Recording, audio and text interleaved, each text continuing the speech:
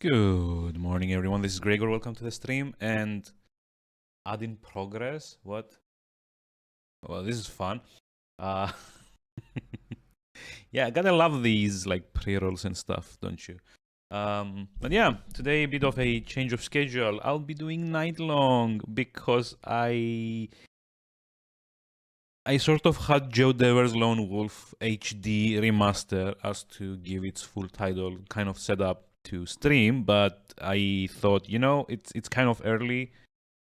I don't kind of want to start streaming at 7 a.m. So might as well just get Nightlong set up. And the more I kept trying to get everything, set up basically, the more annoyed I got. And by the time we hit like 9 a.m., I was almost done.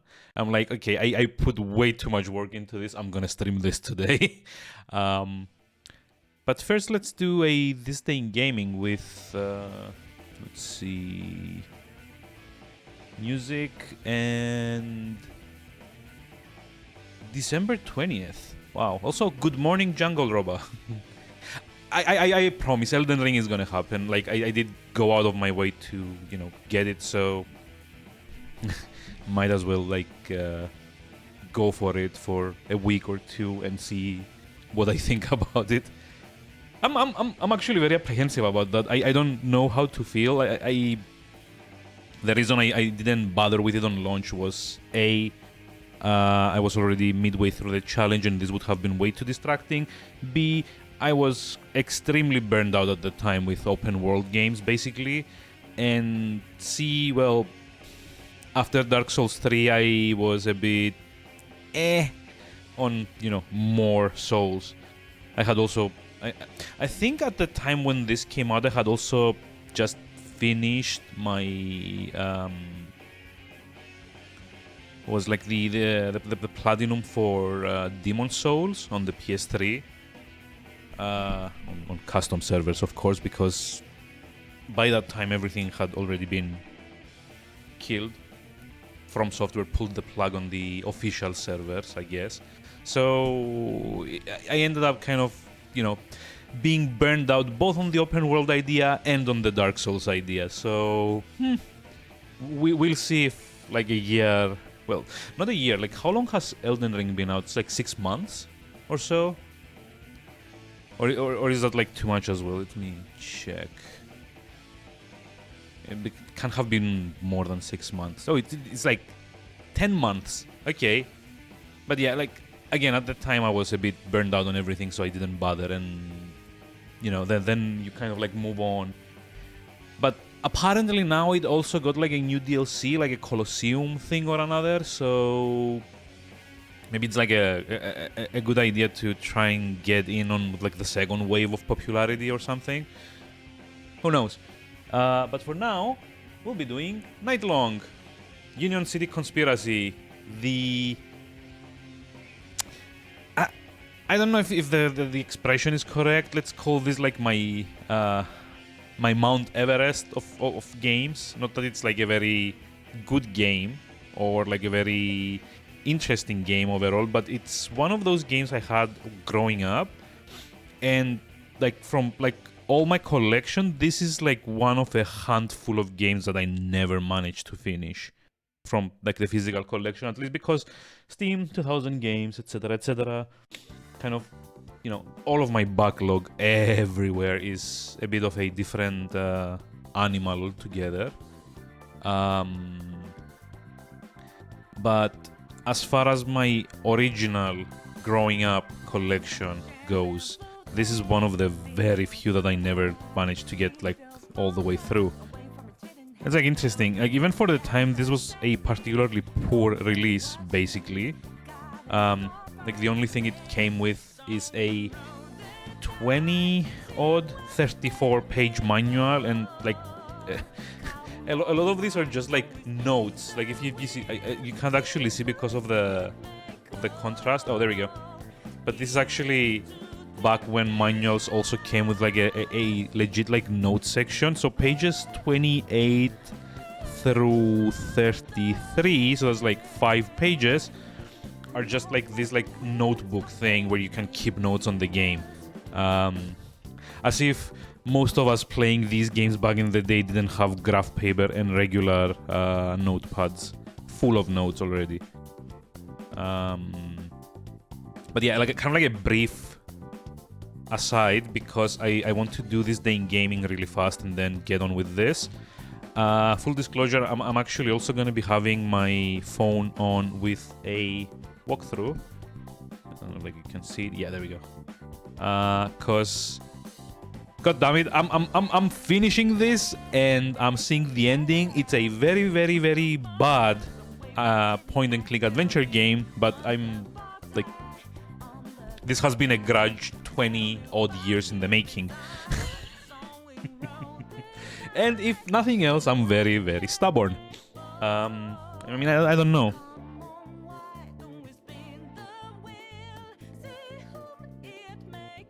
Like the only other game from like my physical collection, I mean, it's not just those over there, by the way. There's a lot more in storage, but these are like all the important ones. Like the only other game I had never finished back in the day was Hard War. And Ultima 9, as far as I remember, but both of those were actually unbeatable because of certain bugs that are probably nowadays fixed or fixable. Like there's probably like a community patch for that like non-existent Ultima 9 fan base of 5 people. It's not a very good game. And it did kill like one of the longer standing Western RPG series, kind of like one of the fundamentals in a sense. So, but yeah, at least I can finish this and make my peace with the damn thing. I don't actually have like the discs here. I ended up having to find the ISO online because the discs are in storage. And I believe they're at the very, very bottom of like a 5-box pile. And honestly, because I don't really feel like enjoying my bag again, like I did 2 weeks ago, I opted to just do it the quick and dirty way. So yeah, I'll talk about this a bit later. Let's do this day in gaming for now, because I tend to ramble, surprisingly. So yeah, December 20th, this day in gaming. Another Japan-heavy day, like yesterday. In fact, as far as I can see, the only games that came out today that were not Japanese releases were one game in 2016 and one DLC in 2010. And I still don't get why this list keeps including DLCs now. But yeah. So I'm just like gonna go pretty fast with this, because a lot of this I don't think I've played. No, actually a lot of this I'm sure I've not played, but there are a few that are interesting ones. And let's start with 35 years ago, December 20th, 1987, a year younger than me. Phantasy Star made its start on the Sega Master System in Japan. The original 8-bit answer, let's say, to the NES. The Master System actually have like, I really need to work a bit more on my kind of like storage system, because it would be nice to have direct access to everything that I've got in storage, so I can just like pull out the consoles and show them. But yeah, the Master System, the Sega's reply, or like Sega's answer, I guess, to the NES, it wasn't quite as good. It had like a better color palette, but its sound chip was a bit worse, as far as I remember. But yeah, Phantasy Star, one of the first, well, you know the Phantasy Star series. It's kind of like a, not, I wouldn't call it long-standing, but it's like one of the older JRPGs out there. It was a sci-fi JRPG with certain, let's call them fantasy elements, to like crib on the name. But yeah, it's kind of like a top-down JRPG. You go around a desert planet, basically, as far as I remember. I never played much of it. It was the Dune ish archetype of sci-fi, where you're on a desert planet. There's like little biomes that are like the cities. You basically go around killing weird monsters in turn-based combat, where it's like the wizardry type of turn-based combat, where you only see the sprites of your enemies, or like the what's it called, like the Dragon Quest type of turn-based combat, where you never actually see your own characters in combat. They're just like little boxes with names on the bottom of the screen. It wasn't like a particularly good one. Anything that Phantasy Star tried to do, honestly, Final Fantasy, Dragon Quest, bunch of different other like NES games did a lot better. But it did spawn a series eventually of games. I think there's like 7 games or so in the series so far, including MMO-ish Phantasy Star Online, Phantasy Star Online 2, and there's like one on Steam now, which I'm not actually sure if it's still Phantasy Star Online 2 in some way or form, because that one went for a long time. It kept getting expansions over and over and over again. I actually believe Phantasy Star Online 2 is also free to play on Steam. Let's see, Phantasy Star Online New Genesis. Yes, it is free. Or it's like pay to win, possibly. It's got like a unique sci-fi aesthetic. I don't particularly like it myself, but it's very anime sci-fi if you're into that kind of thing. If you're not, then there's probably better things to try. If you are, there's probably still better things to try out there than Phantasy Star, but I happen to know there is like a fan base for it for whatever reason. I mean, to each their own. Personally, not something that I like. Also, what the fuck is this? Under Night in Birth. Oh, wait, I remember seeing this, like a beat them up. Okay. In case you're wondering, because I have no idea what this song is.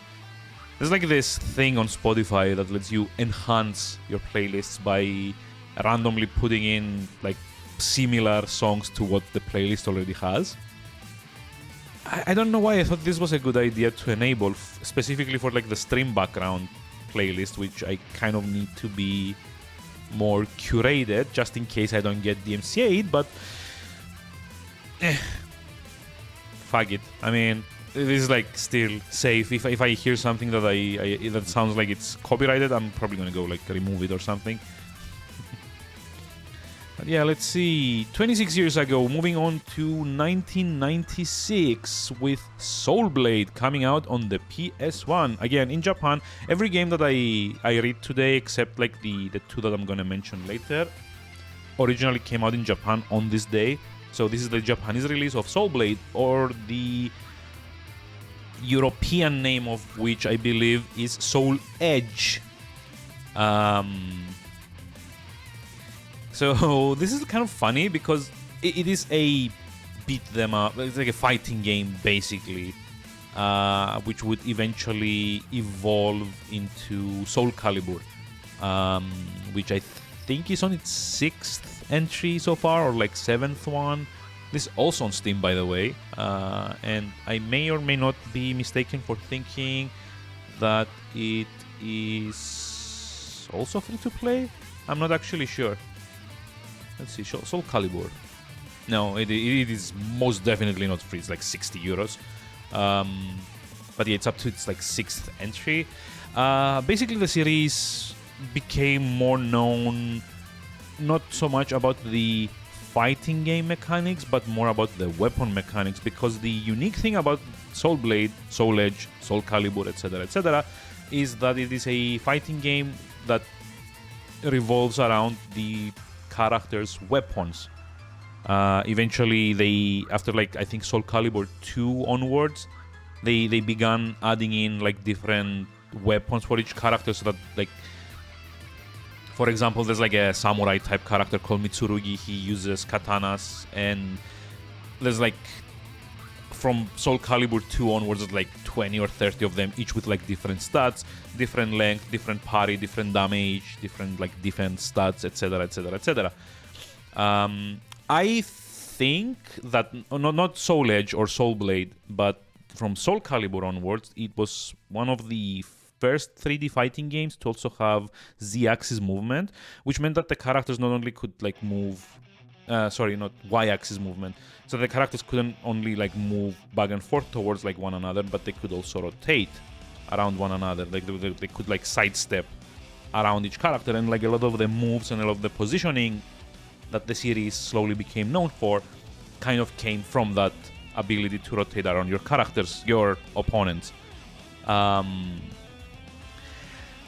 Soul Blade / Soul Edge itself isn't particularly noteworthy. It's interesting. It's kind of also where the story starts. Like the whole idea is there's like a blade called the Soul Edge or like the Soul Blade or whatever that possesses people, and like the whole game kind of happens as a tournament, because every fighting game had to be a tournament-based story back in the day to gain control of the Soul Blade or Soul Edge or Soul Calibur, or it all kind of gets a bit too anime by the second or third game in the series, but that's kind of the way things go.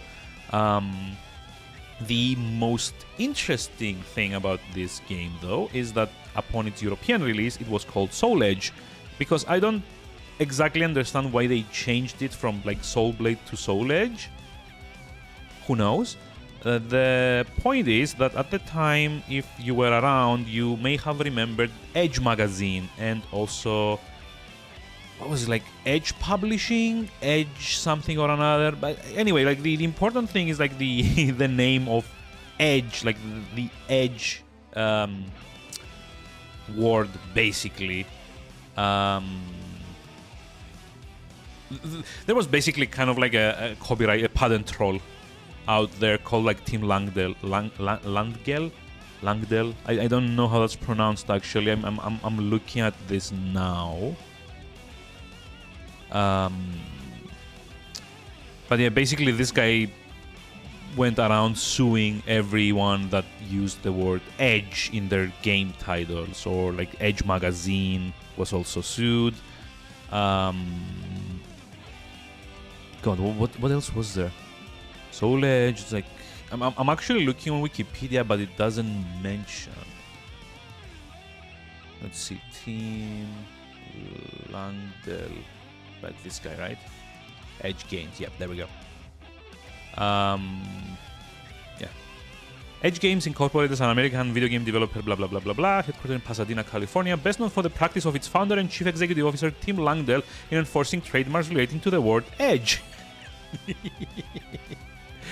But yeah, it was like a ridiculous time in where there was like the guy sued an iOS game called Edge. They sued Edge magazine for which was part of Future Publishing, basically, for the use of the words Edge. They tried suing Electronic Arts for the Mirror's Edge name. And as far as I remember, like at some point he just like had to stop, and basically he got sued into oblivion for there was like a thing that happened, basically. Like he went too far in suing people and got sued into oblivion. He was part of the IGDA and got removed because of it. But yeah, I think it was like the Mirror's Edge thing that got him like served him right. Basically, he got counter-sued by EA and lost, because EA they can actually afford all the good lawyers. And good for them in this occasion. But yeah, this is like kind of like the most notable thing about the series as a whole. It's like why it's called Soul Calibur nowadays and not Soul Edge or whatever. Because at the time he had also sued Bandai Namco, which are the publishers of Soul Edge, Soul Calibur. And they opted to instead just rename the series instead of bother with, litigation. Yeah, like if you're gonna play any of these games, honestly, Soul Calibur 3, 4, maybe 5 are like the best ones to pick up. That's kind of like where the series has like its high point and hasn't like begun bloating up everything. Because like by 5 or 6, you get basically the problem that most fighting games of the time have. Like there's like way too many characters, way too much backstory, way too much bloating going on. And yeah, you know, it's kind of hard to get into without having like a Wikipedia or like the games wiki page open on like a second monitor to read up on like where like everyone is and where everything goes. Gameplay wise, I think the fourth one is considered to be the pinnacle of balancing, so to speak. But yeah, you can do a lot worse than actually playing the sixth one on Steam. These are also apparently really good. I wouldn't really know. But yeah, there's that. Speaking of things that don't really know. I'm sorry about that. I'm just being mean here. But yeah, 21 years ago, December 20th, 2001, GameCube had its very, very... Well, it actually wasn't the first, it was the second one, but it had its first exclusive at the time Sega title. Yeah, that's kind of weird, like a Nintendo console with a Sega title. Back then it was really, really weird because Sega had just kind of like failed to push the Dreamcast enough to stay afloat, so they took the collective decision to step out of the hardware game and just be like a software publisher / developer. And one of the first titles that had come out on competing consoles, chiefly their main rival at the time, Nintendo's GameCube, was Sonic Adventure 2 Battle, the sequel to Dreamcast and eventually ported Sonic Adventure game, which I know a lot of people had good memories of these particular like games, like the Sonic Adventure games, but they were not very good. They were very glitchy, they were very early 3D, and that kind of came with all the early 3D problems of camera movement being a bit weird, collision detection being a bit weird, the level design being mostly blocky environments that weren't particularly interesting to look at. Plus, because this was kind of the point where the Sonic series was kind of jumping from 2D platformers to 3D action-adventure platformers, the whole shtick that the Sonic series has, the speed element, didn't particularly translate well in the 3D animations and 3D movement. There's actually a pretty decent kind of like Sonic series retrospective on like one of the channels I always keep recommending, which is Extra Frames, or like New Frame Plus at this point. Let me just like get to link it. Let's see, New Frame Plus Sonic. Yep. Just like get this in here. If you're interested, it's like an hour and a half. At around like, I think the 30 or 40 minute mark, they start talking about Sonic Adventure and Sonic Adventure 2. I personally don't like this game. I've played the GameCube version of this. Again, it has like a lot of the early 3D problems that mean that this game and its prequel in particular have not aged well. I think you can find both on Steam nowadays for like maybe €5.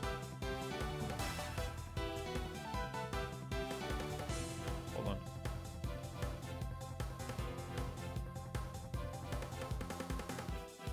The actual fuck. It was like someone like right outside the window playing music. I don't know what the fuck is going on.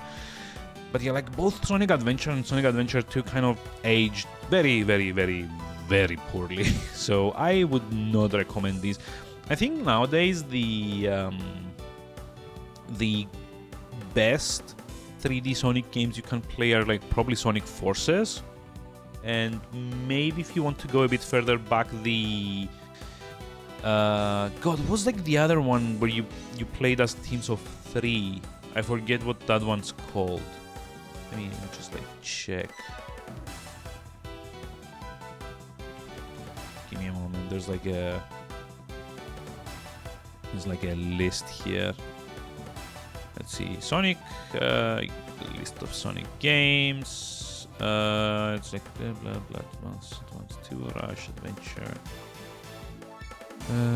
Heroes, yes, Sonic Heroes. There we go.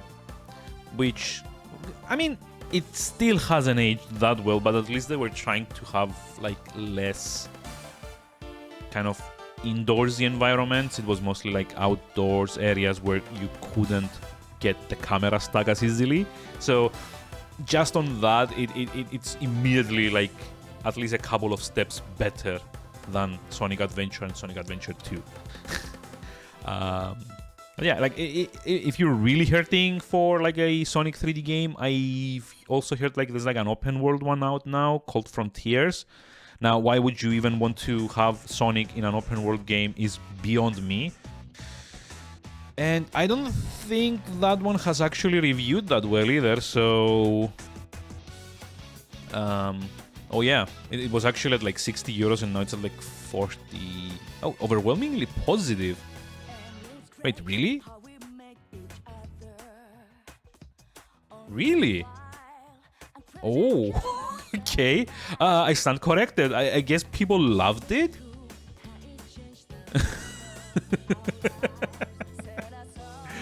Oh boy,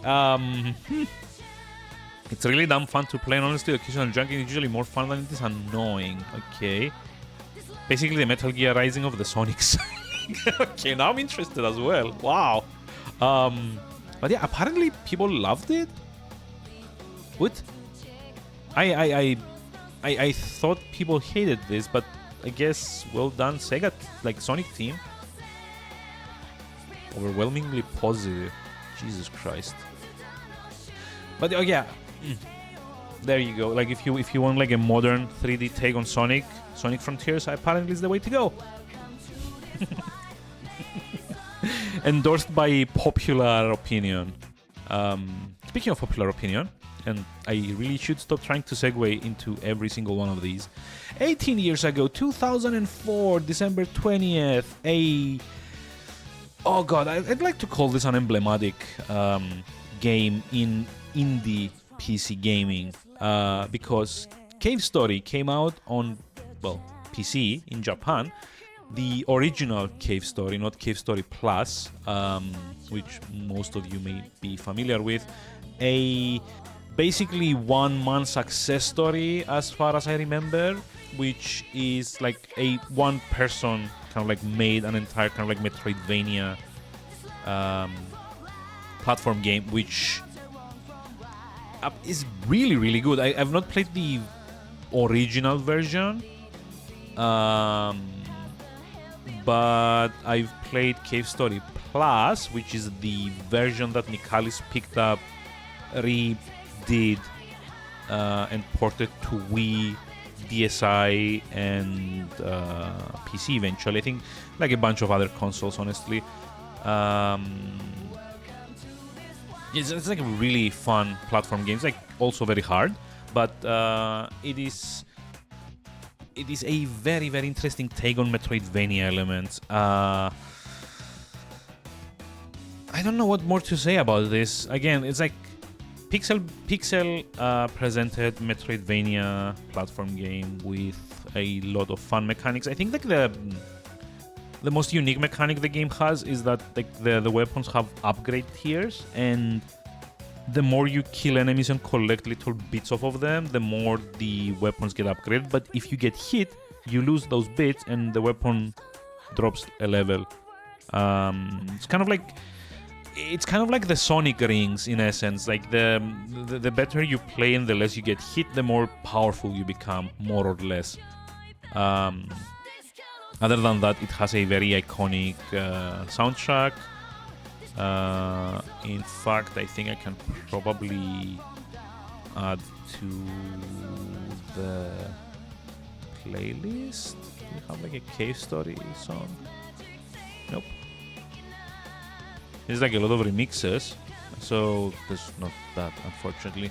I don't see like the official one out on Spotify, sadly, but like it's a very recognizable soundtrack, basically. fun game too. Like, again, get Cave Story Plus on Steam. It's quite fun. Much recommended if I can, butcher English for a while. Yeah, moving on then. 15 years ago, 2007 is like the first big block of games, because we've got like several releases coming out in 2007. December 20th, 2007 saw the release of, first of all, Padabon on PSP, again in Japan. The rhythm strategy game. As far as I'm aware, it's like the only one of its kind. Like the Padabon series is a one-of-a-kind series. Basically, the idea is you get to control troops in combat, the titular Padabons.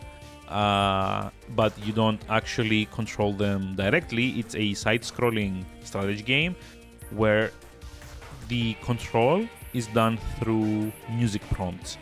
Basically, as far as the game story goes, you gain access to certain drums, and each one does like a different sound. There's like the Pada drum, there's like the Pon drum, there's like the Don drum, and there's like the Chaka drum. And basically, as far as I remember, the idea is that you play out little rhythms in tune with the game's music to give them commands. So, for example, if you do Pada Pada Pada Pon, which is like square square square circle, I think, and you do it like kind of like the rhythm of the beat in the background, you give them the move forward command. If you do the Pon Pon Pada Pon rhythm, you basically tell them to hold still. There's a bunch of other tunes that or like rhythms you can kind of like beat out on the drums, and each one is a different command. The more you proceed through the game, you get different units, you get more tunes that let you do more advanced commands, and so on and so forth. But basically the idea is that like you need to get into like the flow or like the rhythm of the game to charge ahead, pull back, attack, do special commands, etc., etc. And the more you keep in tune with the beat of the music, the higher a combo multiplier goes. And once you get to like a certain point, you get through like a fever, which increases the offensive capabilities of your Padabons, basically. And is usually like the key to maximizing damage, is to just like, like a rhythm game, you need to get the rhythm down constantly. It is a fun series. It's one of those game series that I really wish at some point will make its way to the PC, because it's very fun. It becomes very intuitive really fast. Like you might not think that music to lead your combat units is like an intuitive thing, but the game actually makes it like that by pacing the introduction of new elements very, very like gradually. And well, it's basically the principle of having like small simplified pieces that build up into more complex gameplay. And there's also certain RPG elements, like you can equip your units, you can promote them, you can give them better weapons, better armor, etc., etc., etc. There's a grinding element included that is my one thing that I don't particularly like. Specifically, you need to go out on hunts to get materials, which is like basically skirmishes versus wildlife mostly, to get stuff like meat, wood, bone, blah blah blah blah, and use that to build up your army's arsenal, basically. Nowadays, I think there's also like a PS4 re-release or remaster, I guess, of all three Padabon games, because there were three of them, all of them initially on the PSP. But I think nowadays there's also like a PS4 version for most, if not all of them. So if you own one of those, you would do worse than to actually give it a go. I feel the first one is probably like a good starting point, because after that, like the games kind of expect that you know what you're doing with the basics of the rhythm-based gameplay. I will say though, this is one of those games that I feel works better on portable games, having been designed for the PSP. I've also played the first and second ones on the Vita, because the PSP games can also run on Vita if you buy them from the PSN store, if that's still available. But yeah, I guess like PS4 version too. Like any version that you can get of these, they're iconic for a reason. Like it's something unique that's since I don't think ever been done again. Like the only other thing the only other what's it called? The only other game that's kind of similar, I'm looking for the title now, it's on Steam. It was called like Swords and no, it's not Swords and Knights. Swords and something, which is similar in the way that it's a side-scrolling strategy game. Basically, that's like the only similarity. It doesn't have like any of the rhythm-based stuff. Or I guess like Kingdom HD would also be something similar to this. Let's see, sports strategy. Do I have this? Pretty sure I had it in my library. But yeah, anyway, you get the point. It's a very unique game series, or like even like if you try the first one again, it's a very unique game that is worth a look or three. Sorry about that. What are we listening to at the moment? Decisive Battle 2, Octopath Traveler. Okay. Swords and Soldiers, that's the one. Side-scrolling strategy game. But yeah, this is like a more traditional one. You don't have to, beat the drums to the beat to get them to do things. Let's see. On the same day, 15 years ago again, 2007 still, DS. Remember the DS before the 3DS kind of came and obliterated everything? Final Fantasy IV, the 3D remake, made its way to the DS in Japan. Final Fantasy IV, aka the one with the fun translation. Spoony Bard meme came from that game. 4 was originally the one that began the era of Final Fantasy games on the SNES. It was when the series first started being more cinematic, more dramatic. It's when it started having more story-oriented beats. It wasn't just, the 4 heroes of light that have to go defeat the evil something or another. Here's a game world, go grind your face off in it and go beat the boss. It had actual pacing, it had actual dialogue, it had actual drama, pathos. It had story arcs, it had side stories. There was like this whole thing with the bard, the Spoony Bard, Prince Edward, and I guess like a mermaid. I don't remember much about this. I've played the SNES original to some extent. I've played the 3D remake to maybe like the first couple of bosses before stopping, because I had other things going at the time.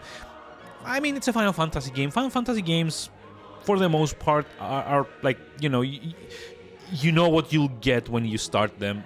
This one, as far as I remember, didn't actually have the more interesting class-based system that 3 and 5 did, because like in 4 everyone is like a set class, story-based, and that's that. In fact, I think like only the protagonist changes his class at some point. Like Cecil becomes like a paladin at some point or something. Decent game. Probably not like the high point of Final Fantasy design. That would probably be 6 for the 2D ones and possibly 9 for the 3D ones. Like 7, 8, 9 depends on like... I have a theory that like for 7, 8, and 9, people will tell you their favorite one is whichever one they played first. But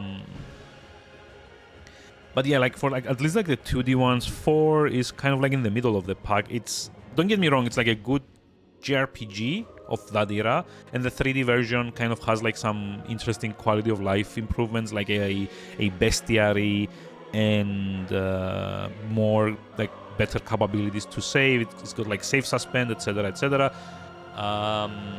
Also, we're listening to the Civ 6 theme song, by the way, if you were wondering why opera is suddenly playing in the background. It's Christopher Tin's Sogno di Volare, Song of Flight, basically, or like Dream of Flight, I think is like the official song translation.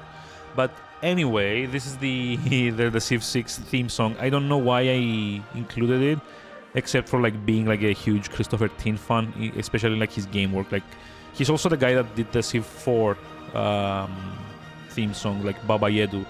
Another good song that you might want to listen. I don't know if it works much for streaming, to be honest, but I like it, so you're stuck with it. But yeah, Final Fantasy IV probably not like the best of the 2D ones to play if you've never played them. If you've played them, you know what I'm talking about. 6 is probably where you should start and then kind of like work your way backwards. But yeah, what else did we have today? We also have like Lost in Blue again on the DS. This is like Lost in Blue 3 specifically. As far as I remember, this is like a survival adventure kind of game. I've never played this because they never made it big in Europe. I think there wasn't even like a European release for these.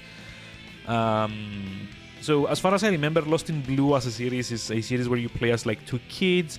It has like some very disturbing parallels to Blue Lagoon, which is, well, if you've ever seen the movie or heard of the movie, you know what I'm talking about. But you basically play as a couple of kids stranded on an island, having to survive. So you go around foraging water, food, like wood, build like a lodge or something.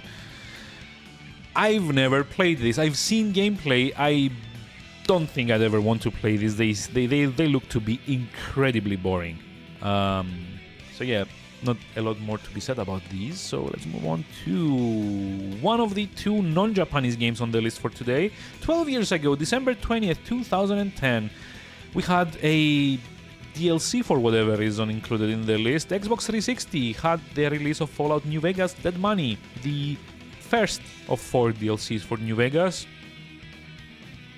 Probably not the best start. Honestly, out of the 4 New Vegas DLCs, I would probably rank them as Lonesome Road, Old World Blues, then this one, Dead Money, and maybe like dead last, and also in the trash bin that I have below my desk, you would have like the 4th one, which is got the Zion Park one. I forget what it's called. Honest Hearts, I think. That's like by far like my least favorite one. But yeah, New Vegas, Dead Money. Like, you've probably heard of New Vegas being made after Fallout 3 in the Fallout 3 engine, licensed by Obsidian, which at the time were very, very, very well known for taking established properties, making sequels out of them, making some very interesting design decisions for them, but ultimately failing because everything was like a bug-infested mess. And now imagine that this happened to a game series from a game company that already had a mess load of bugs, and you get New Vegas, an interesting take on the Fallout recipe that with 3 had kind of like started to deviate more towards shooter rather than RPG. New Vegas tried to lean back into Fallout 1 and 2's systems than... what the fuck are we listening to? Like another recommendation? Yep, One Winged Angel. No. Don't want to listen to that. But yeah, basically they had like an already buggy Gamebryo engine from Fallout 3. They tried to steer back into the more complex systems of Fallout 1 and 2 rather than the more shooter or action-oriented ones of Fallout 3. You could argue they did a good job in some regards, but the games themselves were also ultimately supremely broken until they got multiple patches out. But yeah, regardless of that, I I personally enjoyed the New Vegas game and like the DLCs, even though not all of them to the same degree. Dead Money was the first DLC taking place in the Sierra Madre Casino, as far as I remember. Why do I know so much about this? Because I actually did like blog posts on these back when I, was younger, dumber, and thought I could maintain a blog with like everything else that's been happening. But yeah, it takes place in the Sierra Madre Casino. It's a standalone adventure, I guess. Basically, you access it from the main game, and the moment you do, you lose all of your inventory. It gets taken away from you until you're done. You get trapped in the casino, and you need to figure a way out. They did it in a kind of heist movie type of quest where you have to gather like a ragtag team of side characters basically that help you rob the casino of its like huge fortune. There's a lot of other things happening. The most annoying thing is that you're basically limited to where you are allowed to explore and where to go. This is done by a collar that's been fitted to your character, which whenever you approach locations that the game doesn't want you to go to yet, there's like an emitter there that will remotely trigger your collar, which will explode. This is one of the reasons I didn't particularly like Dead Money myself. I usually like the thing I usually get out of the Fallout games is the exploration primarily over the interactions. There's something very interesting for me in having a huge wasteland of things to do and being told, here, just like go find adventure wherever you may. And Dead Money kind of tried to make it a much more linear experience, which I guess it's fine, but maybe New Vegas wasn't the game to explore that idea in. And what's even worse, like later DLCs actually did this a lot better. Honest Hearts again tried to be a bit more contained in its location, which is like the Zion Natural something park. But then you had like Old World Blues, which basically gave you like a big laboratory site, like a big laboratory complex site, and you could go explore to your heart's content. And then you had like also Lonesome Road, which was even more open with basically 3 mini wilderness areas for you to go through, and also a very interesting story that finished off the main story's kind of like plot hooks. For what it's worth, at present, if you were to now play New Vegas, it's probably only the Ultimate Edition that's available for purchase anyway, so you'd get all 4 DLCs. Just know that Dead Money you should probably play first, because these went with release date, and each one progressively had higher level cap requirements. I think the Dead Money one had like a level cap of 15 as like the minimum for you to be able to enter it and function. And then it went like 20 for Honest Hearts, 25 for Old World Blues, and then ultimately 30 for the Lonesome Road, the denouement of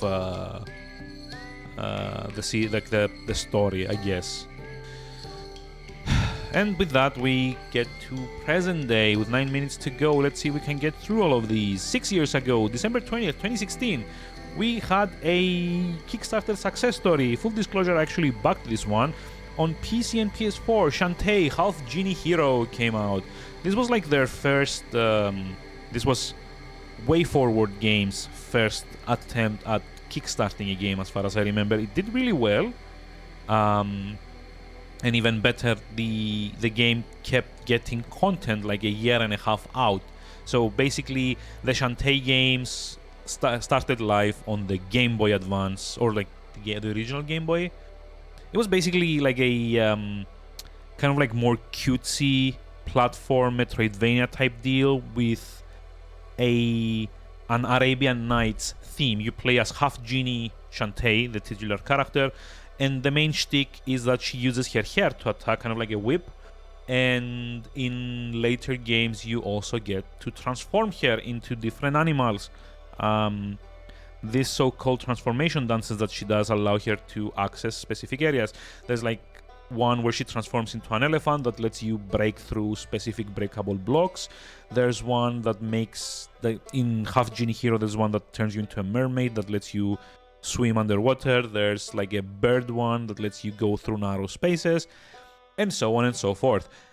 As far as Metroidvanias go, it's interesting as a series. Hey, Mammoth, enjoy the lurk, enjoy the house. And thank you for dropping by. But yeah, basically, any of the Shantae games are fine. You'd probably be better with, like, maybe not the first one because it's kind of like rough around the edges, and also it's like a Game Boy Color game, so it might be hard to get running correctly if you don't want to emulate. I think there's like a 3DS eShop version that you can buy, but I'd probably recommend either Half Genie Hero or Risky's Revenge for like a starting point to the series. They're interesting games, maybe like the cuteness you want like, but as far as mechanical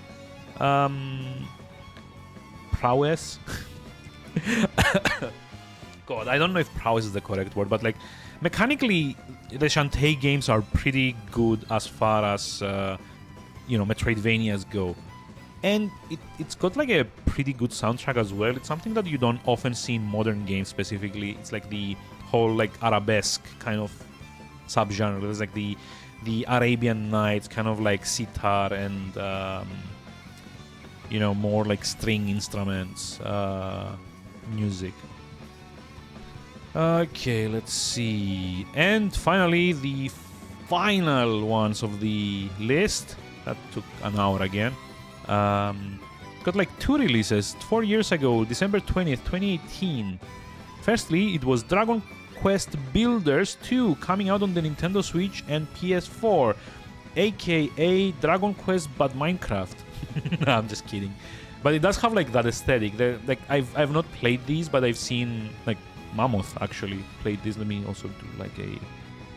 What's my shout out? What the actual fuck? I may have removed my shoutout command. Why did I do that? No, there it is. Never mind. But yeah, I've actually seen like other people play this, like primarily Mammoth, but other people as well. Let's see. Haha, there we go. Shoutouts. Brr. It does look like Dragon Quest but with Minecraft, to be honest. And there's nothing more I could actually say about this. It's like more action oriented than like the actual Dragon Quest games. Then Twitch shoutout is on. Wait, did? I have no idea. Also, hi Mana, how's it going? How are we doing today? Dragon Quest Builders. Yes, specifically Dragon Quest Builders 2 came out 4 years ago in Japan. Yeah, like that's what I was saying. They look to be fun. I've not gotten around to them. They're like way too new games for me to have played. Going shit. Oh, sucks. Sorry. I'm sorry to hear that. Hope you feel better soon. Drink lots of tea, I hope. I mean, that's actually how my grandmother raised me to treat the sick. Play them through Game Pass. Yeah, I mean, I haven't subbed through Game Pass on account of like the gigantic backlog that I'm constantly failing to keep down. Oof. Ouch, that sucks. Like I really hope you feel better. Just do shout out name now. Let me try that. Let me try that with Manaway. Let's see. Wait, what? Unknown command shout out.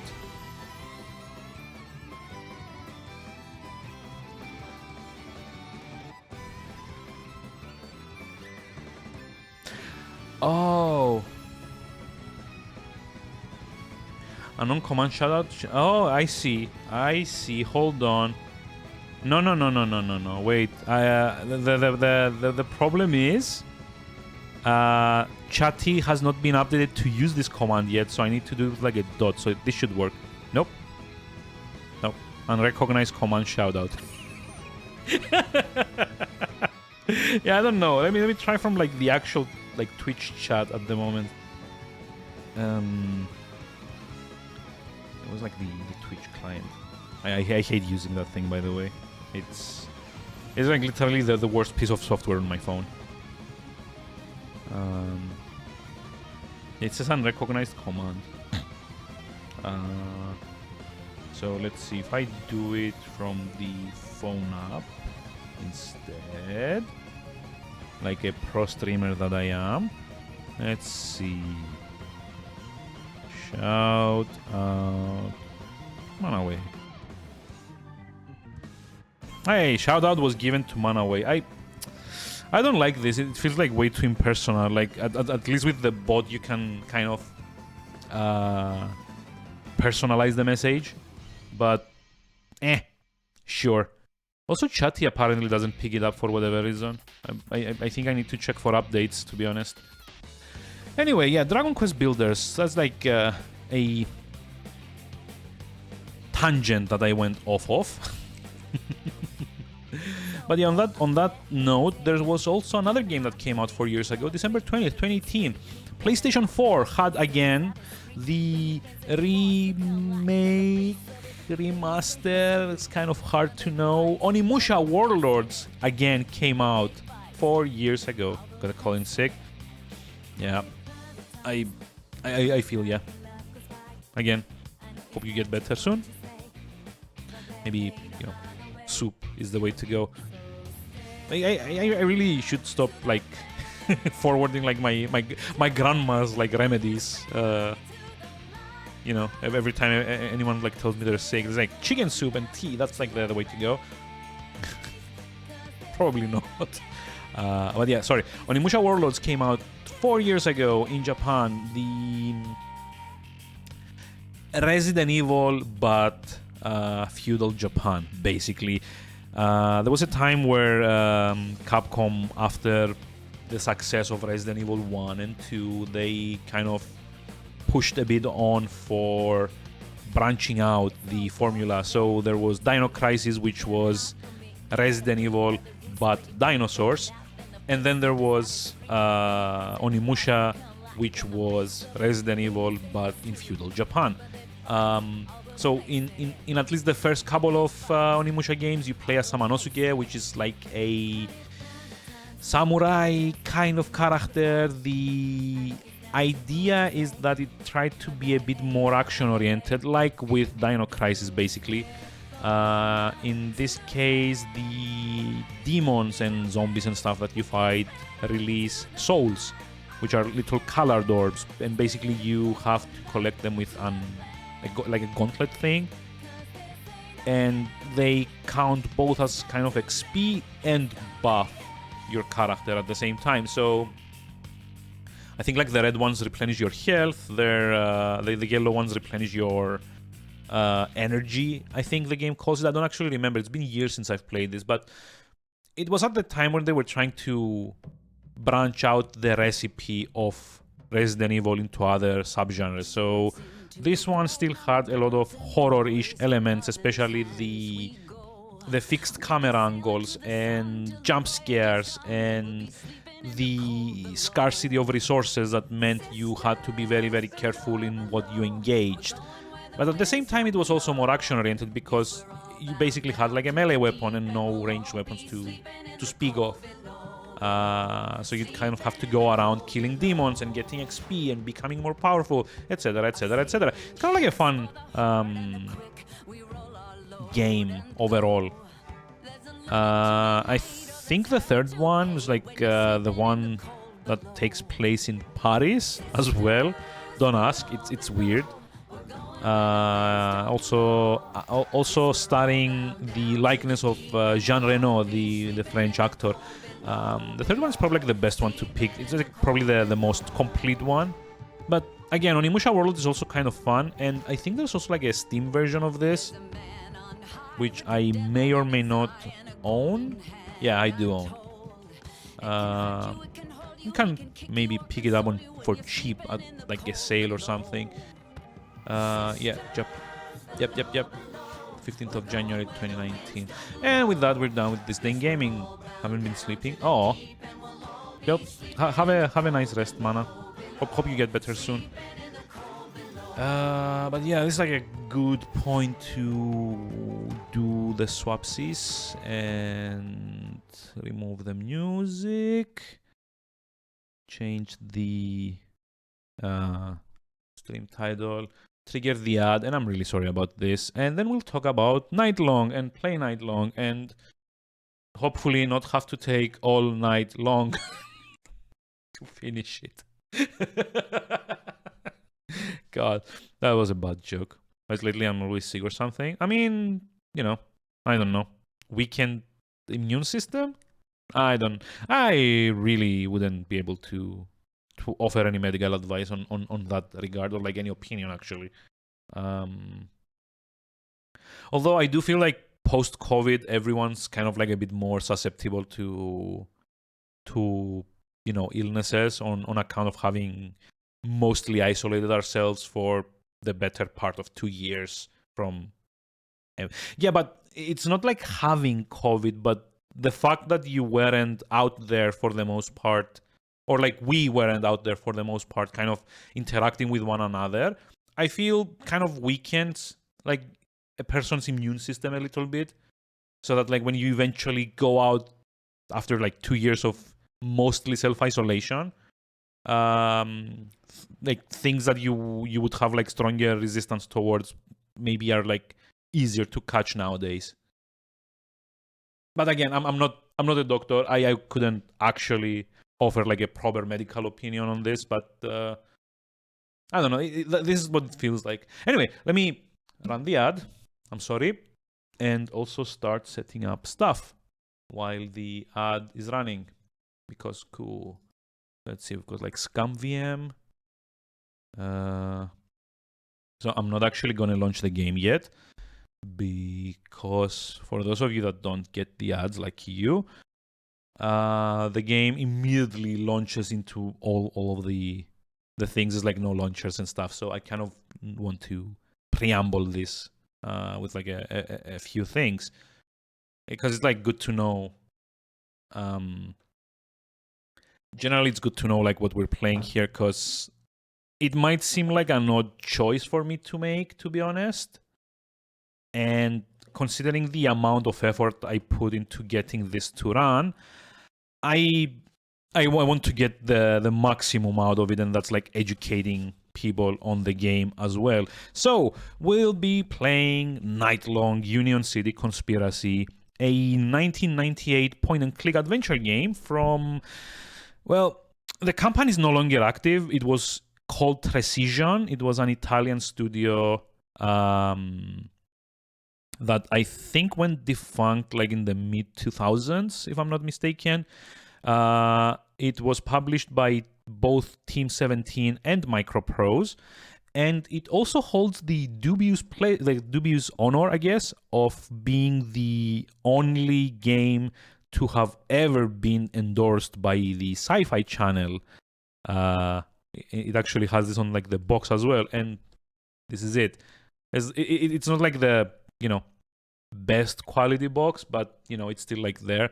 Like look, this is like still the price tag that it had when I bought it, and this is like the back of it. And you can see it's recommended by the Sci-Fi Channel. According to what I've read online, this is literally the only game they've ever endorsed for whatever reason. I don't know if that's a good thing. Probably not. The game itself is not particularly good. It's a budget bin Blade Runner without any of the philosophical implications and none of the charm.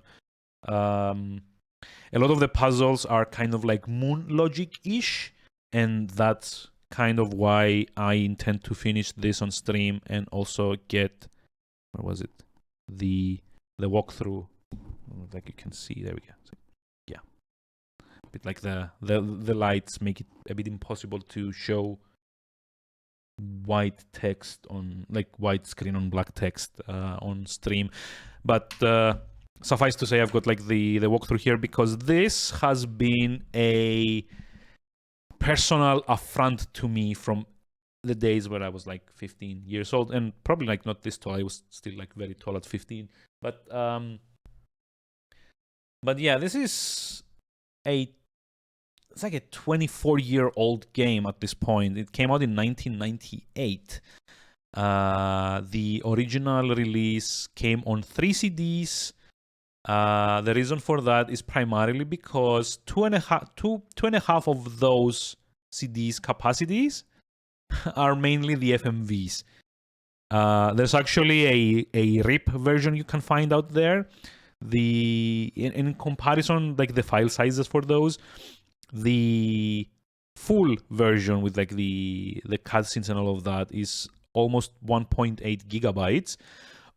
Although the game, the game data files do appear on all 3 discs, so it's maybe like a bit smaller than that, maybe like 1.5 gigabytes. But the ripped version, which only has the gameplay, is 150 megabytes. It's like 100 times smaller. Because this came out at a time where everyone was doing FMVs, because, you know, CDs had finally kind of broken the 1.5 megabyte barrier of floppy disks, basically 1.44, up into like a maximum of 650 for single layer and like 1.2 gigabytes for double layer CDs,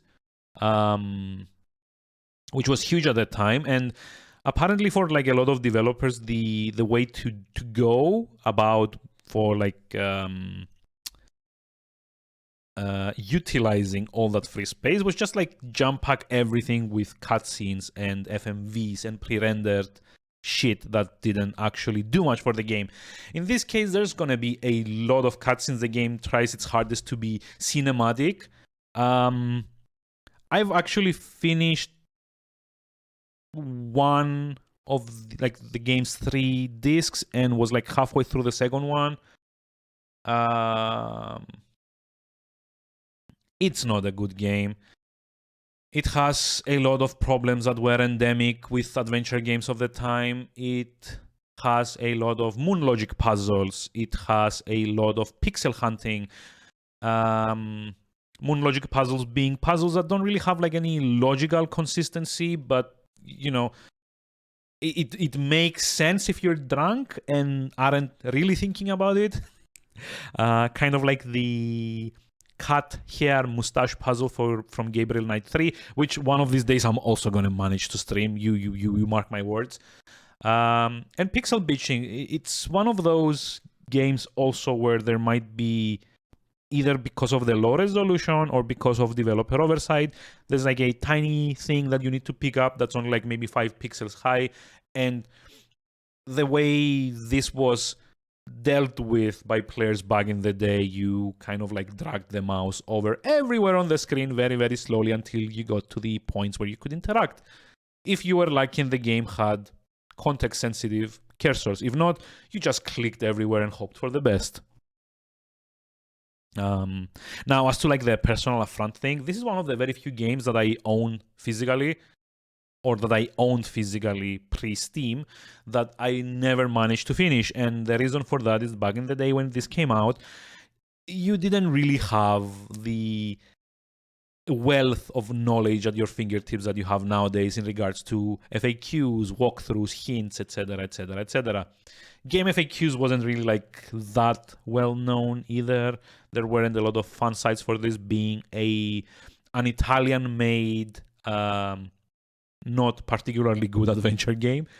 So yeah, thankfully there's like a guide now. So I am doing my best to remember how this goes, and everything else we're going to deal with by guiding through, because I just want to get this finished after almost 25 years. Now, full disclosure, there's also going to be like a small counter happening at the same time, because I'm kind of being mean to this.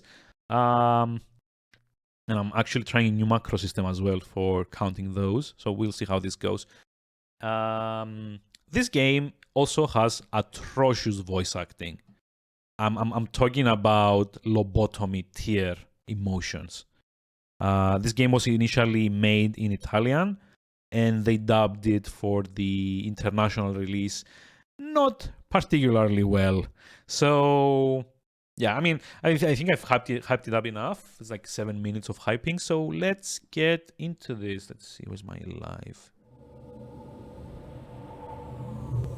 There we go. It's like a Precision logo. Haha. Well, actually, it's like Dreamcatcher, but anyway, this game had like a lot of publishers among other things. I don't know why specifically, but like Microprose, Dreamcatcher, Team 17, and none of them are the developer of the game. The developer is Precision, or was Precision, until they went under.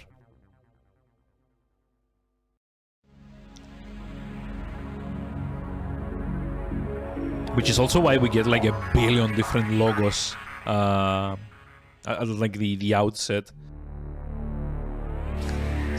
We're at 4 and counting. This is still not the game's intro, by the way. Now it starts.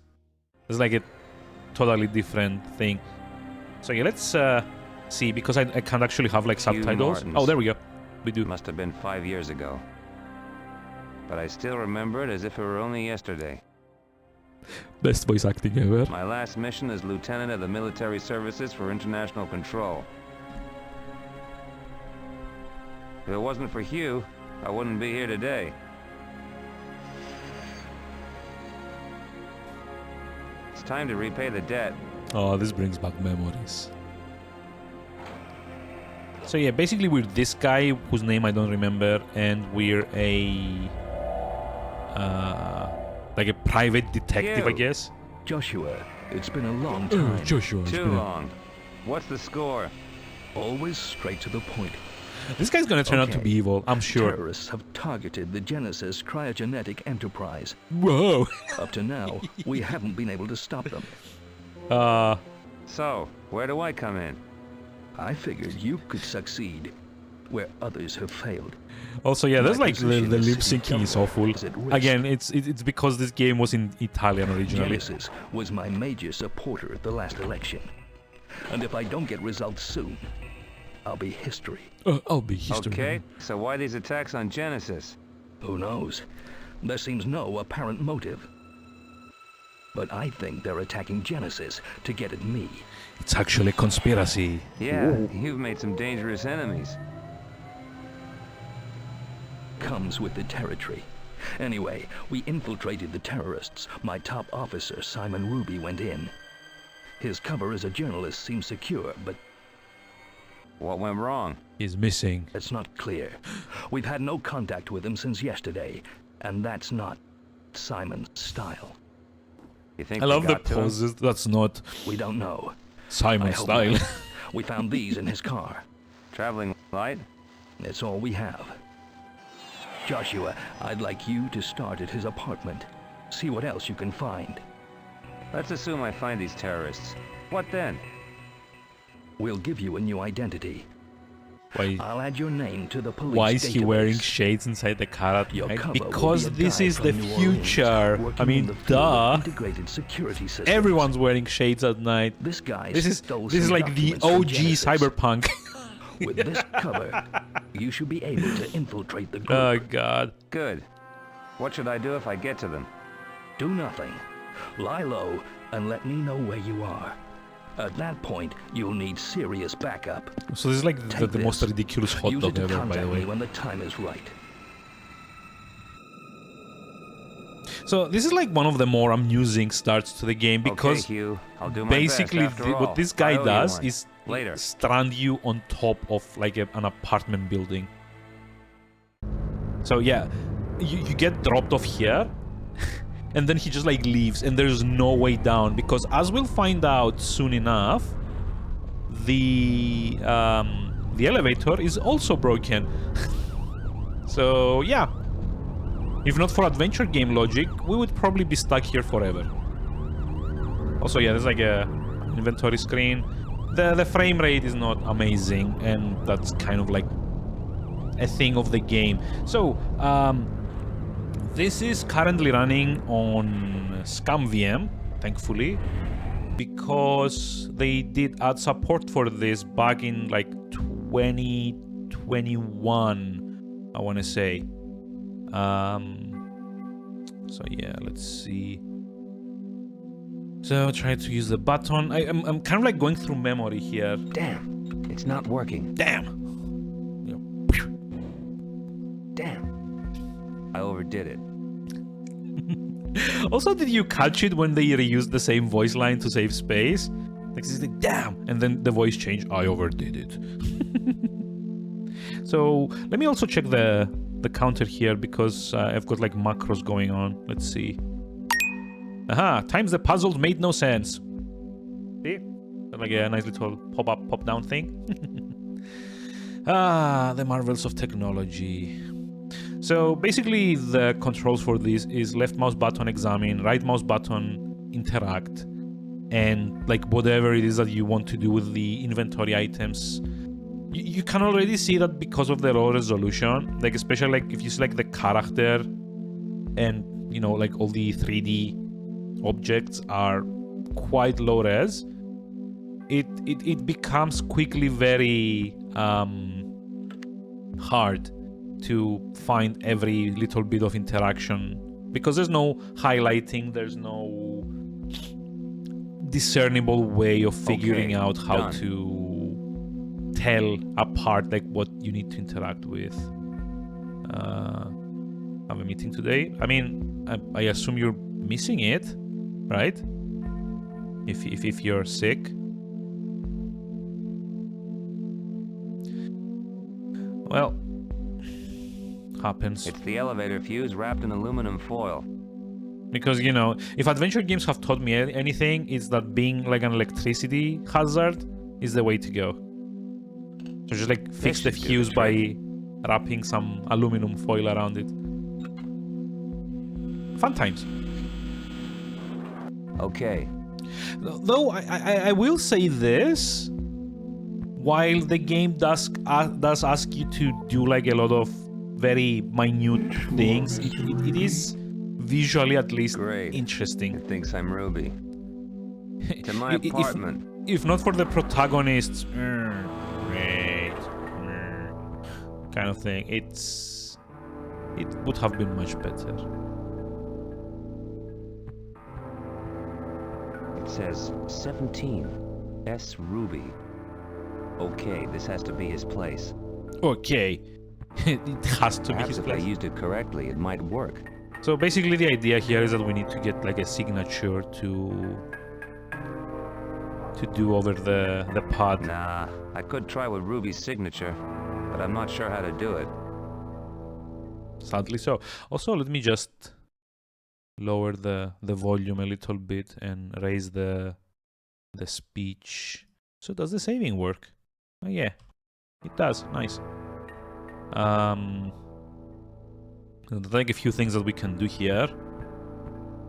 Now, as far as I remember, the game is very particular on context-sensitive actions, and I'll show you what I mean.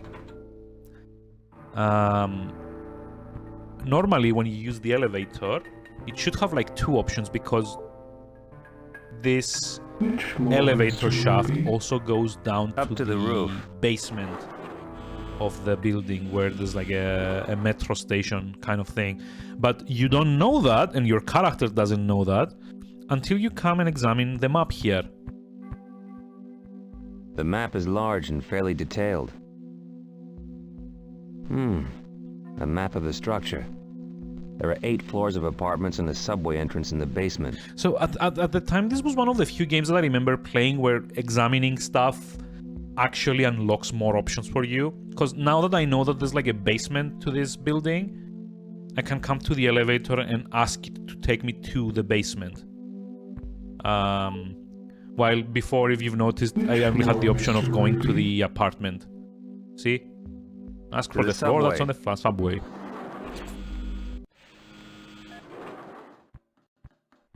And this honestly was like one of the more interesting things about the game. The problem is that you need to be extra careful when this is the deal, because you need to examine Trash TV. everything.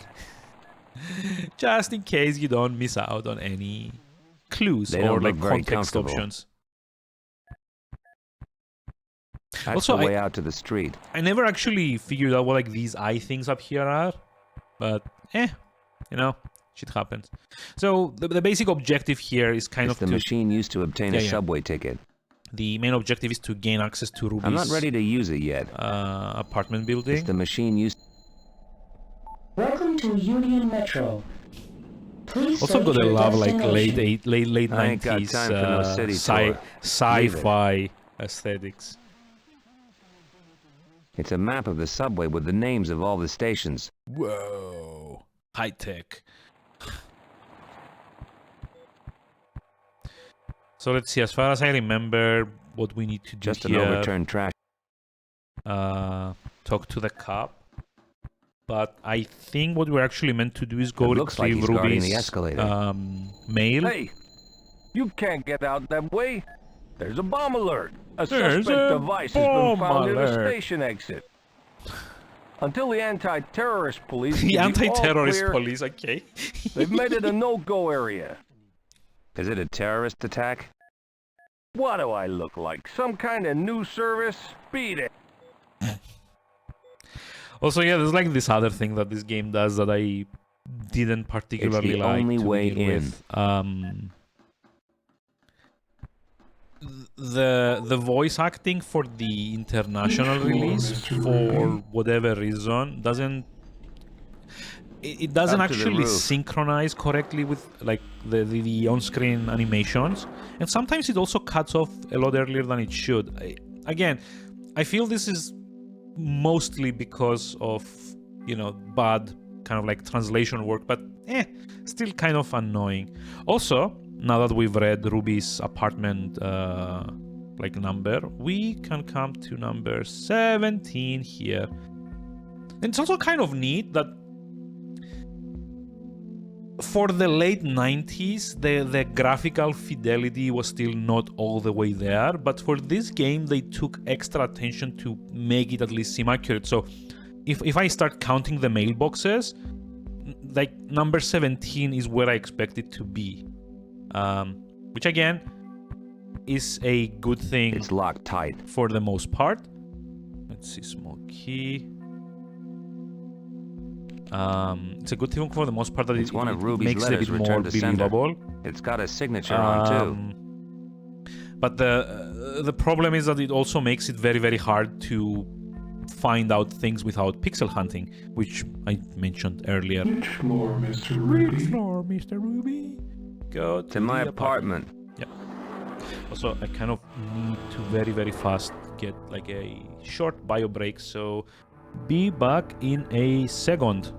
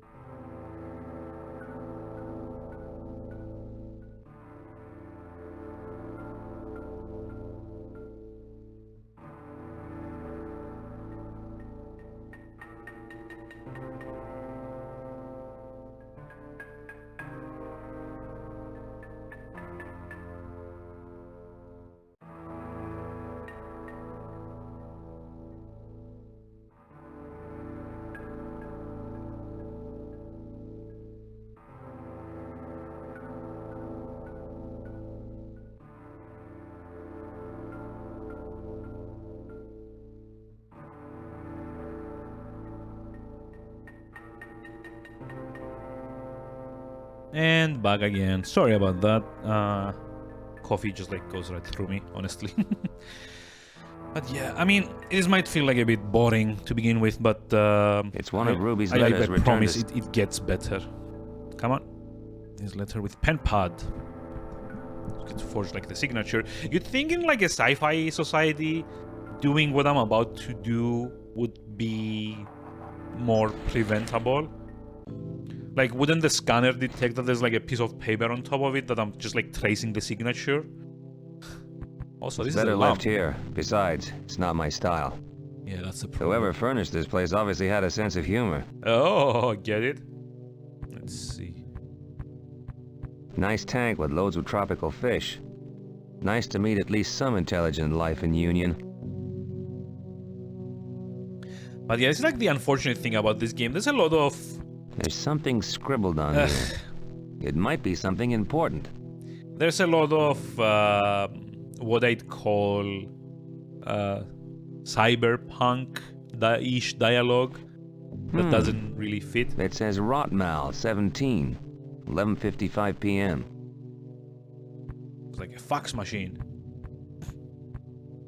It's fairly old, but it looks like it's still working. There are no messages on it. I've got no messages or notes to send to anyone right now. Oh, okay. This is for later then. So there's like a refrigerator. This has to be like the least like Sour milk, a ergonomical steak, refrigerator and half ever. a bottle of ice-cold vodka. There's a vodka. Get it? Yes. I'll take the vodka. Seems a shame to leave it. Yeah, we're like a private investigator. Just like steal the missing guy's alcohol. Why not? See the It's a photo of Ruby with an attractive brunette. I've no idea who she is, but if it's not a relative, he's a lucky guy. The name was loaded, etc., etc.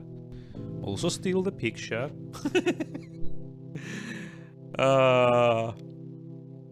There's nothing much I could... You know, it would have been a lot better, like, if you consider that this guy is like a private investigator. He just like keeps stealing things. Just a small table with coffee on it. And why did I have to just like search underneath it to see that?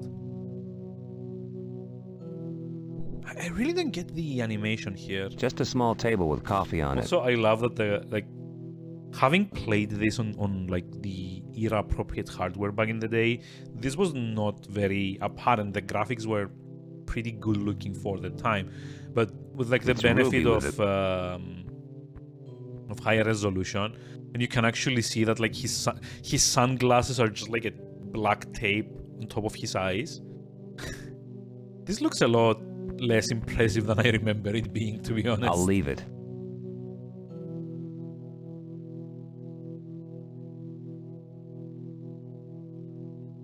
There's nothing of interest here. But credit There's something at to the bottom where of the it's can. due. They did take the time It's a subway card. to put a bunch of like different animations for like most of the actions, like even the inconsequential ones, like, you know, examining the table. This already kind of made it feel a bit more lively into another than room. other games of its like same time period, I guess. Okay, so let's open the wardrobe. Maybe there's like a hidden boyfriend in there. Nope. I'm no fashion guru, and neither was Ruby. Oh, you don't say. Safe. It's a household safe built into the wall. It's locked. And the inventor of the safe rests easy. His job done. It's an empty glass, but it's obviously been used recently. It says Rotmal 7.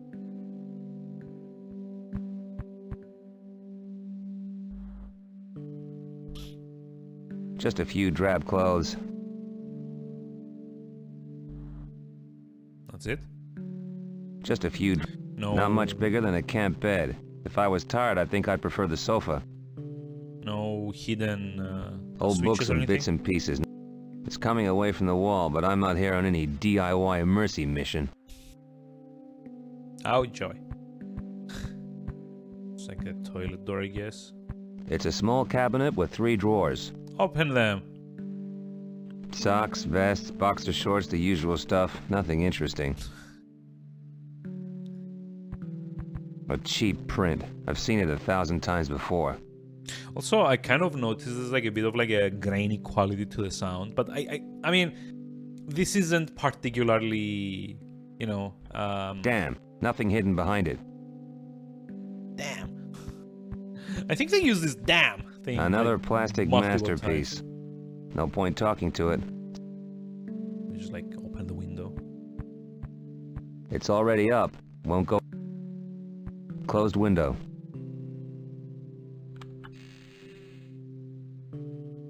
Hey, Archie. Hi, how's it going? How are we doing today? A breathtaking view of a gray and dismal alleyway. Yep, crispy voice audio.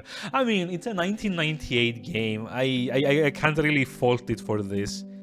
The like compression techniques back then were, not the best. Also, this is like actually like a neat puzzle here. See, like you need to roll the shutters down and then open the window to find something stuck on the inside. Cool. A small key was hidden under the tape. Yeah. It's the key that was hidden on the shutter behind the window. Just interesting because then the music is then fine. Yeah, but I mean, I don't know the technical. Actually, I don't know the technicals for this, but I don't think the music is fine.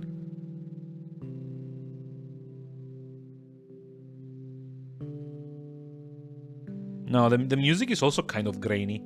Like I should probably just like increase it a little bit. But I don't know if you can get it now.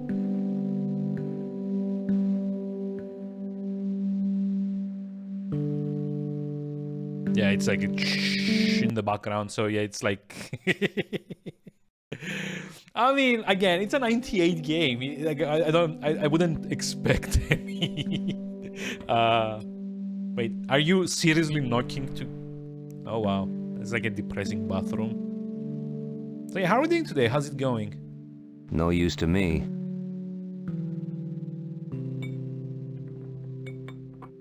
A collection of small... Yeah, but like, what's in them? That's the point. Damn, Josh, you look rough. Surprised it didn't know 98. Nah, Yeah, it's like I've seen enough. This is the 1998 Nightlong Union City conspiracy game from Precision, published by Team 17, also published by Microprose, also I think published by Dreamcatcher Interactive for whatever reason. And this is like a fact that I like to tell people because it's very surprising. It has the dubious honor of being the only game to ever be recommended from the Sci-Fi Channel. Like, if you can tell. There you go. I mean, the blur is a little bit weird. The autofocus isn't working, but yeah, apparently, from what I've read online, this is the only game to ever have been Josh, you endorsed look rough. by the Sci-Fi Channel. Nah. Like the working theory that I have is that after they endorsed this and realized they were being idiots, they just like pulled out of everything. It's a tiny, uncomfortable bathroom. No time for that. Nah, I've... So there was like a way to do... It's the key that was... God, I remember bits and pieces of this. The reason I'm streaming this outside of it being like an Italian game and fitting like the around the world thing. An old revolver and a tube containing some kind of liquid. Ooh. Is because back in the day I never actually managed to finish It's the this copy game. of a report that Ruby sent Hugh yesterday morning. Want to know the most 1998 thing Thanks about to this his cover game? as a Go for journalist, it. he's managed to make contact with the suspects. But as yet, he hasn't discovered anything more. He's sure he's found the right people. Ruby thinks that there's much more to this than basic terrorism. Basic terrorism. The suspects seem to be controlled by some greater power.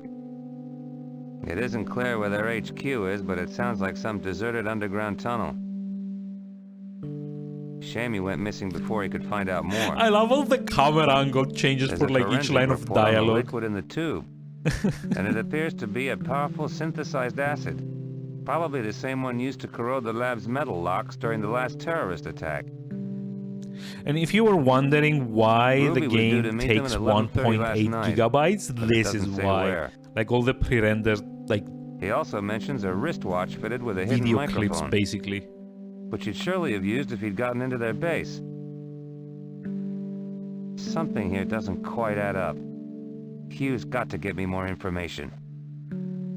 The graphics aren't bad for it is. Oh yeah, I'm It's like empty. the graphics for the time were amazing. Like again, I was mentioning this earlier with the benefit of modern HD, where you can actually like see all the seams and all the imperfections, I guess. It may not look that amazing, but for the time, I remember this being like by far one of the better looking point and click adventure games. And yeah, there was an Amiga port at some point. But this is actually a continuation of what I was saying earlier when we started this game. Basically, you can find this on abandonware sites nowadays, and I actually had to find the ISOs for this because my copy of it, the discs are separate in storage, and I didn't feel like throwing my bag out just trying to get them out to install the game, so I downloaded them. You can find both the ISO version of this and you can find the RIP version of this, which the RIP version was basically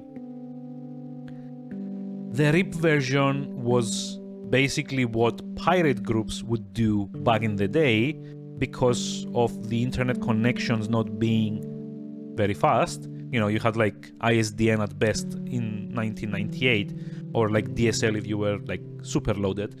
And even that only allowed like up to like 128 or like 256K of download, I guess.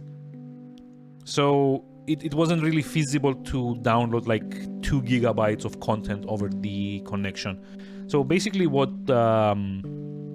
like those groups used to do, they would produce what was called the RIP version of a game, which was just the game and edited so that it didn't have to run the cutscenes, because from like the CD era onwards, you got a lot of extra media on the disc. You had like cutscenes and fully voiced dialogue and bonus features and everything to kind of fill up the, for the time, huge amount of 650 megabytes on the CD. And it's kind of fun to compare this game. The ISO of the 3 discs that it comes on is approximately 1.8 gigabytes, but like I mentioned earlier, there's some overlap between discs 2 and 3 where like all the executables are, etc., etc. So maybe like 1.6 gigabytes of like content. The RIP version is 150 megabytes. Like if you take out the like the FMVs and I think also like the voice acting, this game shrinks 100 times in size. Which I actually found interesting. Funny and interesting. It also kind of like shows how far compression techniques have gone since then. Because I'm pretty sure like if you were to make a game like this with the cutscenes and the audio, you would not go above maybe 600 to 700 megabytes nowadays. Like in fact, I think there's been like point and click games that I've played that are kind of like comparable in size and scope. God, what was it called? Like White Chamber was like one of those like fun, well not fun, like not indie either. It's like hobbyist games, I guess. Like anything by Wintermute at this point can probably handle something like this for a fraction of the size that it requires. But yeah, what were we doing? Hold on. It's a copy of the last report that Ruby sent to Hugh Martins. It's a tube of synthesized acid that Ruby stole from the terrorists. It's Synthesized an old acid. pistol with just the one bullet in its chamber. It's a Union Metro subway card. I've got no messages. Okay, hold on. I think we need to call It's not Hugh. time to call Hugh Nope. yet. Maybe later. And this is Nice where tank all with the low- annoying things about the game start. And this is not a thing specific to this game, by the way. Most, if not all, adventure games of that time did this. The game logic wasn't like all there, and it was sometimes very strictly gated in such a way that like an action that might make sense for you to do wasn't possible until you also did like the one extra thing that the developer thought you should have Down done. to the subway. In this case, I'm not sure why the game doesn't let me contact the boss character. Like I assume it expects you're gonna go and explore without contacting him first, since we got like the Metro card, I guess.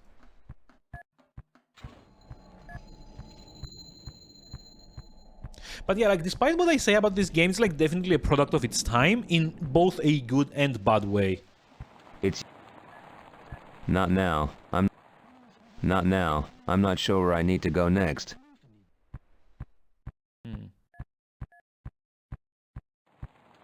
The cop won't let me pass. It'd be a waste of time. The cops didn't know what Ruby was up to. It's a note written. It says rot mo-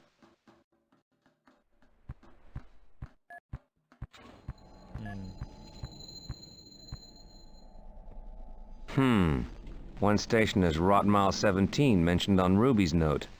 Perhaps I should check it out. So yeah, this is like a good example of what I was talking about. See, like it wouldn't let me use the ticket machine, but now that I have the note, it actually lets you take a ticket to Rot Mall 17. Credit card revoked. Oh Please no! remove it. Just like put notes in. Damn. Slot is blocked. Can't use the notes. Oh, puzzles! I've missed you not. It's a Union Metro subway. Welcome to Union Metro. Please state your destination. Rot Mile 17. Rotmail 17 confirmed. Please insert 5 credits. No wonder Ruby trashed it. No wonder Ruby trashed. It's the machine used. It's like a slot we can unblock or something. It's used to purchase a.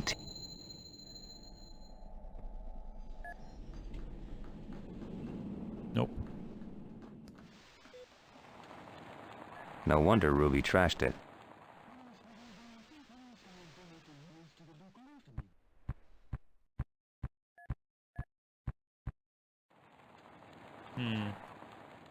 So how did I solve this last time I played this? It's a Union Metro.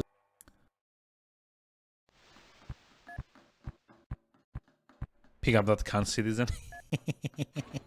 It's used to. Welcome to Union Metro. There's like a way to skip. Please state your destination. Rot Mile 17. Rotmail 17 Also, you might confirmed. notice a Please few insert like 5 credits. cutouts on like a few like kind of like disruptions in like voice acting. Again, this was probably because of the Italian to English The translation. Union. No wonder Ruby trashed it.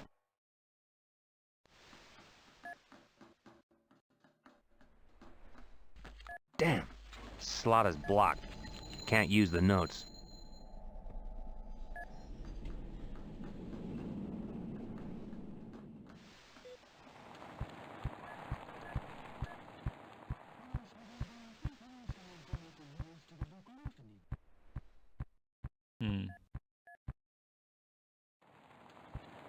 It's a system for taking finger.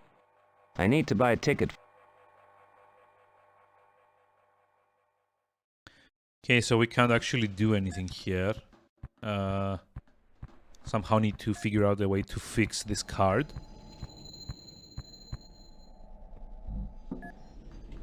Oh, there we go. It's empty. Just like also pick up the trash. No point filling my pockets with that. Yeah, no point filling my pockets with that trash when I have this trash.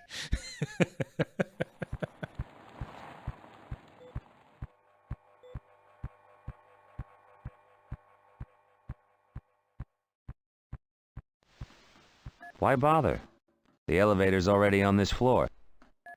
What if I shoot the cup? Yeah, it's like the wrong kind of game for that, I feel. Probably. Which floor, Mr. Ruby? Up to the roof. Up, up, and away!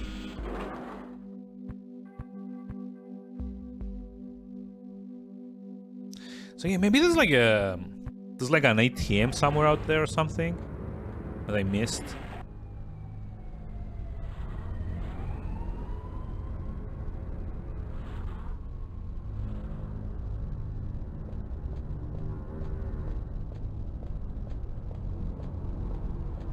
Or, you know, casual vandalism. That also works. There's been some kind of Let's like remove one of the bars. It's no use. It won't budge. Oh, wait, hold on. You know, important evidence. Let's just use it to melt the bar. Cool. The acid has corroded the joint. Yeah. Also, I love how full of emotion this guy is. Like, oh, cool. I've missed playing games with bad, like, you know, voice acting. Those were the days, I guess. Simple navigation lights. Latest model C5, nice and sleek. Pity I haven't time to take it for a spin. It's not yours. Jesus. Cool. Nice balance. Can you just like open it or something? Nope. Fairly standard model. I much prefer the other. Too heavy.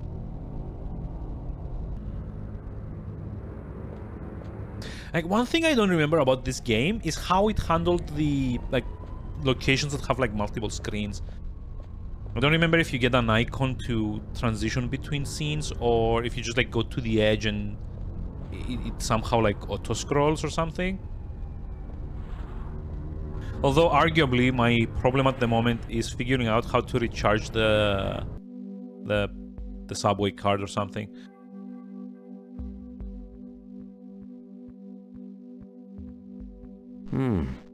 A map of the structure.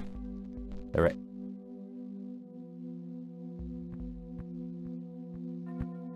No point. It's the fire door. It's no use. It's locked from the other side. Oh well, let's go try on the apartment floor again, I guess. It's not like I've got like many options. And it's never a good sign if you get stuck this early on. It probably means the game is either bad at conveying what you need to do. Compartment. Oh, coin. It was like a coin? 5. Oh, okay, that's how we pay for a ticket. Love how the fire door is locked from the other side. I mean, it's like the grim future. I don't know what you were expecting. Down to the subway. Apparently, you know, people are just resigned to living in a fire hazard. And considering that like half the floor was missing in that like floor that we were on, It's a 5-credit coin. I don't really feel like it's gonna be, you know, that important going on. Like this whole thing looks like it's about ready to kind of like collapse in on itself.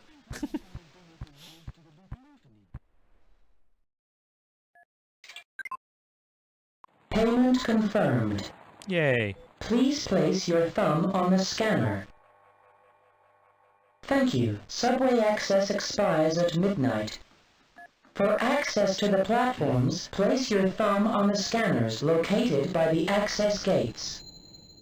Union Metro wishes you a pleasant journey. And for what it's worth, this is like worth remembering that it came out like a year after Blade Runner. It is like a very neat like a representation of what like a Blade Runner-esque future would look like. Like I'm pretty sure like a lot of this is borrowed by movies and like other media that show like a grim future kind of thing. But I don't know, I kind of like it. Like it's not the best. Like it could do with maybe a bit more color in certain points, but I mean, you know, that's kind of like the point here. Yeah, high tech, low life, basically. Kind of like Vin Diesel doing Riddick. I mean, yeah, he kind of does. Although, I think at this point Vin Diesel wasn't really like active. No, I kind of like want to check, to be honest, to be sure. Was like Vin Diesel active in movie making? Let's see, career. 1990 uncredited.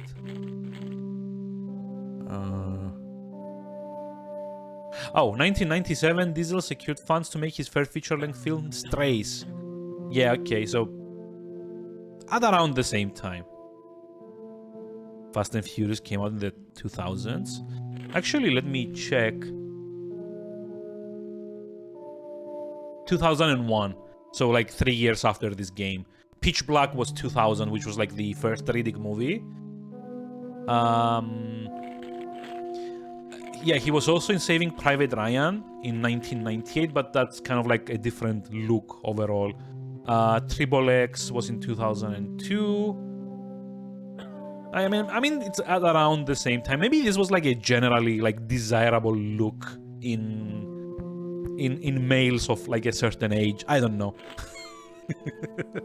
Typical subway graffiti. Cool, but not award-winning. I wouldn't call it cool, but sure.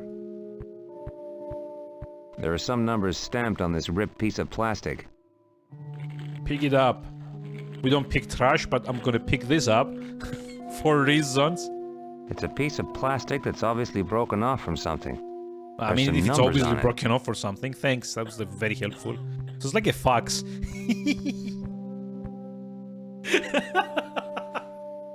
God, I love that someone designed this world and said, you know what the premier mode of like communication is gonna be in the future? Fax machines. Not phones, not the internet. No. Fax machines. And there's 2 of them actually. Look at this. There's like a telephone in the middle, but you know, fax machines. It stinks. I guess a bum lives in it. Oh, so yeah, I guess this goes here.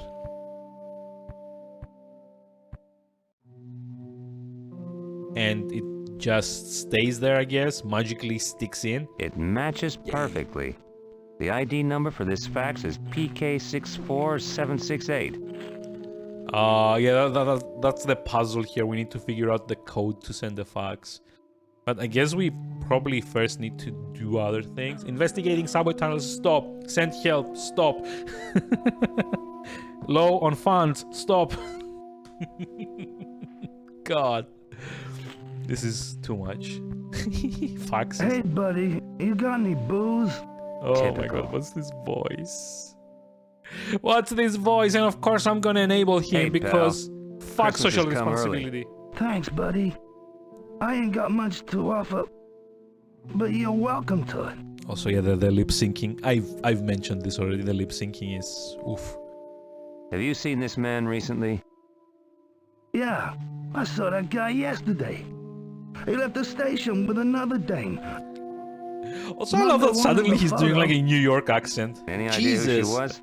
Hey, I can't remember anything right now. Need to get some sleep. Leave me alone.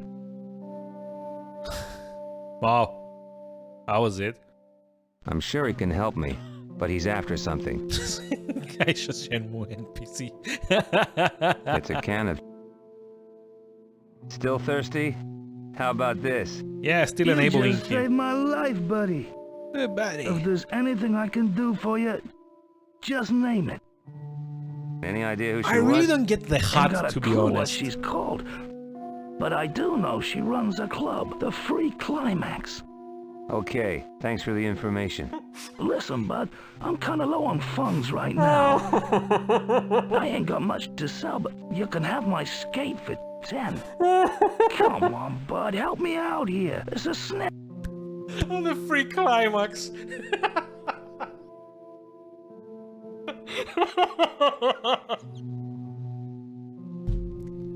Oh god, I need to clip this. The free climax.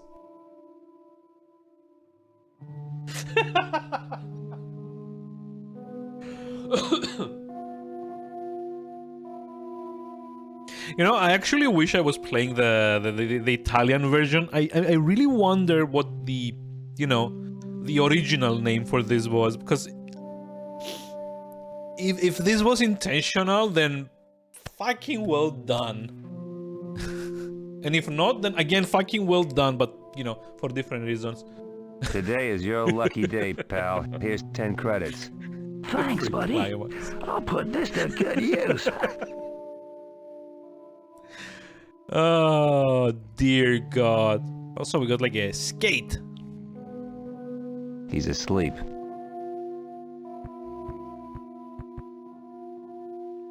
It matches perfect. Am I gonna use it or something? It's not time to...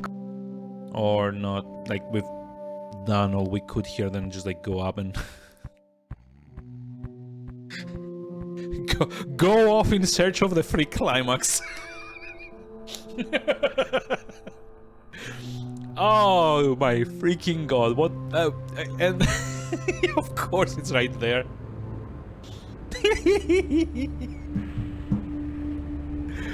Oh no.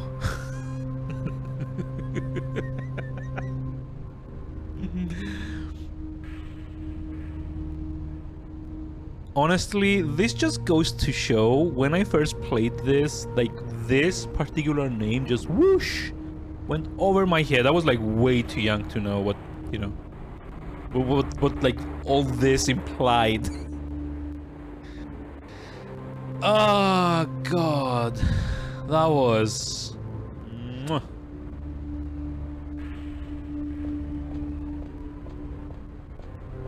Okay, and thus we come to the perennial point and click adventure game puzzle, the getting through the doorman puzzle.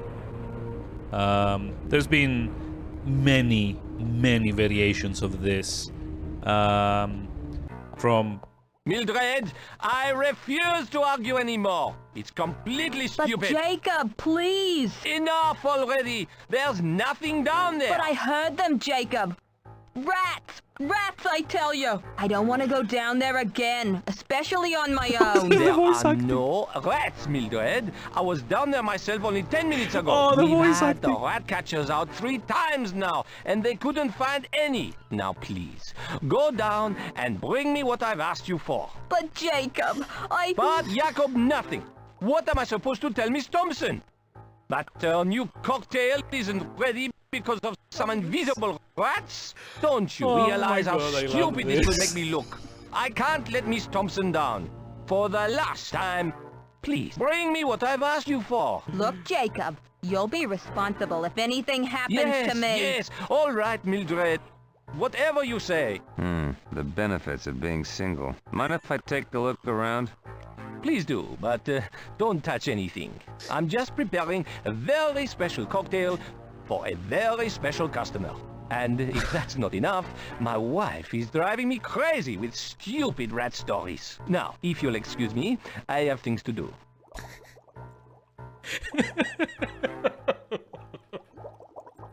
Oh my dear god, what's the voice acting like? Wow.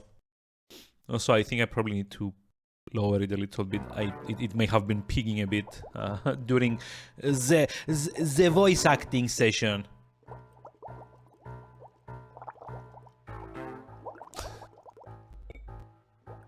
God. You just like died In the laughing. display are bottles of fine liquor for all tastes, even mine. Ooh. A barrel of wine.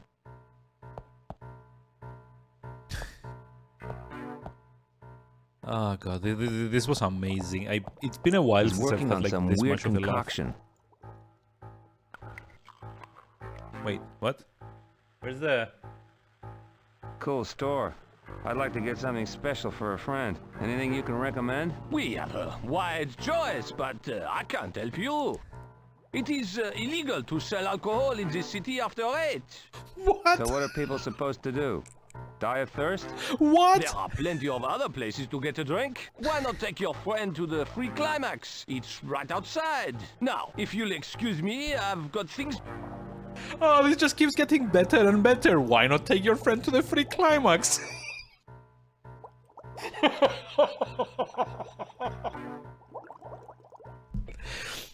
To which the appropriate response, I guess, would be, we're not that kind of friends. Oh, no.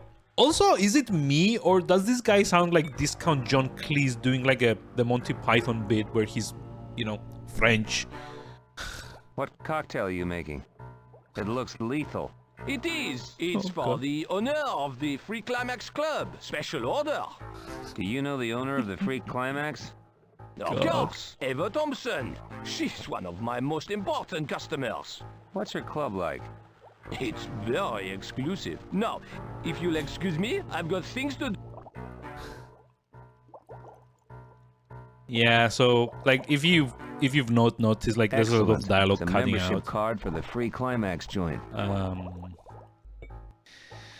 Yeah, this is like one of the missteps that the game makes. Although I can't actually fault it right now. Like all I can think of is like all the negatives that the game has, and then free climax. Oh, I actually feel like legit like pain in my abs from like all the laughing. This is it. The game peaked for me. I don't think it will It ever must be get the any door better. that leads to the basement. There's no way to get to it. Better not. I've been asked to keep my hands to myself. Oh well, like, if that's the case. He's too preoccupied to talk right now. So, do I need to like distract him somehow? Get some rats in or whatever? He's obviously hot with the old shaker. Also, after free climax, everything that I read in the game, I kind of like misinterpret. He's obviously hot with the old shaker. It's obviously hot with the old shaker. You're reading this right? The main character's VA was also... Oh, it's under the lobby now. Ooh, nice. Is it? Huh. That's kind of interesting. Like, I can probably like get in the manual like all the credits. I'm pretty sure there's like a credit section in the manual. So we can actually check it out. Let's see. Team 17, blah, blah, blah. Product warranty, license agreement. Guy who got top billing in Jay Benedict. Okay, let's see. Voice actor Jay Benedict, John Chancer, Jules De Jong, Justin Fletcher, Tom Eastwood, Steve Brennan, Manfred Lehman, Dagmar Drake, Henrik Kuning, Nicholas Kuning, Ingo Abel, Peter Weiss, Eva Fries. I do not recognize any of these.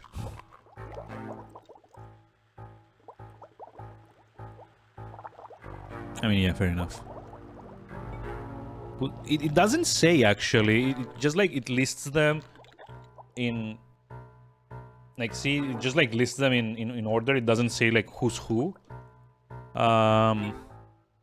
Sadly.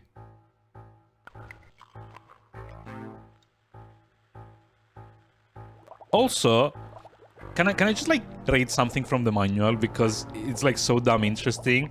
Like, sometimes these games knew how unfair they were. But there's like a few sections that I'd like to draw attention to. The first one is the system requirements. IBM PC Pentium 100 MHz or equivalent, 133 recommended. 16 MB RAM, 32 MB RAM recommended. Windows 95.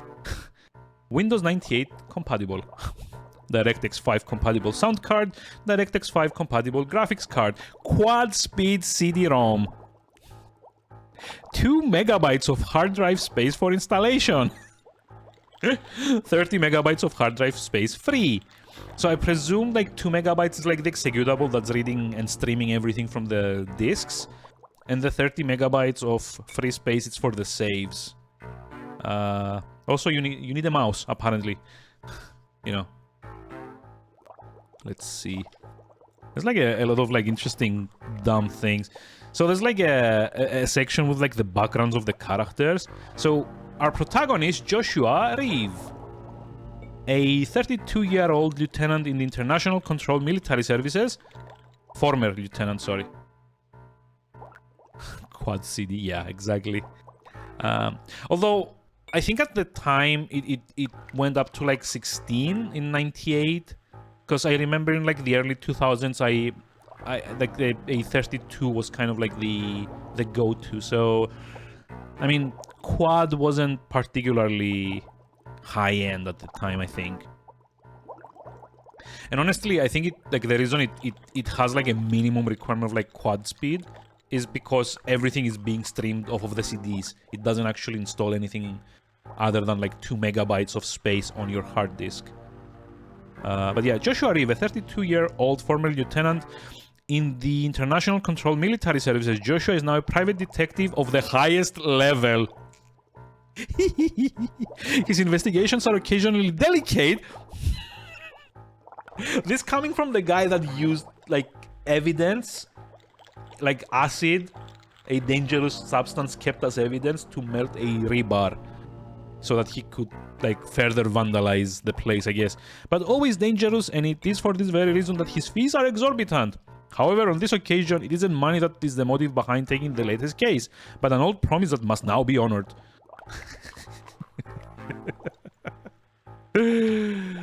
Oh god.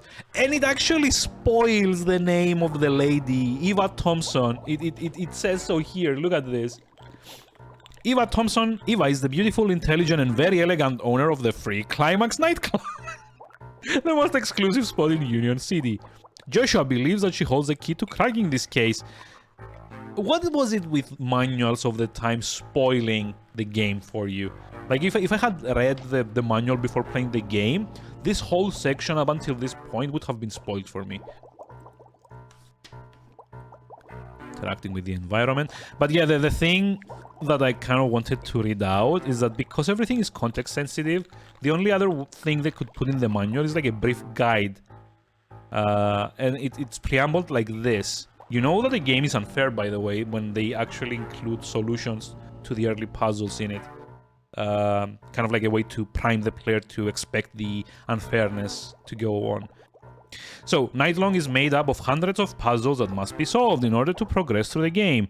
To help people who have not played graphic adventures before, below is a solution to the first puzzle in the game. For those of you that weren't here, the puzzle was getting like a piece of chewing gum wrapper and putting it around the fuse, thus creating an electric fire hazard to fix the elevator. This solution should get you started. However, if you become stuck later in the game, help is available through a recorded helpline. The number is published in the front of the manual. Is it? Is there like actually like a number? Oh yeah, there it is. Need help in Union City? Then why not call a recorded gameplay helpline? United Kingdom and Australia. This call currently costs 60 pence per minute. Jesus fucking Christ. And in Australia, $1.50 per minute. Wow. That's expensive. Note, gameplay help will not be given by the technical support staff. Wow. It also has a section that says DirectX 5 problems. Oh lord. This was like a wild time in games. I love it. Let's get back to the bad voice acting. Sorry about the sudden pause. There was like also like an ad break, so I guess that's like well timed, possibly. Just like put this bug in. Also, while storing this, I would also like to draw attention to the PC Gaming World review. Great atmosphere, lush backgrounds, and joy of joys. It's a proper graphic adventure. Hoorah! Also, yeah, it says here, features more than 60 minutes of plot-driven full-motion video sequences supported by subtitles and over 30 minutes of speech. And it actually spoils all of the game's locations. See, it says here. Discover 5 huge and detailed levels, including Union Square, Rottmall Station, Underground Zoo, Virtual Funfair, and what was like Rocas Perdida Prison. Jesus Christ, it was a wonder that I never got spoiled on this because I didn't read the back of the box. There's like a freaking spoiler fest here. Like even like the screenshot is from like way late in the game. Fuck my life. Like now I'm actually getting curious. There's like a bunch of boxes behind me. I'm kind of thinking of like going back and checking the seeing Quality if there's counter, anything all right. He's too preoccupied to talk any right other now. games that I don't remember like spoiling shit for me.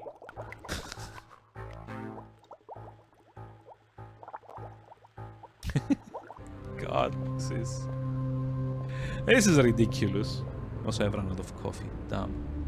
Okay, just like do a little bit more and then I'll go get a refill. I'm gonna be here for a while. I'm very much invested in finishing this at some point in this week.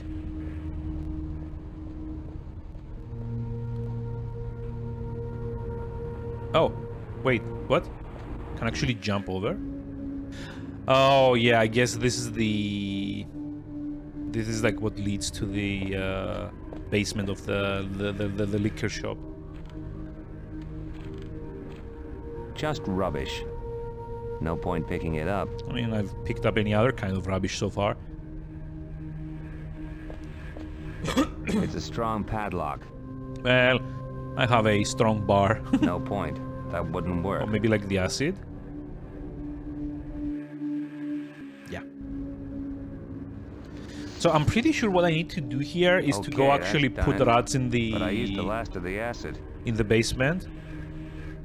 And like force the barkeep to just like There's a small abandon staircase post. going down under the liquor store. They're probably gonna come from here, I guess. There's a rat behind the hole. Rats.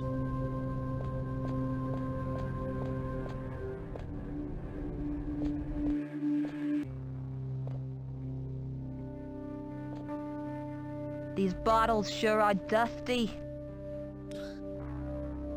Ah, this voice acting sure is dumb. I can't go in there while she's hanging around. Whilst she's hanging around, whilst, excuse me? Whilst. Wow. The wood is rotten. Aha, take that. Thought so. Yep.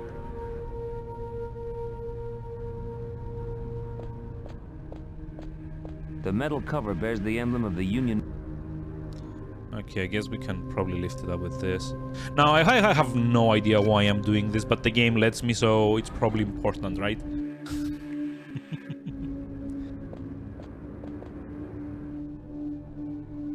It's full of foul garbage. So I do kind of wonder, There's no do point you have searching to through. lure the rat out somehow? Just like get A ladder cheese or leads down something? into the dark.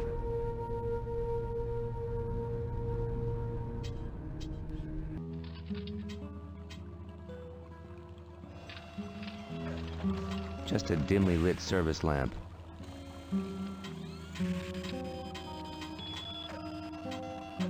Kind of like the music, though. It's a dead rat. Looks sort of fresh. Disgusting. So of course I'm gonna pick it It up. might actually be useful. At least no one can. At least no one can see me do this. I can see the Rotmile 17 platforms down below. I can't get past just yet. I'll disturb the workmen below.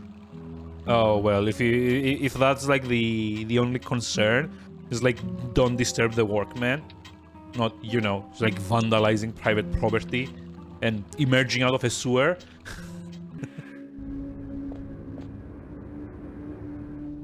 It's a dead rat. Must have died yesterday. Seems quite fresh. I remember how you solved this puzzle, and it's ridiculous. So I'm gonna solve this, and then I'm gonna credit it to the counter. Why is it always me having to come down here? Why, yeah. So yeah, you actually put Get the your rat skates on, rat. on the skate, and then roll it in.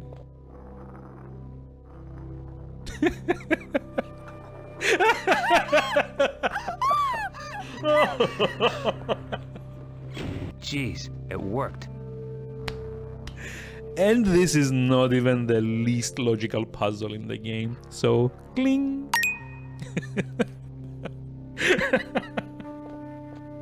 God. Would it surprise you to know this game is full of them? It's got an old coat of arms on it. A fine old bottle. Steal it. We're the protagonist, the rules don't apply to us. The case is empty. Yeah, I mentioned this exact same puzzle at the start of the stream. Thank you. The cat hair mustache puzzle. If this counter actually like survives all the way to like me managing to stream that, it's gonna like go haywire. Yeah. So, with this occasion, I'd like to speak about that puzzle myself. So, if you've never played Gabriel Knight 3, there is a section of the game where you need access to a bike or a moped, more accurately, to get around the game with. The problem is that the place you're in, all of the bikes have been booked by the rental service, so in order to get one, you need to impersonate one of the people that have booked it. And you choose to impersonate, his name is Mosley. He's like generally kind of like a side character in all games in the series. Hold on, there's cutscene. Whoa. Good evening. Union Metro in I love her haircut. Downtown tonight, an incident which police describe as serious has resulted in temporary suspension of services on Union Metro lines 15 and 17. A police statement revealed that the problem was due to a derailment, which fortunately appears not to have involved any casualties. It is not known at this point whether this is an isolated incident or the latest in a series of terrorist attacks. I love the little pauses there. Makes you feel like the sound engineer was really knowing what he was doing when they were making this. At least like the dub version. Damn. Guess I'm stuck here for a while. Damn. But yeah, in Gabriel Knight 3 you need to rent a moped, and to rent a moped you need to impersonate one of the people that have already booked it. So you choose to impersonate your friend Mosley, who is a police inspector on vacation, as far as I remember. The thing is, you kind of choose to impersonate him by crafting a mustache out of cat hair, despite the fact that Mosley does not actually have a mustache. And in order to do this, you take the following steps. You take a piece of duct tape, you stick it in the top side of a narrow hole, then you scare a cat by spritzing it with a water bottle so that it goes through the hole. This results in the duct tape catching some of the cat's hair, which you then combine with maple syrup, of all things, to make a mustache. Now, you might wonder, how is it that you're impersonating a man that doesn't have a mustache by wearing a mustache? You actually trick him into stealing his ID and then drawing a mustache on the picture with a magic marker. And if all of that sounds ridiculous, you also need to steal his jacket because he wears a yellow jacket in the picture.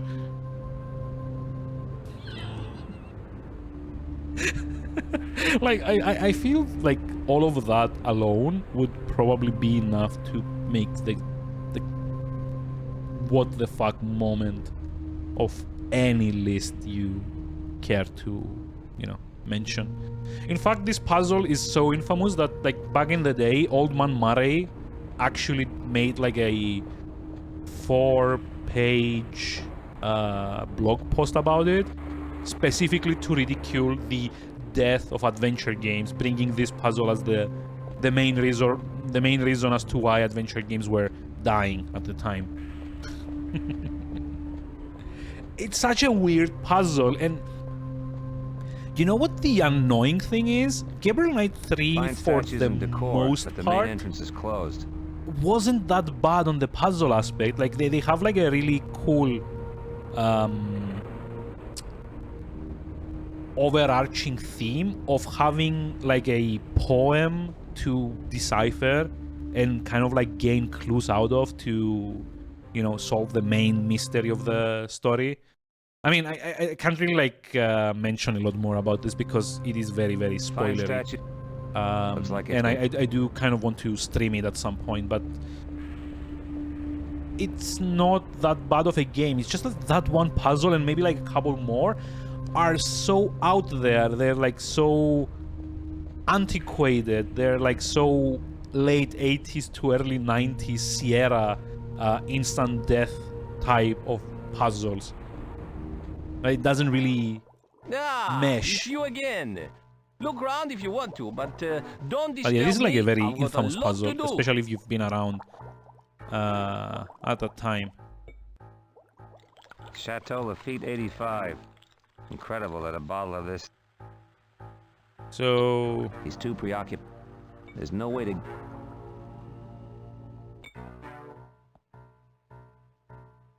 Oh, should I give him the bottle? I need a damn good reason to do this. Excellent. Better not.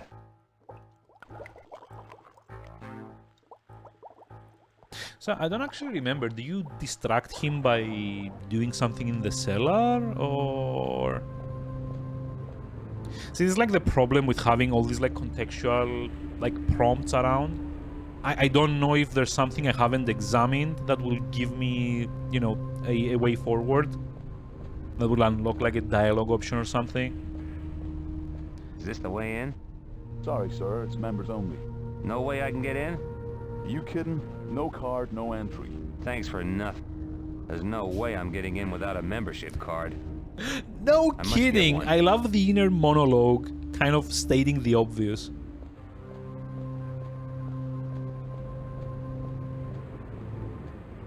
Hot stuff.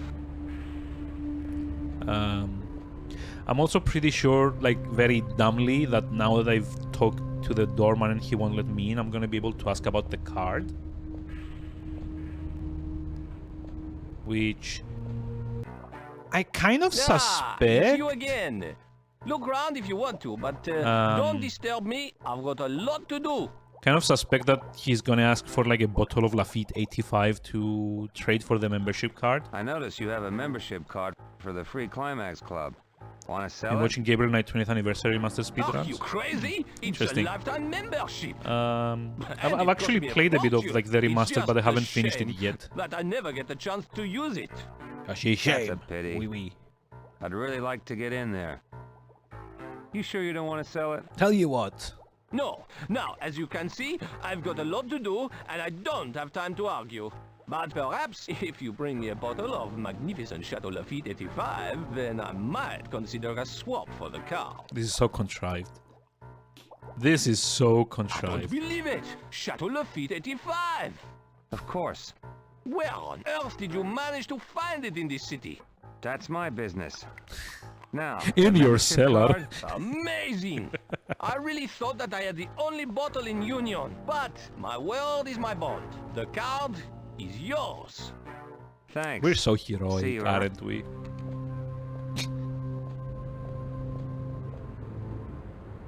Also, like, his wife just disappeared.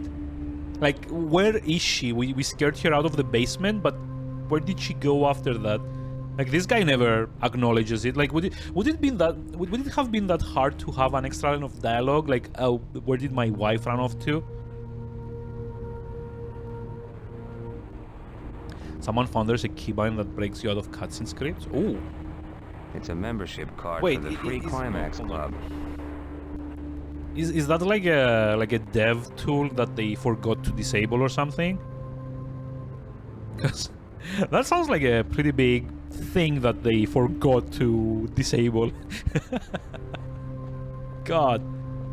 So how big is the Hi, here's how my long card. is the Yeah, we're not open yet, but guess what the I don't keybind suppose is? there's any harm in you going in now. Control K? Like there were like a lot of like the older Sierra games where K was B. Was just like plain B?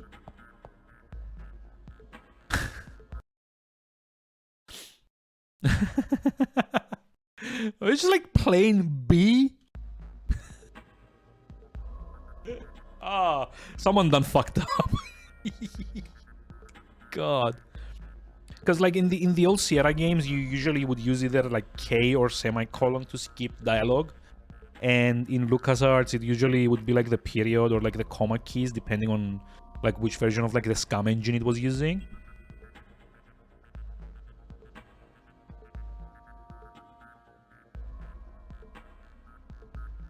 So you both break out of active scripts and silent. Oh, I want to watch one of these, to be honest. And yeah, I guess like you'd get like weird like interactions because the remaster is basically like a 3D game, whereas like the original was like a 2D like sprite based thing. Start rotating in on themselves. Love it. So yeah, how long is the 20th anniversary Gabriel Knight speedrun out of curiosity? 49 minutes? I mean, that's not too bad, considering it's like a 3 or 4 day long game, I guess. Like, I don't remember, like, I played the original when I was like very, very young. I don't think I've ever finished it, but 7 or 8 days. Yeah. Oh, you know what? Gabriel Knight 3 was the 3-day one. It was like the 3 days split into like 2-hour blocks or something. More like a Laura Bow or something. I need to get around to playing the remastered though. The Gabriel Knight series wasn't always like the biggest contender for like the point and click adventure genre, but at least it had like interesting premises. Spotless, there isn't. So basically, if you've never played the Gabriel Knight games, wait, why did that get censored? That's weird. What was the original?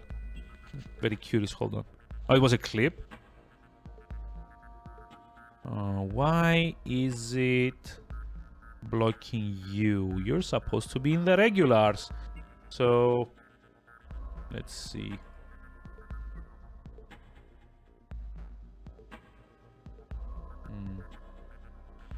It doesn't actually let me do it from Chatty. I need to open the actual Twitch chat module to do this. Hold on. Which kind of sucks.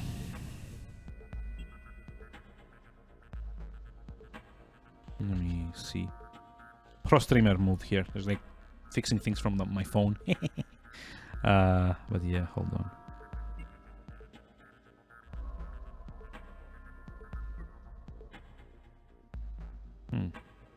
Yeah, I mean, a classic. I wouldn't call it a classic. I would call it poor implementation on Twitch's part. See, user actions.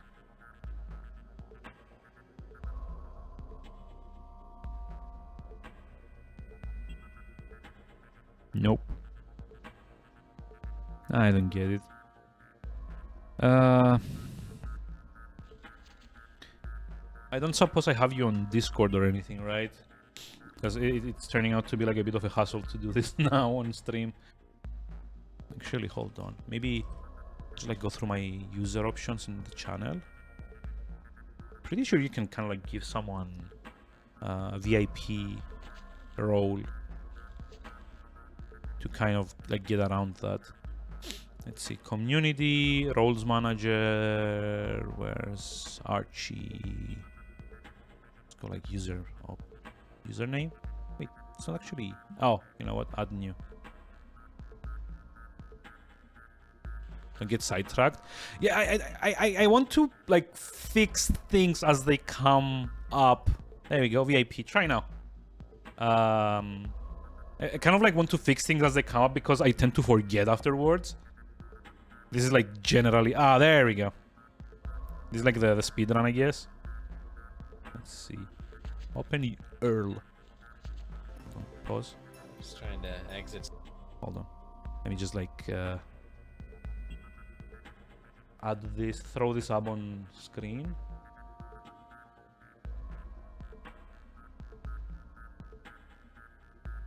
Nope. This is not the correct one.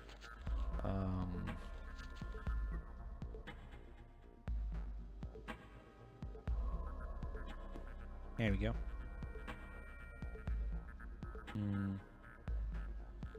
I don't generally get to like share these kinds of things, so I like woefully unprepared to just like put this up. But let's see how B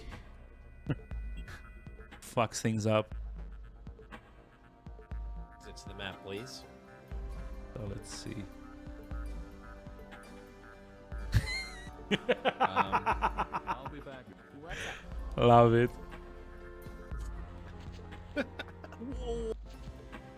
Just trying to exit to the map, please. God. Wait, what? That's weird. Okay. Well, sideshow ending. I'm actually... I actually want to like give it a try now, to be honest.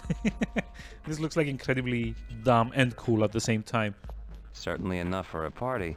Though not like free climax levels of fun.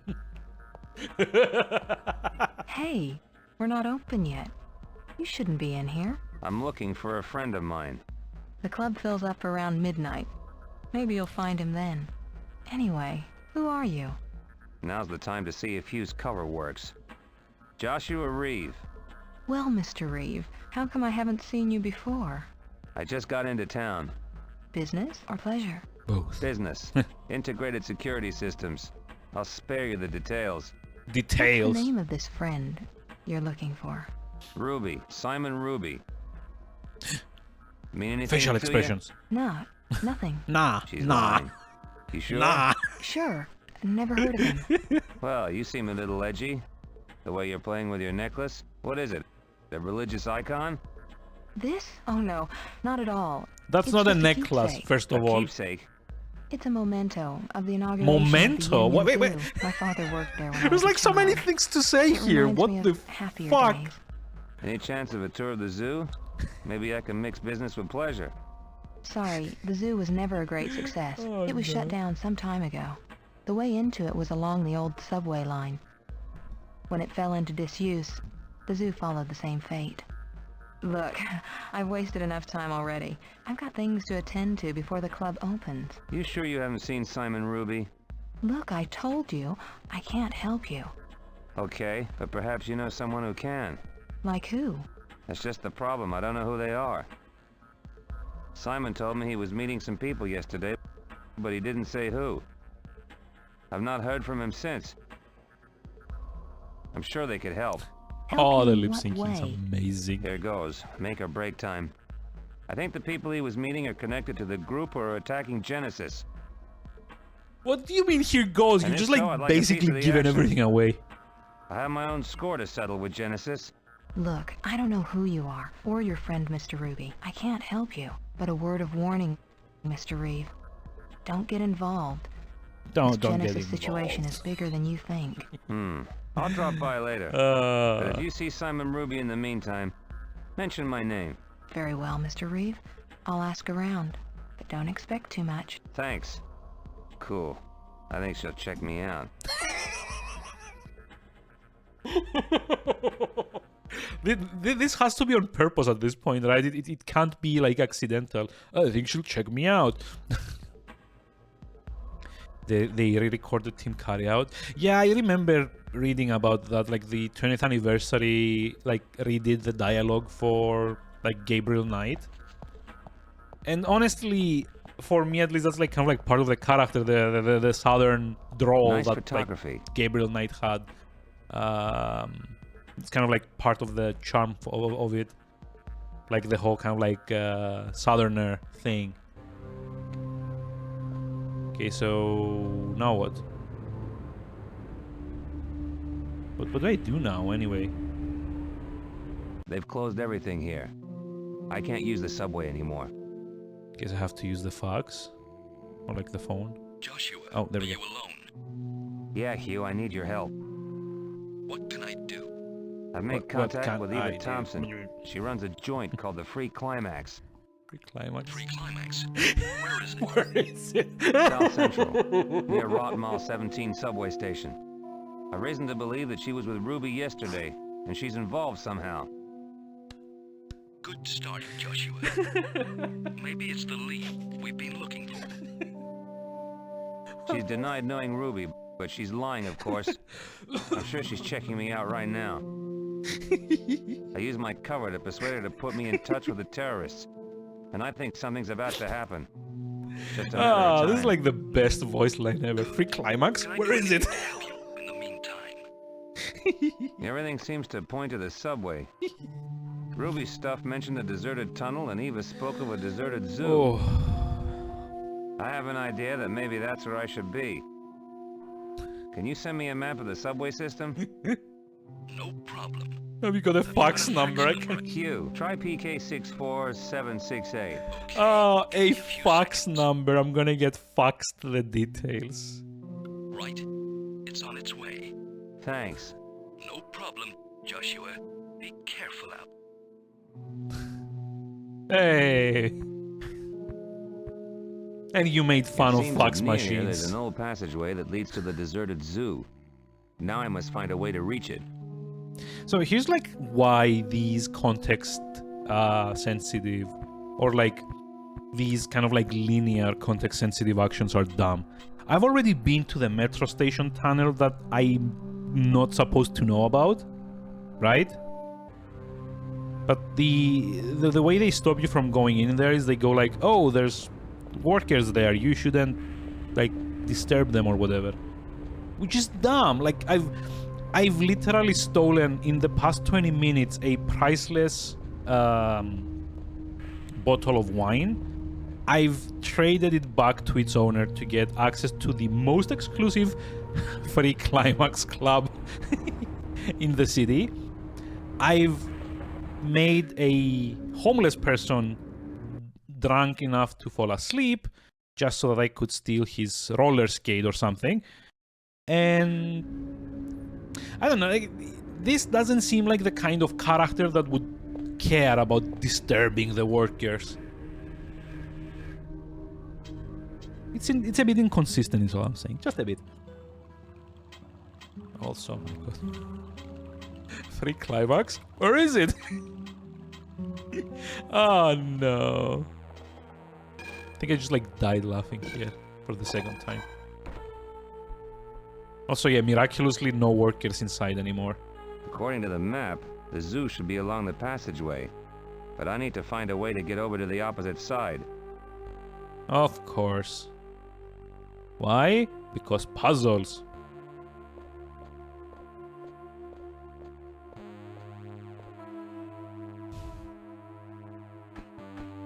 Unfortunately, the padlock is too strong to break. Let me guess, I'm gonna just like shoot it. Yep. Even though this is arguably a very dangerous thing to do IRL. And there was no bang. Did anyone hear like a bang from like the firing the gun. No excuse for the workers not to wash, I guess. Just a standard cabinet. Pretty dirty. A soft one. Yeah. It's like a pop. Leads, a screwdriver, and a socket spanner. Oh, score.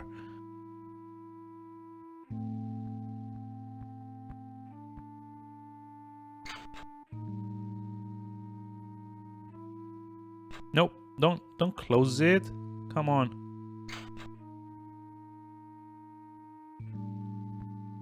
Nope, there's like a key.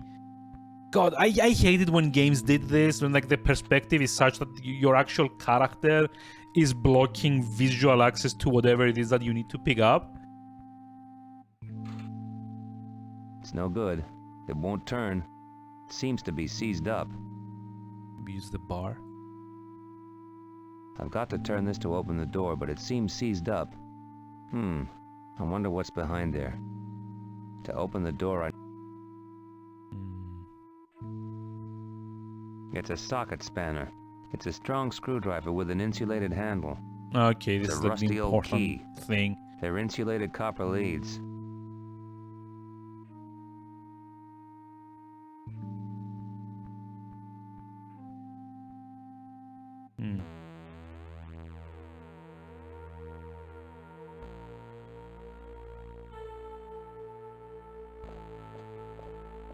Just try it. Advertisement.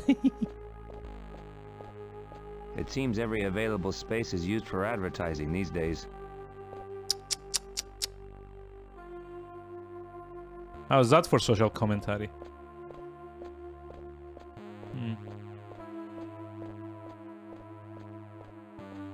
Do There are we no like trains need running to right now, but swing service might... from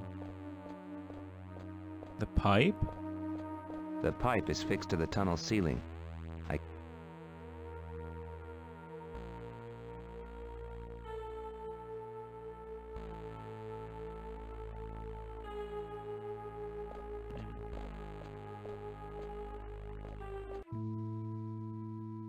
Kind of wonder actually what it is that like the game expects me to do in this place. Benches, sink.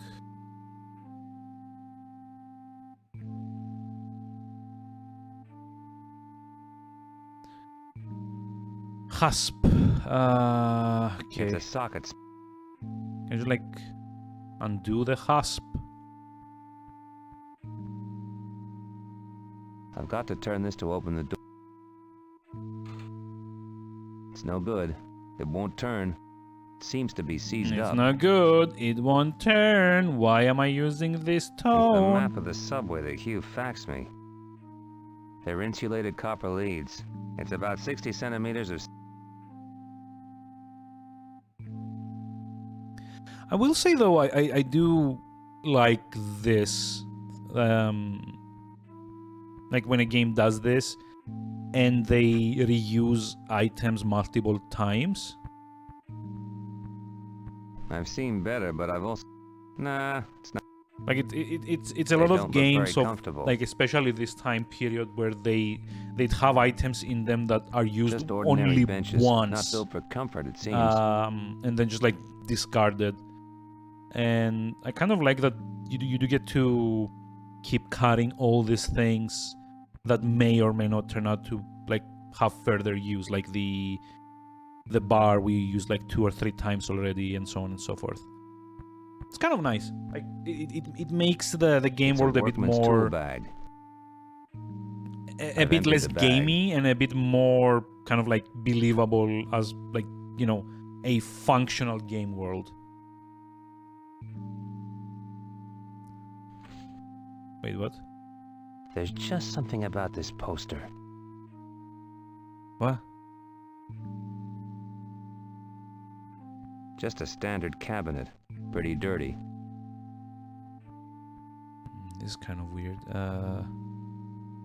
Like these two being insulated kind of tells me that I need to do something with like an electricity outlet or whatever. They don't look very just ordinary bench. Just like use the sink. It could do with a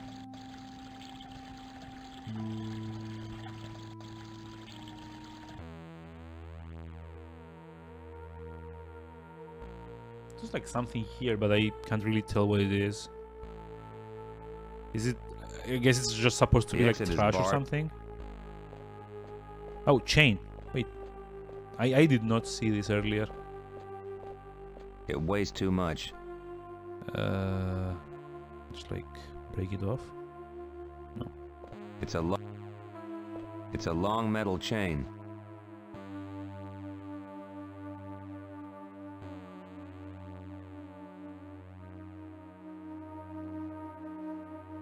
There's like no way to do something to the pie. It weighs too much.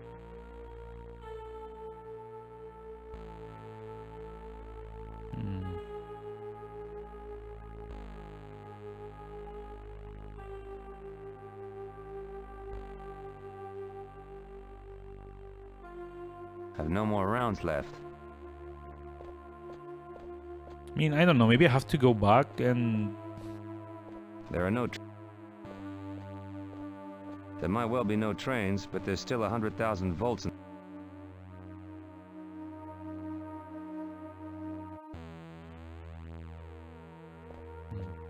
Does the game actually let me go back? This is where I came.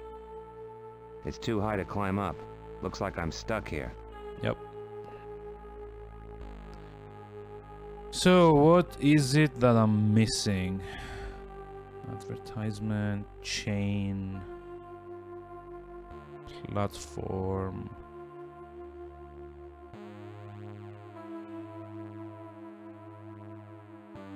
Like, it kind of feels like I need to do something with the chain and maybe just like throw it over the pipe so I can just like swing across or something. It weighs too much. There's just... Ah well, no time. Ah well. Ah well, no time to admire the view.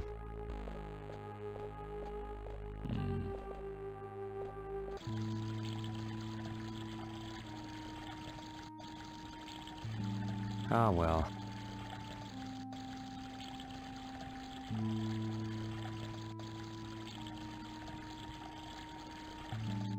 It could do it. No excuse for the work.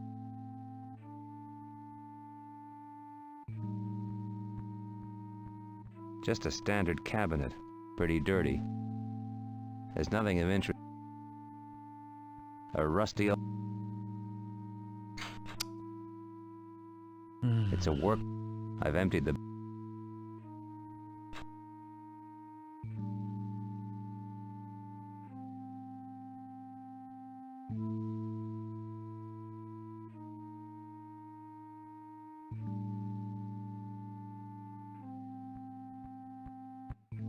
I've seen better. Nah. This one is almost...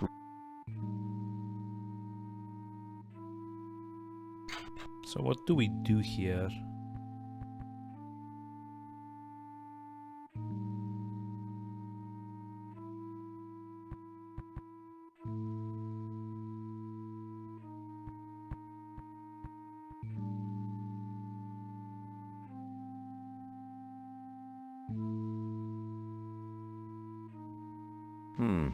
I wonder... To open the door... I've got to turn this to open the...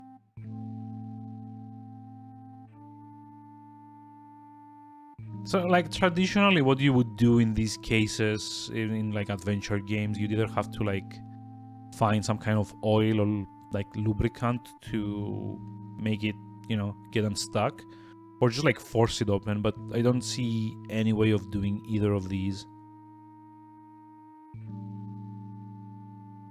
It's a rusty old...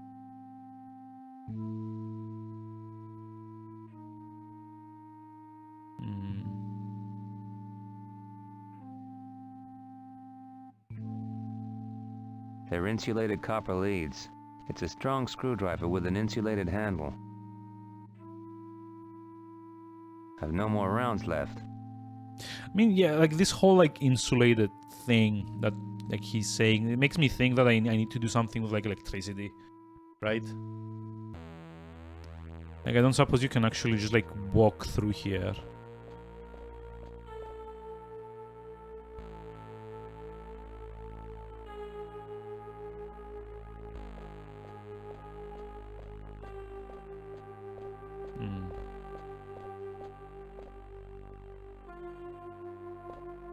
It's a long...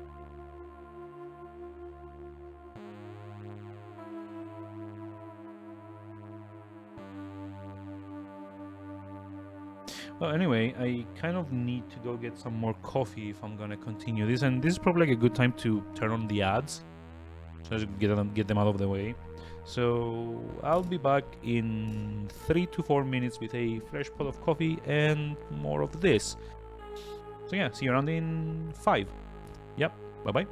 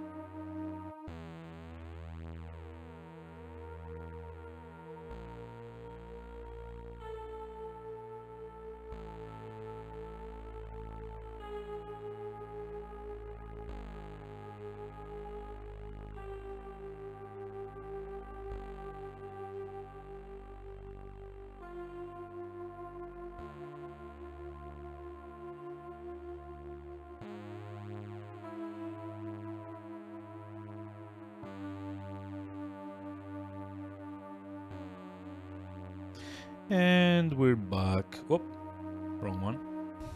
We're back with the adventure gamer's best friend, Coffee. It's like Gregor's best friend, Coffee. So yeah, I don't actually know what like I need to do here. There's probably some kind of like thing. No, of course. Like I was about to say, there's probably something that I didn't notice. It's a metal logo on the advertisement board. It's a solid-looking letter S. Okay, I think I know what I need to do here. And it is incredibly dumb. So, remember the chain that was too heavy to lift? I'm pretty sure that I'm about to need to activate the little dumb puzzle counter. Now the chain has a makeshift hook. Use makeshift grab hold with pipe. You know, the one that was too heavy to pick up, but apparently not too heavy to throw. So yeah, well done. Well done. Moon logic. I guess we go to the passageway, because the zoo is through there or something. According to the map, this is the passageway that leads to the zoo. Ooh.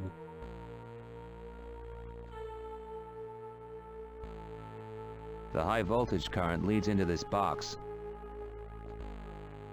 It's a magnetic reader. I think it's to deactivate the field. It's locked and needs some sort of key. Oh, we got one of those. It doesn't fit. Okay, maybe this one?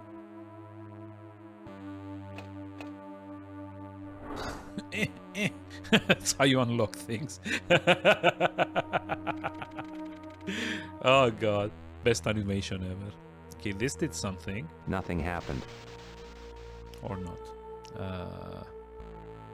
It's a magnetic reader. I think it's to deactivate the field. Okay, let's see. Can I just like open this? Nah, far too dangerous to mess around with. Okay, hold on. Maybe the switch did something over here. Nope. The exit is barred due to... Also, I just love that we left the chain hanging for, like, whatever reason. As if, like, a train won't crash into it the moment, like, service resumes. So heroic. Nothing happened. I think I need a card to do it. No kidding. When the lever is lowered, current is passed through the contacts. Oh, wait, hold on. Do I need to like short it out? Also, I love like a bundle of leads that is probably very heavy, just like stays on. Okay, fuck it, let's just like, short everything out. Bzzt. Nope. I'd better be careful. The leads are live. My leads are live.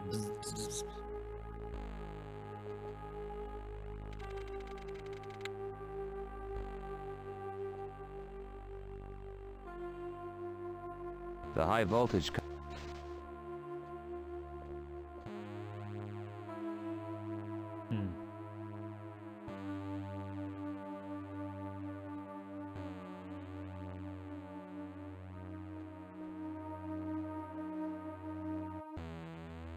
Like, it feels like I need to short it out somehow. The magnetic field is blocking the entrance to the zoo.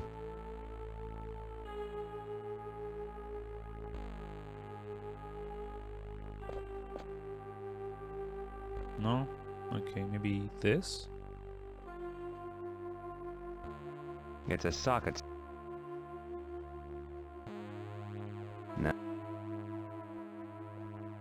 Nah, far too dangerous.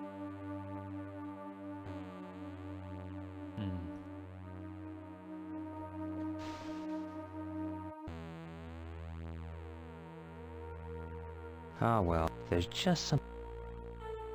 They're insulated. Okay, so you can't actually use them with the slot or with the box.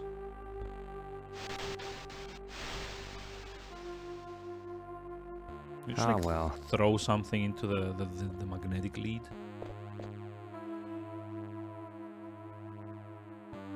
Also, oh no, it's magnetic. Whatever will we do? It's not like you couldn't just like walk through, right? Magnetism shouldn't, you know, prevent you from going through this thing.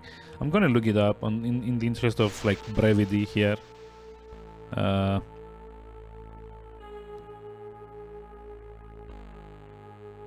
Oh, Jesus Christ. This is dumb. Use leads with magnetic field. Right, let's fry this sucker.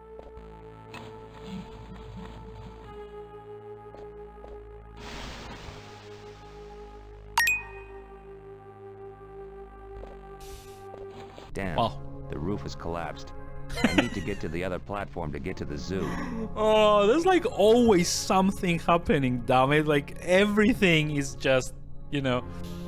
I solve one problem and suddenly the roof has collapsed and now I have to figure something else out. Well, fried. It's dusty. And I obviously would been out of never action for a have figured while. this out in a million years. It's dusty. Honestly, And obviously been out tried of too action hard. for a while. No point. It'll Fry never Hard, work. my favorite movie. My favorite Christmas movie.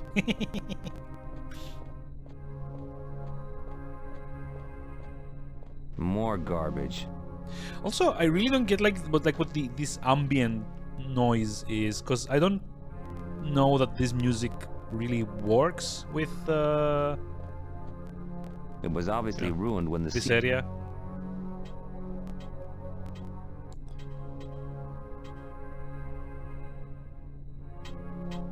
Cable. Let me guess, I'm gonna have to cut It's it hanging out down on a cable. to It's make a steel and bridge. firmly attached to the ceiling. Well, can you just like go down the other side, or nope? Wait, monitors. Nothing, they're not working. Nothing, they're not working. I guess they're broken. Oh. The stairs are in a state of disrepair.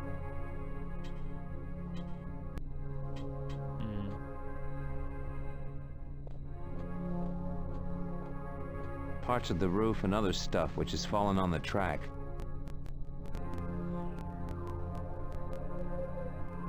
God, the popping noise has become even more pronounced now.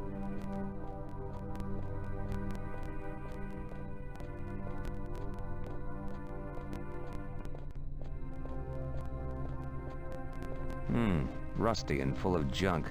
This line can't have been used for years.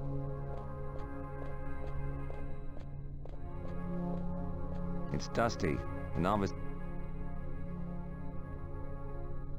No point. It'll never work.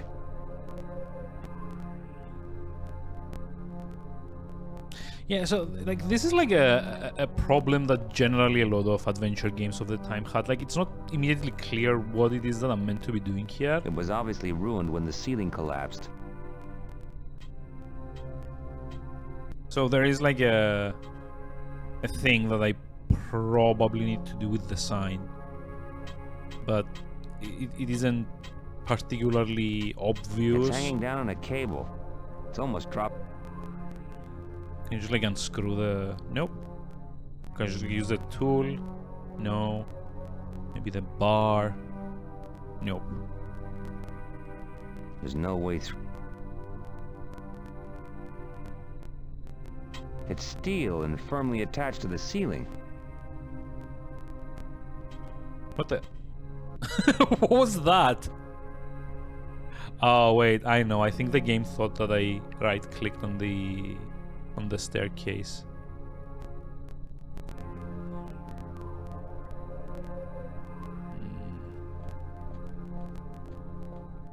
It looks unstable. I don't want to climb over there. Okay. I guess.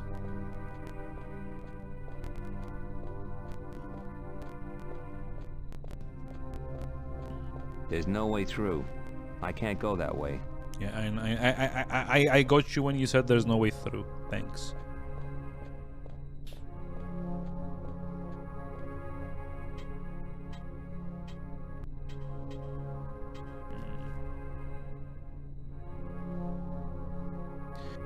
So there's like no interaction I could be doing with the cable, right? So the sign is the only other thing. I did try like all the tools on that as well.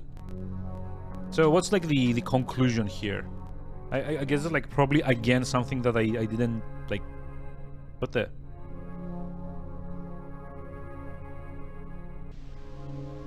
there's again something that I didn't see, and in this case a whole bunch of things actually. Telephone? Geez, it's years since I've seen anything like this. Must be worth something. Yeah, we don't use telephones anymore, Grandpa. We get on with the faxes already. No good. It's out of service and I can't prise it from the wall. It's about 60. Usually use the metal bar to break it off. No use. It's not in working order.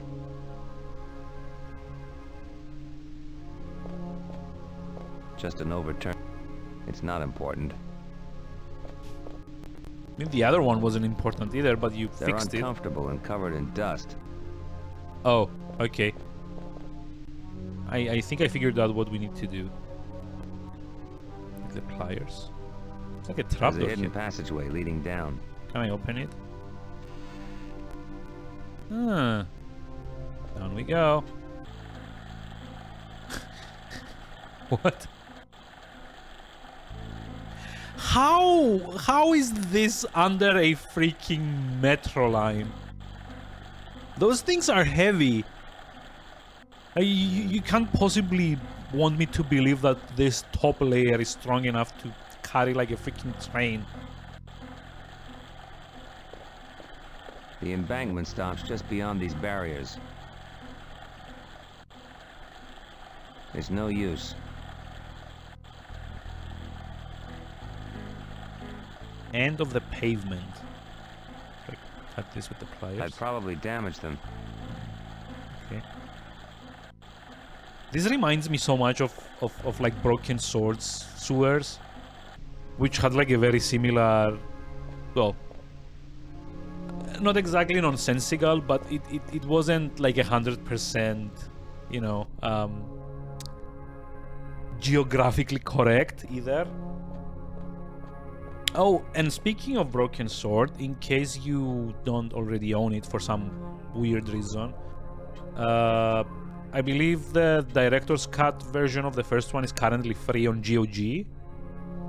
It's like well worth the, you know, the time and attention, I guess. It is a very decent point-and-click adventure game, and possibly one of like the best examples of, you know, making a sort of what's it called? I don't want to say like conspiracy based, but it does have like the Knights Templar in it, etc., etc. It's like a globe-trotting, mystical present-day adventure. It's really nice. I like it personally, and the director's cut version is really good as well. They've made a lot of quality of life improvements, and just like getting the like the higher definition graphics is also worth it. Right, no, it's like 7, 2, 3, 4, 5, 6, 7. It's like 8. I'm correct. Tickets. Let's be. It's dusty and covered with Probably. dirt, but there's nothing interesting through it. God, the zoo. Hard to read what it says. The text is aged and is barely legible. Hey, there's a young kid up there. I gotta get up and talk to him. Whatever he's doing, it must be important. He isn't shifting from up there. Some kind of strange fluid is leaking from here and polluting the pond. I'd better not mess with it. God knows what it is. Thank the stars it's only a robot that's seen better days. The water looks foul and it stinks. Okay. The warning light for the magnetic field is off. The field is now deactivated.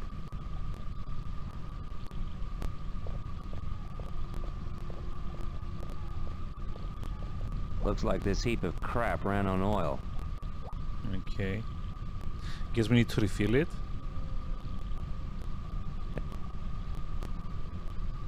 Or not.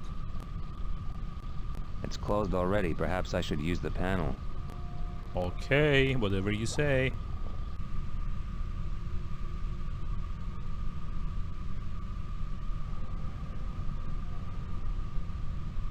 And of course it's broken.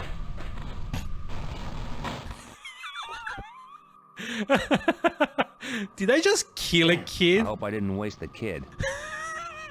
I did. Oh god. It's a control panel. The short circuit is... This rusty old equipment is connected to the sluice. So now we need to like figure out how to drain this to go check on the kid that I may or may not have electrocuted to death. Oh Maybe my he needs god. my help. Maybe he needs my help. Maybe. It's like you freaking shocked the dude. Maybe he needs my help. But I'm just gonna go away anyway. Go someplace else. Screw the kid. TV, curtain, can. Oh, can. Hold on. Beer can. It's like the weirdest zoo ever. I imagine that this place was packed when the zoo was open. Hey, Koshi, hi, how's it going? How are we doing today? Are you watching from work? Who knows? I might have known there'd be a cactus somewhere in this place. Do I have my Christmas holiday like vacation? I'm not telling. How are we doing today? How's it going? Pity there's no bar service these days.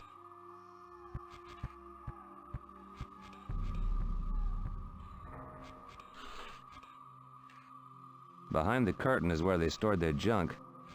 There's no room to get inside. Pick up. Besides, I can see most of it from here. Doing some work, which don't tell. I mean, I won't if you don't.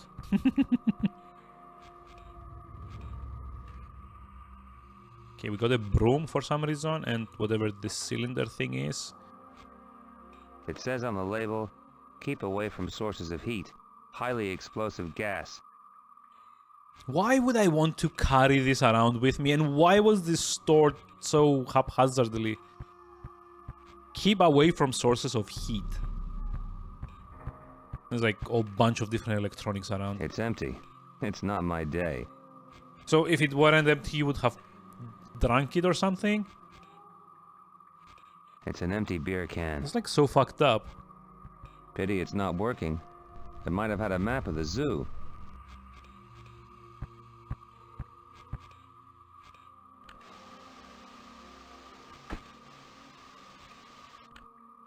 It's bust. So here's my question here. Like everything... Curious furniture. It's nailed to the floor. Standard bar table, Everything I guess. here is apparently been abandoned for years. Like, who's paying for the electricity to still be up? I imagine that this place was... Pity there's no... Okay, I mean, I've done this part. There's like also another area back there. Not actually sure.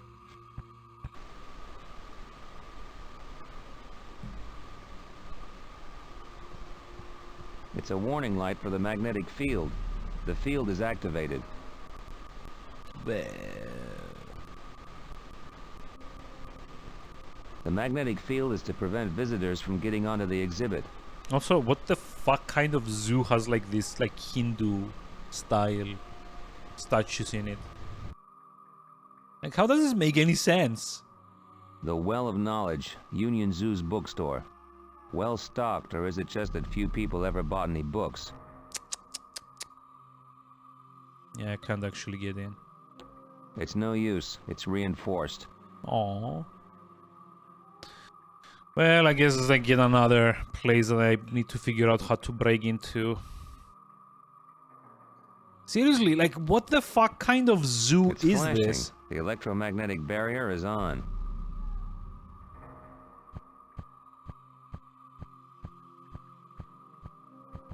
Shame. This mechanical creature is out of action. Truly spectacular. Truly spectacular. Oh, the emotion. The amazing Sphinx of Giza. An imposing, mystical statue.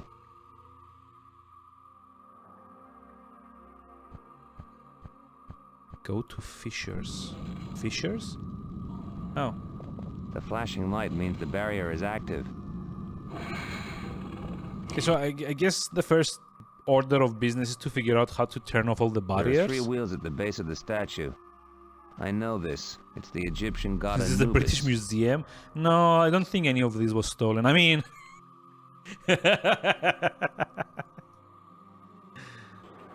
Oh boy.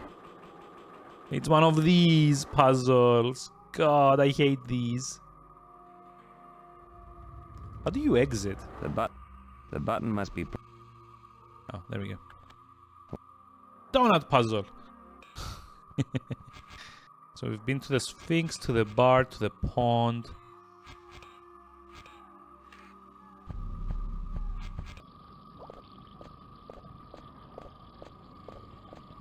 Be good if you go to eat the donuts afterwards. Oh, don't remind me. I could really go for a donut now. The tank is empty. There's still some oil in this can. Am I seriously gonna fill up? I haven't got much. I'd better not waste it. No. This rusty old equipment is connected to the sluice. I haven't got much. Oh, you know what? I think what I'm supposed to be doing is...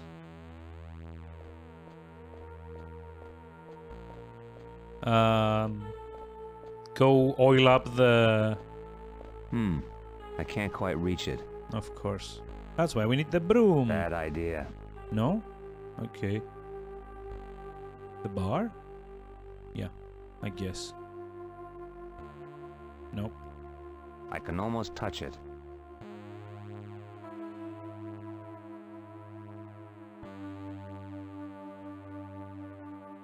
I'm confused. Like, I'm pretty sure you're meant to go back there and... Hold on. Go over here. I'm pretty sure you're meant to go back and, like, oil up the rusty thingamajig.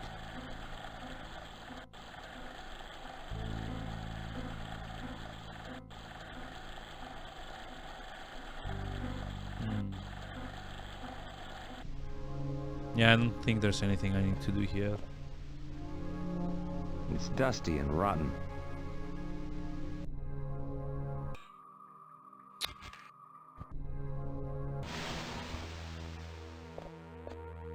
They're all twisted and melted. I just like pick them up. They're beyond repair. Okay, let me see what I need to do here.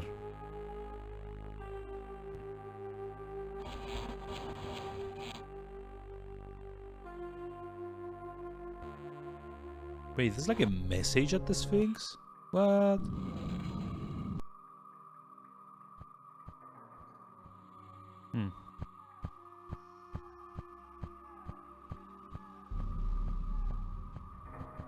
Welcome to Union Zoo's Egyptology exhibition. This magnificent structure is a reconstruction of the mystical Sphinx of Giza, situated in Cairo's archaeological area. As well as this magnificent structure, at the original site, one can also visit the incredible pyramids of Cheops, Khepra. Warning. Technical malfunction in command file. Replace damaged file. Control room access code follows. Use graphic wheels according to standard procedure. Today's code. Under the supreme eye of the Father of the Gods sits the solar protector of all men, to the right of he who delights in the eternal becoming of his being. Well, at least there appears to be a control room somewhere. I just need to crack the access code.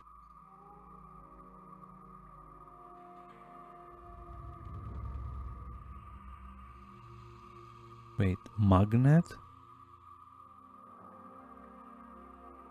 Wow. So, here's like a dumbass thing that I didn't know I had to do.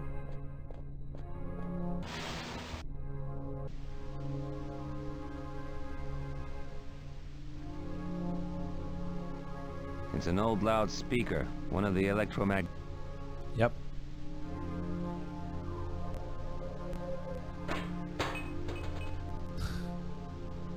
And the reason I need to do this is to pick the magnet, which will let me magnetize the bar, so that I can pull the chain and jump back across the way. I've managed to magnetize the bar. This is such a dumb way of doing things. God. How long would I have been stuck here without the guide? And I've actually been through this part of the game already. God, this is so dumb.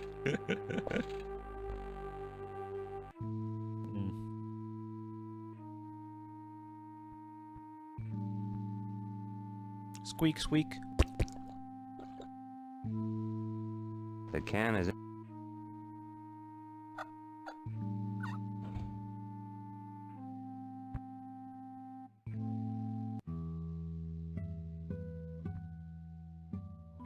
Doesn't look like the bulb is working.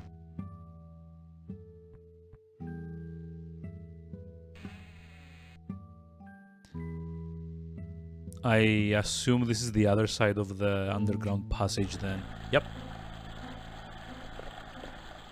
The pipes are obviously carrying something, but I'm not sure what. The box is hot to touch. Doesn't this sound like the Layton theme to you? The box is hot to touch. Too hot. It's vibrating slightly, but nothing happened. Okay, so what's like through this door?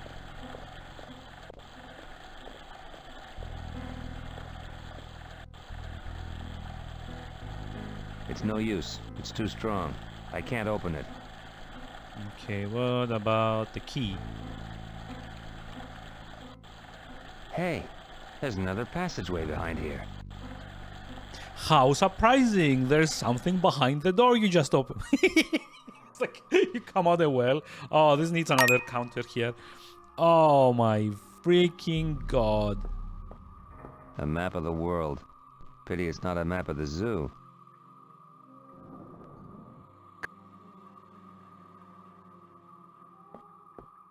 Religion? Strange subject matter for a zoo. There's literally a Sphinx replica in the zoo. What are you talking about? A section on birds, but not the type of birds I prefer to admire. Gross. A whole section on the Jurassic period. Of course. Jesus Christ. This is... Books on the evolution of plant life according to man. Strange that all the plants around here are plastic. I mean, if they weren't, they would have... Interesting. This section has books on Egyptology and Egyptian Whoa, gods. Egyptology. This might be handy. This looks very interesting. It's a book about ancient Egyptology and Egyptian gods in particular.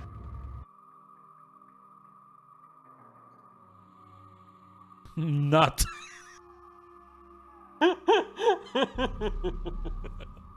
I mean, I assume this is probably pronounced nut, but... Nut. Horus, Bastet, Bes, Ra, Isis, Kadesh, Astarte, goddess of the sycamore, and Keprer. Now, I'm pretty sure... Seen in the act of leaning forward from the branches of a goddess of mercy. Now, again, I'm pretty sure this is gonna be for, like, cracking the code in the... at the This section Sphinx. is on snakes. I It hate was simpler back then. the section on architecture. I guess. More books on extinct animals such as... Let me check this. Your choice, buddy. Nah, leave. This was probably the cash desk. I can't see anything of interest. A reading light. I've Wait. taken the bulb. Why? This bulb is in working order. Yeah, okay, and how is it in working order? Very nice. I've always wanted one like that. Pity there's nothing of interest. I've always wanted one like that, but there's nothing of interest in it. How does that make any sense? It's no use. It's reinforced. Oh, god damn it. Am I gonna have to go like the long way around?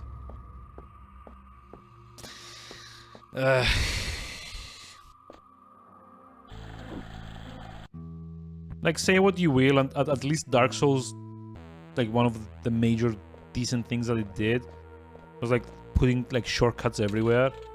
Also, I kind of like that it shows you using the item again without you having to activate it from the inventory. Like, the game at least respects you enough to remember that you've already solved this puzzle. So let me see, what was the code?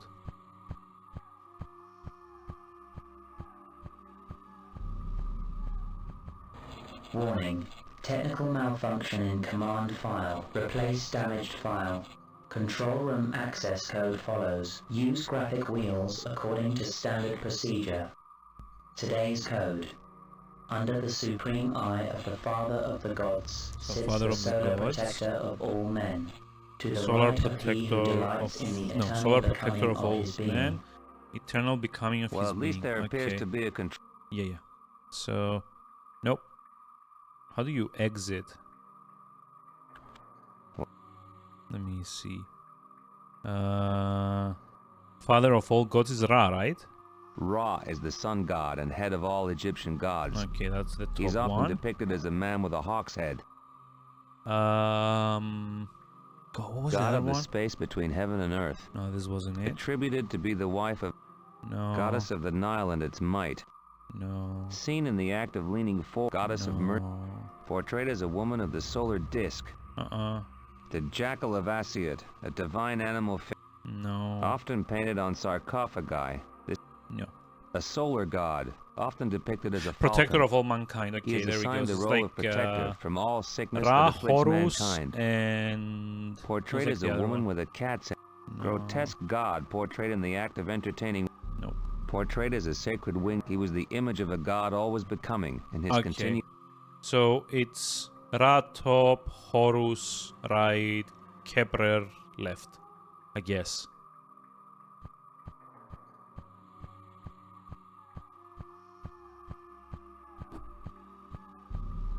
There are 3 wheels. Let's see. So Ra, Kepler, and what was Horus? Like this one, right? I think. The button must be. Did I get it? I got the combination correct. Hey! There's like a pistol in here. Why? Is this like for all the velociraptors? Is this like Jurassic Park or something? This is like a fucked up version of Jurassic Park. I don't need bet. it. A nice jacket, but I'm not on a fashion parade. Mm-hmm. A dismantled mechanical lion. Interesting biology lesson. Yeah, sure. I don't think I'm up to repairing it. Why would you even entertain that thought? To be honest.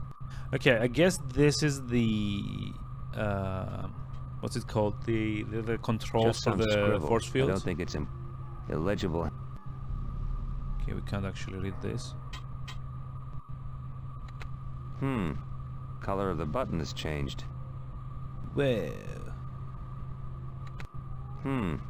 Color.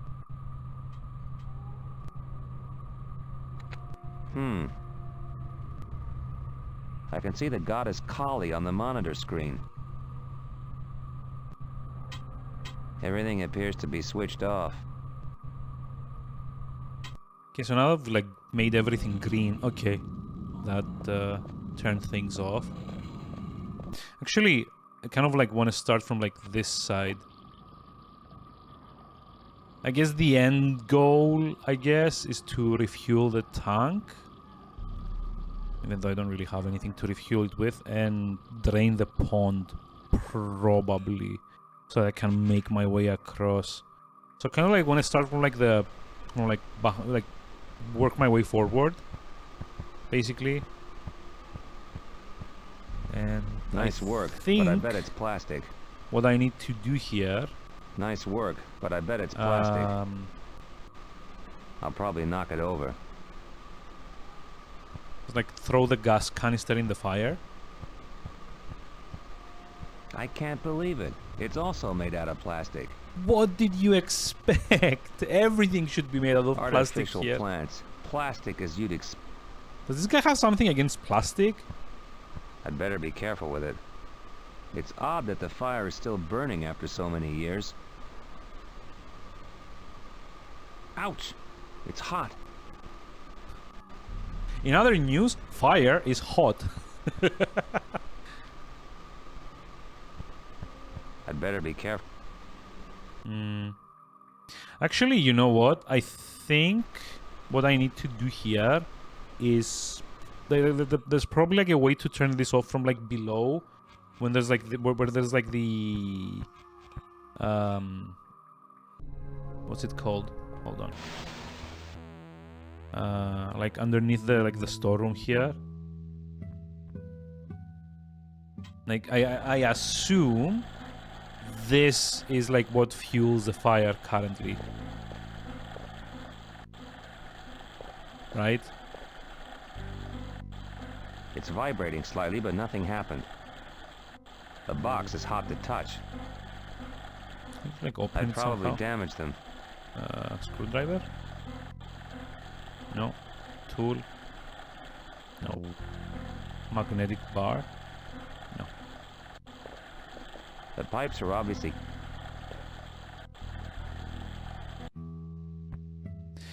I mean, oh, you know what? I'm probably meant to replace the bulb here so I can see what's going on. Let's see. Like this. And switch.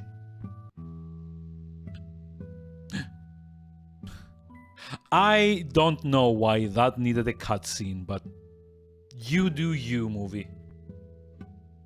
So I kind of assume turning this off would turn off the... I can't use it. Wait, what? Turn off the fire?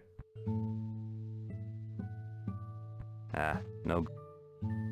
Like a three-way adapter. Such a weird thing to be finding here. There's nothing of interest in it. Fairly ordinary looking. Okay, it won't let me use it. Covered in rust. Nope. Looks like they were once full of paint. Nah, no use to me. Currently arguing with the GPT-3 bot that's going to be strangely trained. Do I want to ask what you're arguing about? But yeah, I'm pretty sure this would have like turned off the fire up here. Does 1 kilogram of steel have equal mass to 1 kilogram of feathers? Oof. I've actually been reading about like this particular question being like a very weird AI fail, basically, in like machine learning. They like especially like the mass ones, because of like popular misconceptions, they tend to be trained to answer like the wrong question, like to answer these specific questions wrong.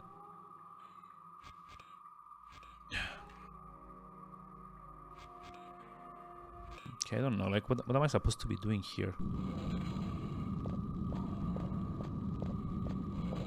What is the weight difference between a kilogram of steel and a kilogram of feathers? And what was the answer, out of curiosity? It's like a...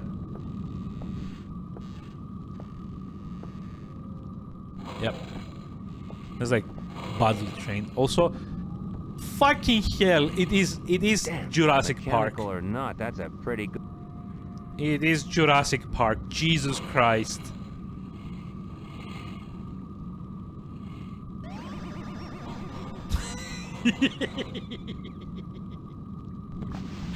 Okay, I wasted the critter, but I used all the charge in the gun. God, that was dumb. Dino Crisis.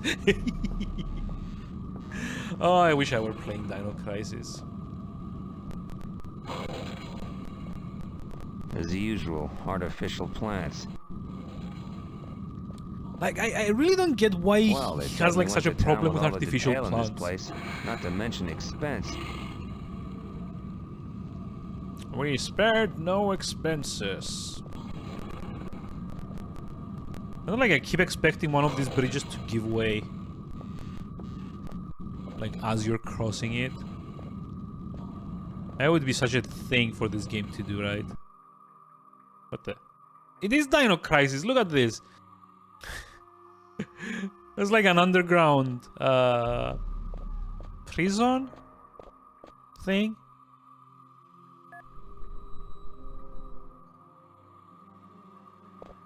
God. It's full of garbage. Peek through the garbage. Yay. Nothing of interest here. Like a flare. You can actually reenact like Jurassic Park's thingamajig. No use to bits of synthetic dinosaur skin. Very This convincing. must be where they made and repaired the exhibits. This looks like a mad scientist's cave. No joke.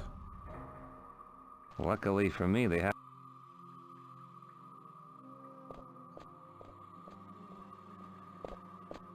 Wish you had a cave.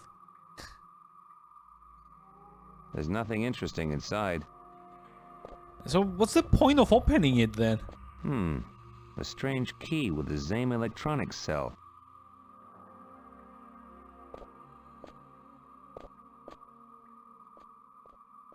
I have a Discord bot to fuck around with the GPT-3 stuff, but nobody wants to pay for it. Oh boy. A strange key with the same electronics cell.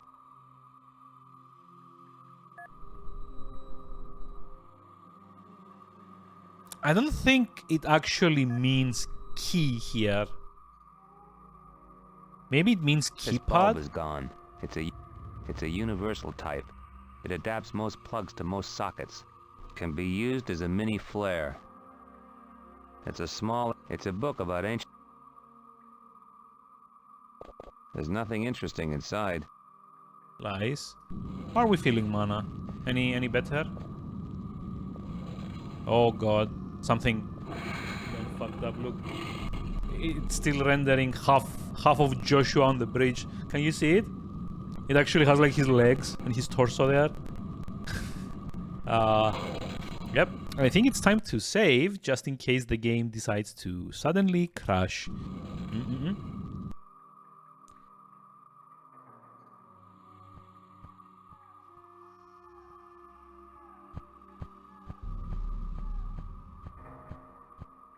Truly shame. This... Like, okay, I don't get why we had to lower the force field here. Also, this sign is terrifying. Never seen like a smiling tiger like that. I wonder what happened to all the animals.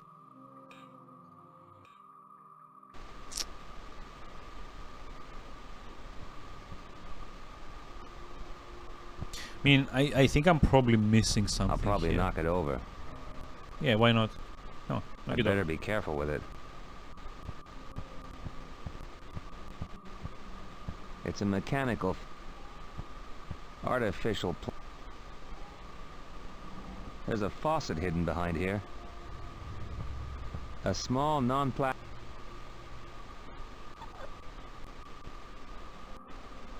Oh, there we go. Nothing apart from a nozzle and a fuel regulator. Okay, so I guess I put the cylinder I'd better in be careful here. with it. No? Nothing apart from a nozzle and a fuel regulator.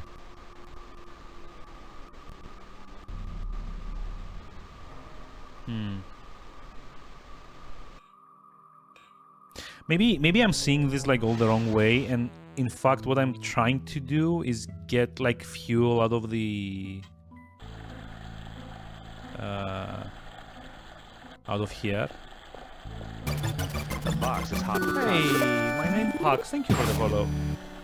The box is hot Like to a touch. weird follow. Fix the weight bug in truly the most hacky way possible. pipes- Such as? I'm actually curious to see how that like fixed. Told the bot there has been a recent breakthrough that makes equal weight equal. Sounds like there's liquid running through the pipes. No. Sounds like there's liquid running through the... Just like break the pipe? No?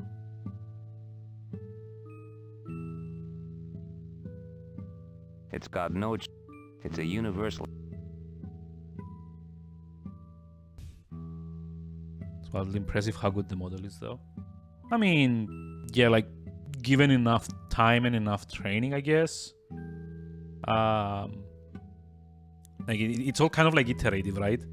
Like, what you would, like, have to train, like, 5 years ago, and the device is being optimized. What the fuck? But yeah, like, the way I understand this thing working is, like, given enough time and training, it will eventually kind of, you know, it's like exponentially improving over time because it's building up on, you know, previous knowledge, basically. I'm pretty sure I have to do something with the pipes here. I kind of like want to check it out on the phone, but I still also maybe want to, you know, have another, like, try at it. I'd probably damage them. Skynet. Yeah, I mean, the training is, again, but it's kind of like it iterates upon what it knows, right? So you start like at like the bottom rank at, like, you know, very inaccurate, very kind of like loose interpretation of things, and then it kind of like builds itself when in doubt shoot that pipe. I mean, I would, but it's supposedly got no out of charge. It's unusable. Sadly. It's unusable. I mean, there's probably like a way to charge it though, right? Can I just like do it here? Imagine. But how are we doing today? How's it going? But yeah, like you get like from like low level, very vague understanding of concepts and stuff, and then it kind of like builds on those, and eventually you get to the point where like it kind of like, I don't know. It's just hard to. If Alan isn't the answer, you're trying hard enough. I mean, yeah. I mean, again, I've not really worked on any of that for like decades now, unfortunately. Like at the time I was in university, like the whole kind of like AI thing was basically like 2 weeks worth of seminars on, oh, we can teach this to output certain messages when you have certain like external stimuli to it, but that's about it. And now you basically have what's called like fuzzy logic. You can have it answer very abstract questions in like a pretty precise manner. And yeah, this would have been sci-fi 5 years ago. Also, I'm checking out what I need to do because I can't really be bothered anymore.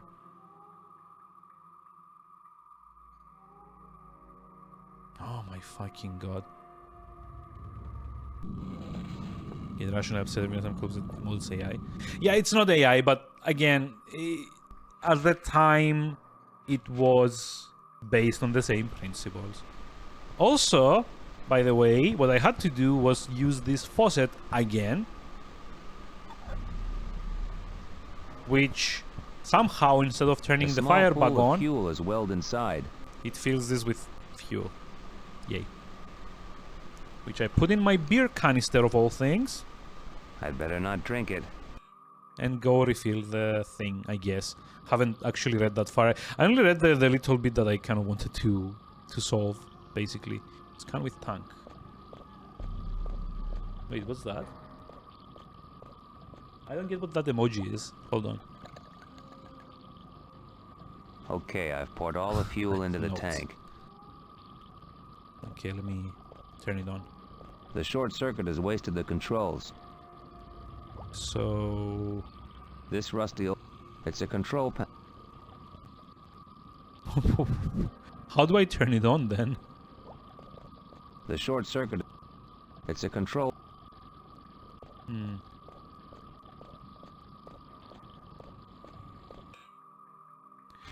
I wonder if maybe you can turn it on from here? This monitor is not working.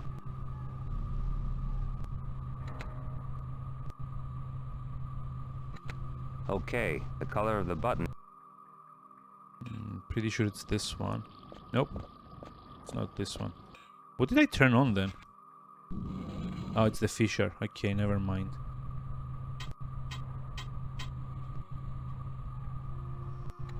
The Sphinx is on the... I can see the goddess Kali on the mon... It all seems switched. The color of the...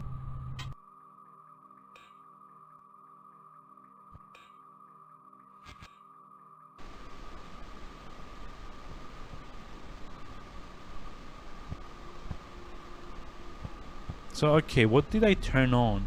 Nah. I'd better be careful. Because I turned on like a force field or something, but I'm not sure exactly what it was.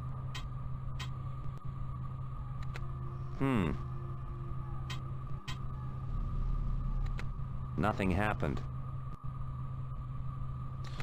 Nothing Oh happened. boy. God, I'm gonna have to look it up again, aren't I? Because yeah, like, I guess the objective is to just like fuel this up and turn it on, but since the panel is broken, I can't actually turn it on. Unless, It's a control panel for the I don't machine. Large cans. I bet these can be used. It's a flare. It can be used as a mini flare. It's a universe. This bulb is gone. It's a book about it. The bar is now magnetized. The bar is now... You can't find the free climax. I'll have No! to be- Shut up. For shame. I've poured some fuel inside. Yay. Just like blow it up. It's a control panel. The short circuit has wasted the controls. It's a control... Okay, so now, like, I'm very curious to see what we need to do here.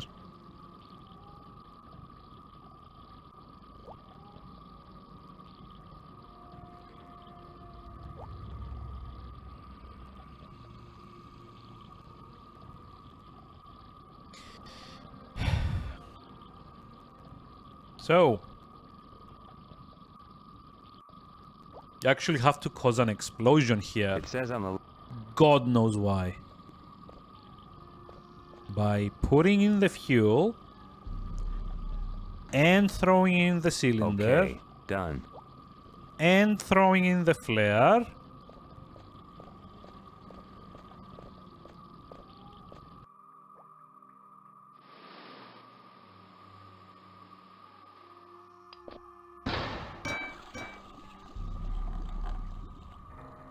And also, what happens if you miss?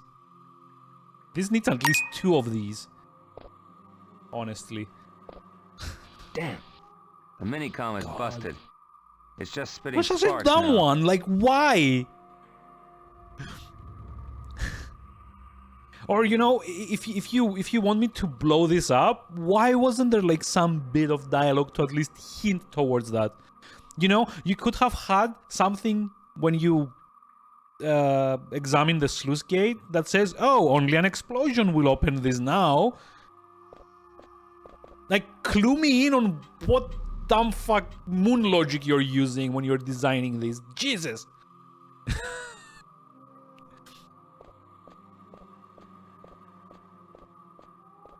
So, did we kill the kid? He had a remote control on him. I'll take that. He's out cold. Nothing serious. He's out cold, nothing serious. He's been out for like half an hour already. I'd call that serious. Like, you literally electrocuted the He'll dude. soon recover. He missed the worst of it. It's a Zame Electronics gadget. It's full of electrical components. Wait, Zame? Oh, wait. I know what... I know where this is going.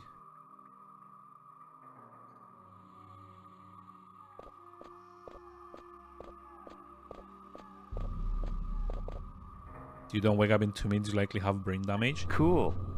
I'm not exactly sure on it, but half an hour seems like way too long for someone to be passed out cold from being electrocuted, no less. Jesus Christ.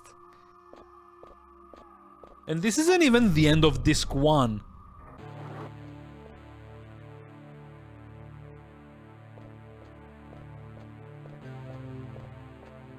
This must be the controls for those large mechanical pincers. Fuck it, let's use them for no reason. Wonderful, but they're of no use to me right now. Okay.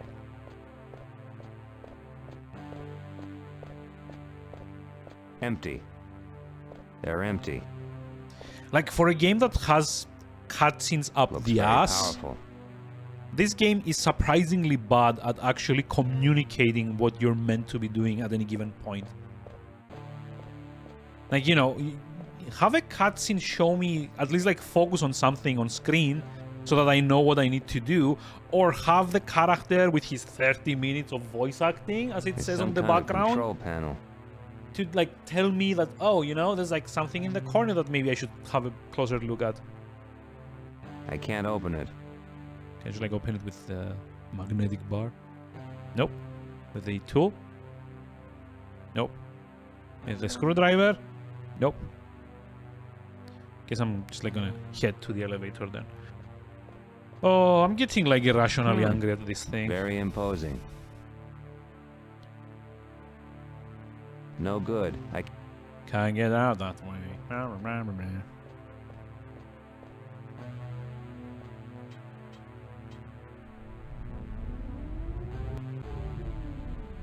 It's like unbelievable I've been live for like almost 4 hours and still doesn't feel like I've done much in the way of progress. Push buttons. I think it's the controls for the trapdoor. Bloop. Let me guess, this is the rebel base or something. No point. Damn. Or not. It's automatic. It's closed again. Damn. It's a trap. Pause, faucet, window, building. The lock on the trap door. It looks just about bomb-proof.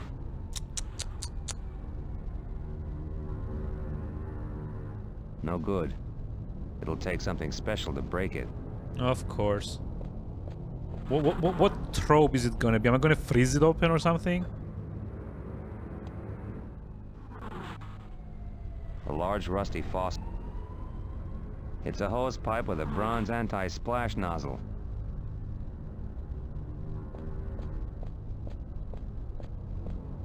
The pipe may have a use.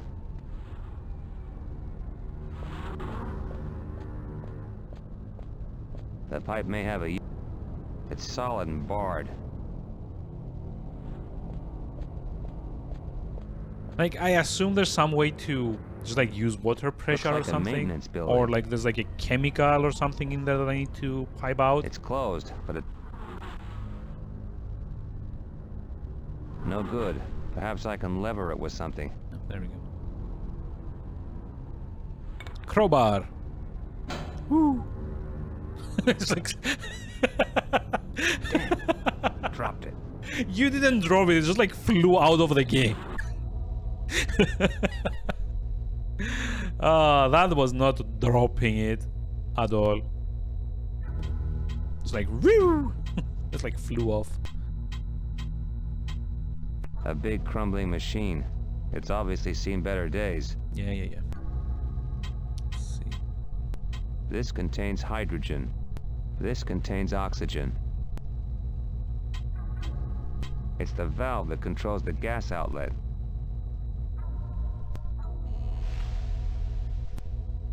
The gas is off. Why did the gauge move towards the full part then if it Now the gas is off.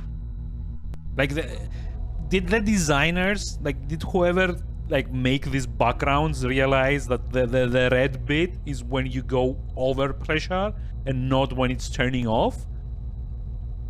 Why does this annoy me so much? A faucet used to regulate and mix the gases. God, why did they make it like this? I'm like very annoyed. Is there like a way to unlock these or something? Piping. The window is barred. Shame they didn't pay more attention to security on the door. No idea. Me neither, honestly. Operating temperatures and generators.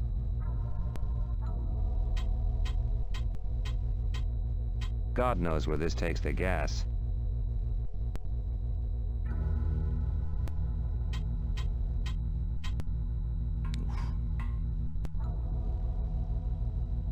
Okay, so pliers with... I'd probably damage them. No. Pliers with... piping? Oh, pipe. There's like a pipe here. Hold on. Aha! Vandalism. Still vandalism. Okay, done it. Now what? Okay, I can bend and twist the pipe. The pipe is not... Okay. So I guess we do it like this.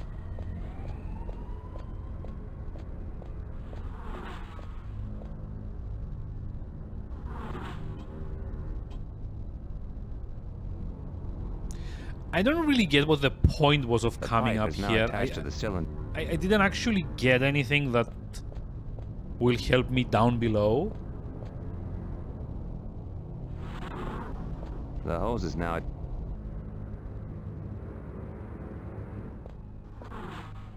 Okay.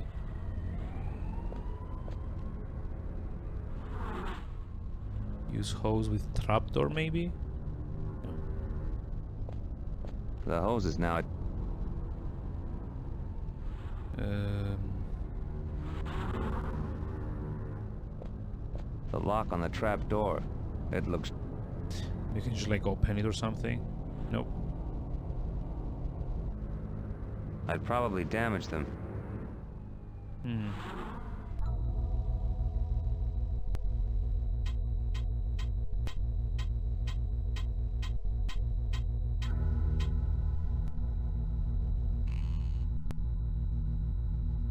Gas is coming out.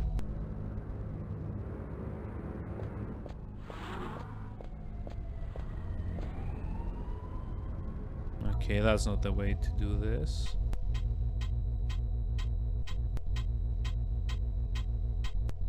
It's a meter showing how much gas is in the cylinders. They look almost empty.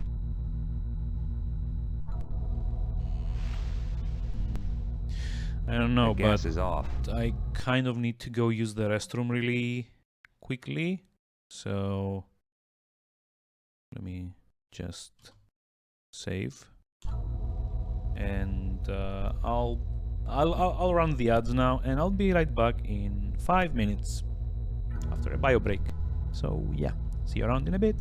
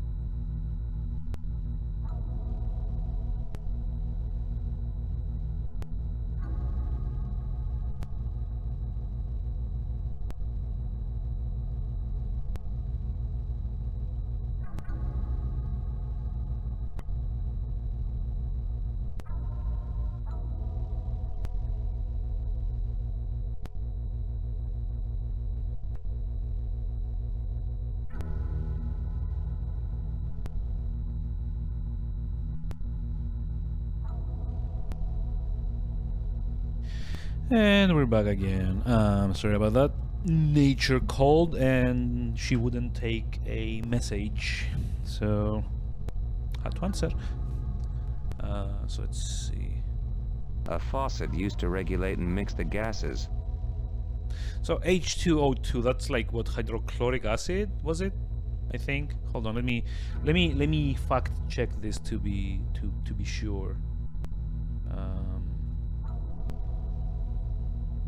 Let's see, new window. H2O2. Hydrogen peroxide. It's a chemical compound, very pale blue liquid, slightly more viscous than water. It's used as an oxidizer, bleaching agent, and antiseptic. Concentrations for industrial use. Okay. It's the valve that... Guess we have to turn it on. Gas is coming out.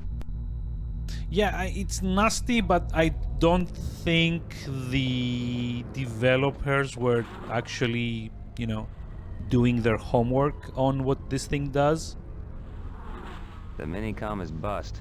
It got damaged Can when I use an blew the explosive. dam up. It's just giving off sparks now. You know what? I think I know what I need to do.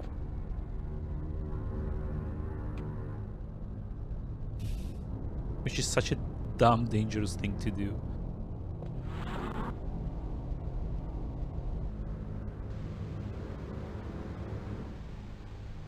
Also, you would not be waving this in your face. What the? That's not how blowtorches work, damn it! Damn it! That Yeah. damn alarm again!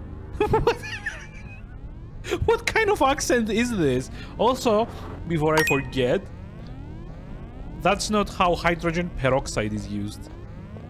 I thought Morgan had fixed it. What? So Hey. what's the matter with the freaking thing? Okay, gotcha. Seems fine now. Morgan had better not be fiddling with me. This is like all Interesting. different kinds There's of a secret bullshit. passageway in the warehouse. So, I guess like the whole point of me having to go up here is to see that there's like a secret passage down there. Wow. Oh, these puzzles. And I also love that no one noticed that this door was open when they were coming back. Hey, I got a match. Never know when someone might need a light. Seriously, that's not how like a blowtorch would have been created. Like, why have like the gas elements on there? So like people with basic, you know, understanding of how elements work. I found a set of telescopic pincers. It looks like there's something else in here. What's in there? Back scratcher? Cool. A hologram projector. It's a Of hologram course. projector.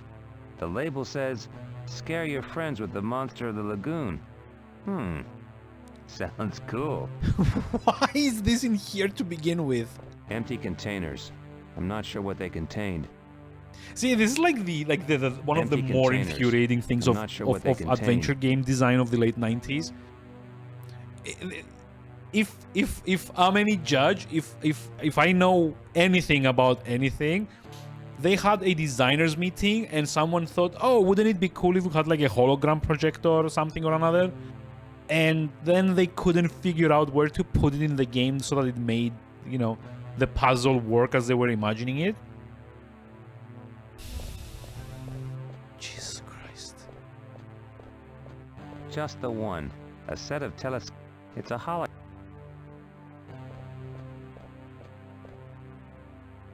So yeah, this is like a random hologram thingy thrown in with like, you know, a box of tools. The workman forgot to close it. Oh. It's the switch for the alarm system. Okay, I assume what I'm meant to be doing. I'd better not touch it. Contains the It's no use. Hold on. First of all, like, I think I'm meant to be screwing it out. So I think what I'm meant to be doing is shocking the guy. If I remove it, the alarm might go off.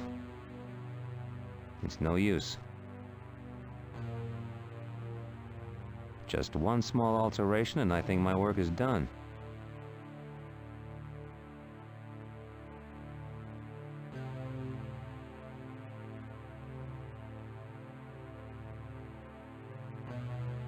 This can't possibly be how Better it not. is. I can't I'd better not. This wire was previously connected to the earth. This is the earthing point for the chassis. It's no use.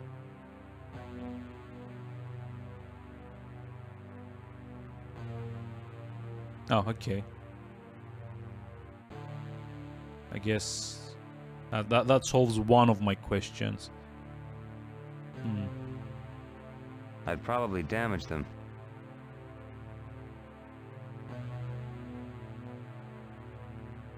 Just one small... This wire. Just one small... I can't risk removing it. Oh, you know what? There. By flicking the switch, an electrical current will go to the panel.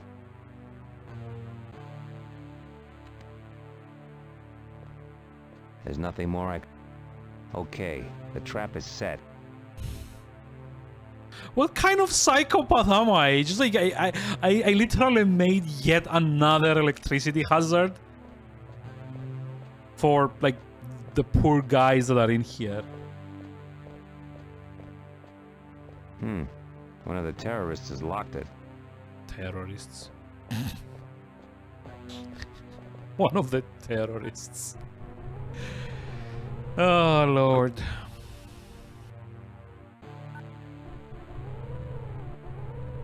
Great. Pity they have no... Okay, so how do I draw them out then? Like I can't actually turn on the alarm, right?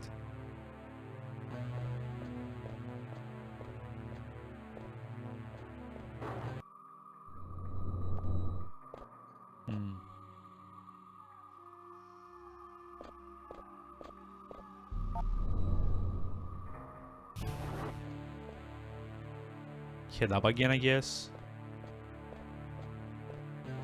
I don't really get like what...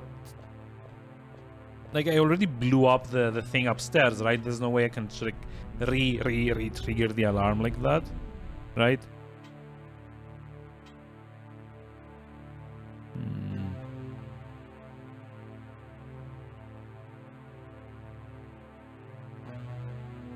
Okay. Some kind of fire detection sensor. How do we do this? Like it's like the match with something.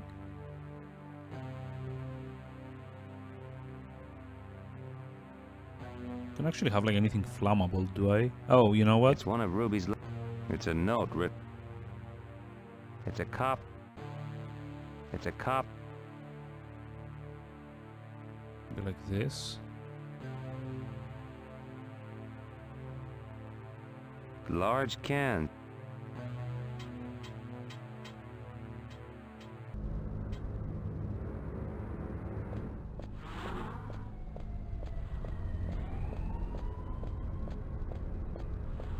The hose serves no other use.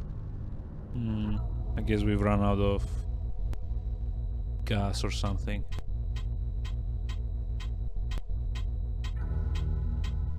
There's no gas left. Yep. So I'm pretty sure you're meant to somehow put fire close to the sensor so that the alarm starts like going off again. But I don't actually have anything that's flammable, like aside from like all the papers the game won't let me burn.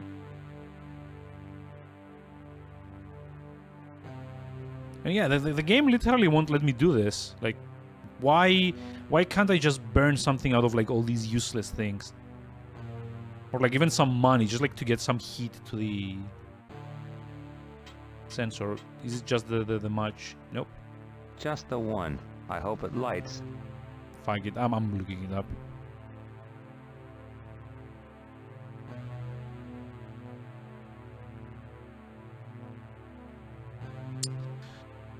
Oh, fucking hell.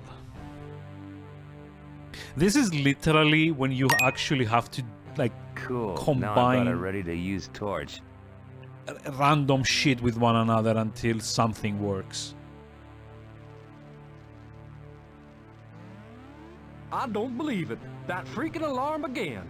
You gotta admit, Jules, your security system is your greatest triumph. Quit the Christ. wisecracks, Morgan. I'm not in the mood. All games are the best. Your stupid games are beginning to I tire mean, me. newer adventure I games know also you're do this. doing. Another of your pathetic jokes. So go and switch it off. Look, it's not me. Now, whatever. But as soon as I've turned it off, I'm going down to the zoo. I'd rather spend some time with Dave. At least he hasn't got a stupid chip on his shoulder. Jesus Christ. Also, this is like so dumb. Like, this is like an Italian's idea of what an American sounds like. And then we kill the dude.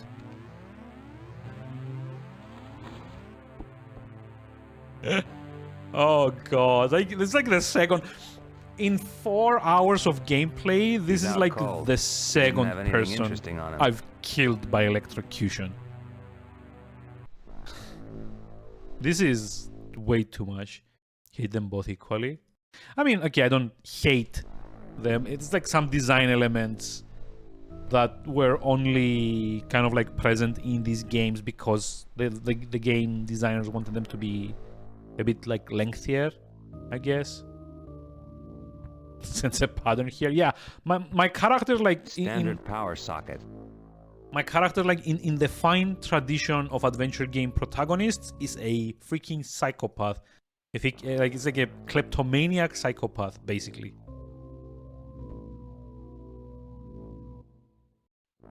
Now I just have to switch it on. Oh, The instruction says that this is a yeah. horror.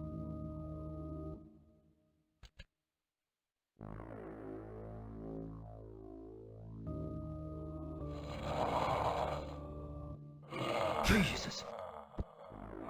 What's happening? What? What? Not another of that wise-ass Morgan's jokes. I've had it. I'll disconnect the projector and go and teach that geek a lesson. I hope no one's listening while I'm doing this and know that I'm gonna be out of the way. We are in a B movie? No. This is like a Z tier movie at this point. B movie was at the start. Well, a laser gun and a small key. B movie was at the start when this was sort of, kind of, maybe a bit like Blade Runner, but not exactly. Now it's Z tier movie. Closed. Jesus. Nah, that wouldn't work. But a key wouldn't work on the panel? I can't open it. It's a little pump key. What's a pump key? And of course, shoot it off. See, like for those of you that It's wanted some sort of violence, sophisticated device for controlling the security system. It's no good. I need to insert a security card. which of course the guards didn't have.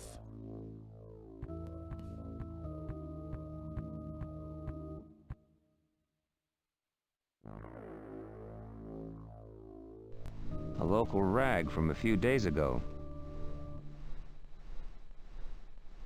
Nah, seems to be running some sort of programming software. Whoa. So these terrorists are like what? It seems quite rogue comfortable. programmers? There's nothing hidden behind it. It must form some part of the security system, although it hasn't been very effective.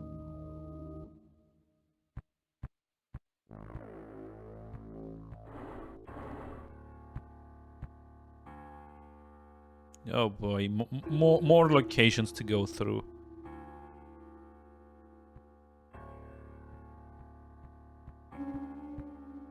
It's a small drawer. It's locked. Yeah, I guess this is where you use this. Click. There's a card in it, I guess. Probably. Now I have a security card. Yep. The drawer is... There's an email open on the screen. It's from a few days ago. The computer is still on. There's an open email on the screen. You literally just said. It's a report by some Marcus Sanders concerning a guy called Vizel Moreau.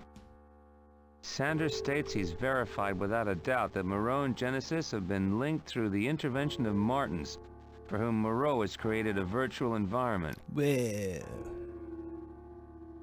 I don't even know what's Marcus going on also anymore. states that he's discovered that Moreau's built his own hideout in a private virtual environment which looks like a dark, grotesque horror amusement park.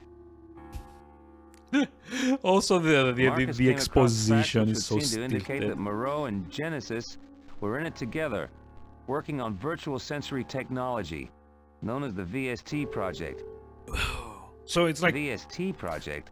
Never heard of it. It's basically like the Oculus Rift or something. Marcus maintains that the project in question is the work of Moreau, who had to turn to Genesis to fund the project or else cease his experiments. It appears that Marcus lost track of Moreau, who hasn't been found for weeks. So it's like basically Marcus is evil convinced that it's VR? imperative to shed light on Martins' involvement in all this, and in finding Martins is his guess that Moreau would be nearby. But just how the hell does Hugh figure in all this? There's been no talk about this Moreau guy or any VST project. I wonder if Hugh's been straight with me. Oh, here comes the double cross. Who saw this coming?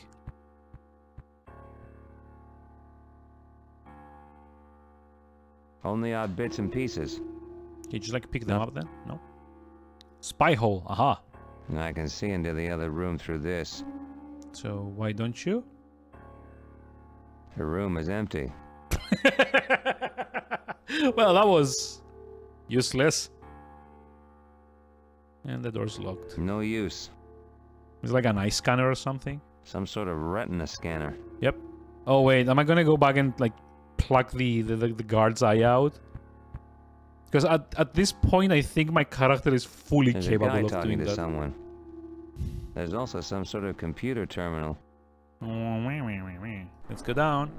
So we get the key card and put it here. This is... Oh, wait, what? It's a security... It's a panel of LEDs that reveal the state of the security system. So how do we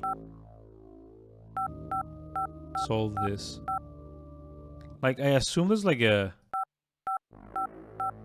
the correct order to do this?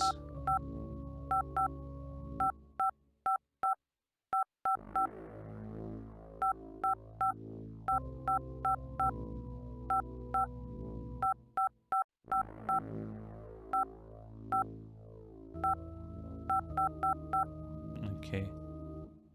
So, safe to say there's probably like a... How do you exit?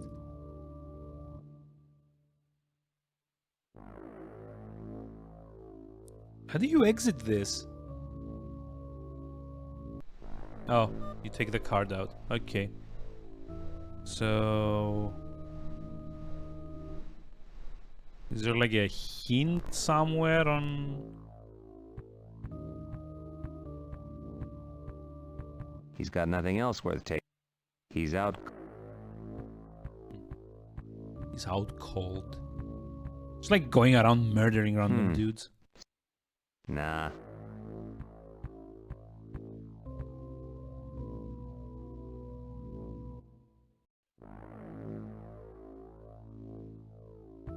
Maybe there's like a hint or something upstairs.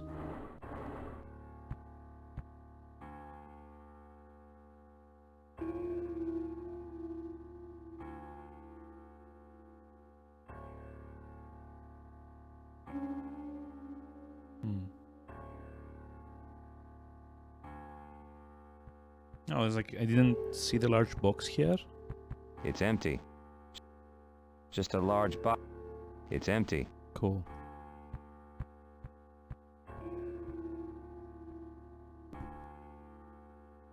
The room is empty.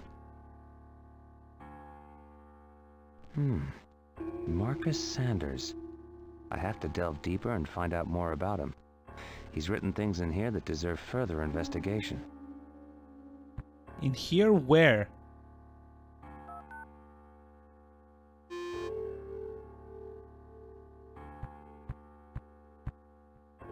Like literally the only thing I could interact with that... There's an email open. Where did he write things in here that I'm not seeing? Strange place to... A piece of paper with some odd stuff on it. It's the sheet that I found behind... Oh, wait. 1, 2, 3, 4, 5, 6, 7. Oh, this is a code. So how do we... There's like 7 of these here too, right? It's no good. I need to... Hold on. 1, 2, 3, 4, 5, 6, 7. Okay, so basically, time to head home and cook you some lunch. Enjoy. Have a nice rest of the day. So I think what you're meant to be doing here is following the order in like darkest to lighter, maybe. So it's like 6, 4, 3, 6, 4, 3, 7, 2, 5, 1. I like need to write this down. Hold on. The modern wonders of smartphones, you get to like take a picture of the clue, so you don't have to bother with like all the extraneous shit and like writing down clues and stuff. So let's see, darkest to lighter is like... It's one of the security... Yeah.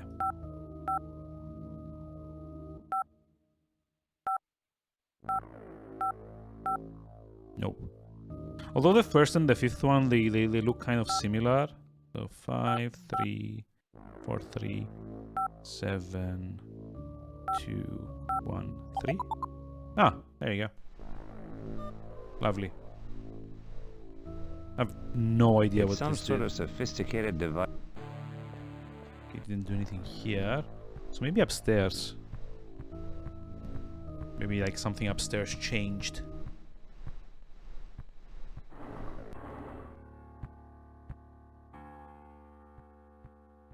I guess the scanners got disabled. Yep. Cool.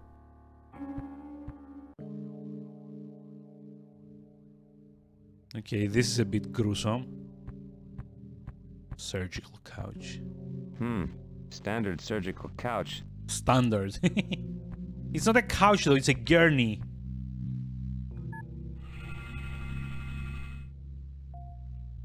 Jesus, Ruby. Gunned down like street filth. Hugh was right to think he'd been taken out.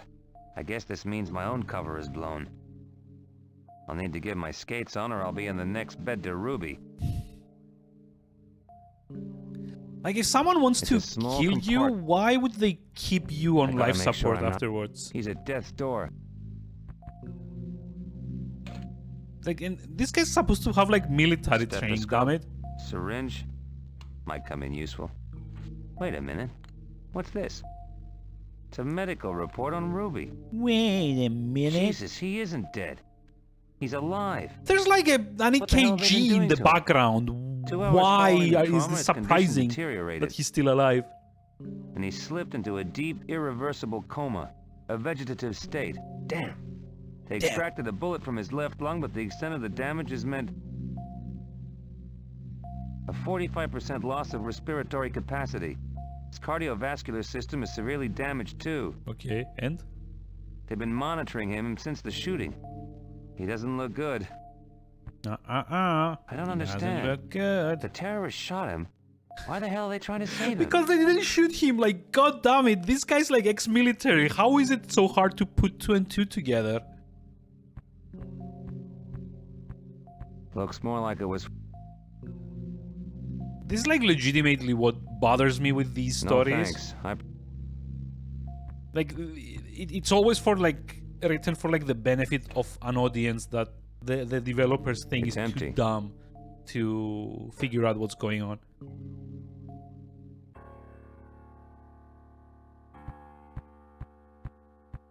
So annoyed at the moment. There's a guy talking to someone. There's also some sort of computer terminal. Can you just like go in? I can't risk it. Besides, there's someone in the room beyond. Solid. Probably. So this bit I actually remember from back when I played this game again. You're meant to listen in with the stethoscope, as if that's how they work. You're wrong, Eva. Everything's going to the dogs.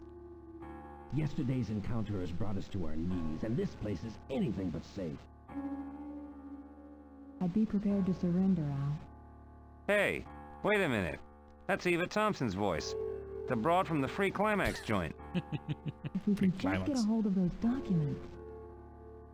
I'd like to know how Martin's henchmen managed to find us. Forget that now. We must continue on from where Sanders left off. Looking for something in that damned cyber park. Our numbers are diminishing, and after what happened to Sanders, no one's keen to volunteer to go in there. Yeah. If only that guy who contacted you at the club hadn't disappeared. You should have tried to persuade him to help us out. That's me. Couldn't work out what his purpose was. He was quite vague. Besides, I only spoke to him for a few minutes. When he left the club, I called the bouncer and asked him to shadow him. But he'd already disappeared. Good. They're looking for me. My cover's still intact. And someone's It behind me. almost seems as though they're the victims, not the cause. Hugh also neglected to tell me about this or any attack on the terrorist base.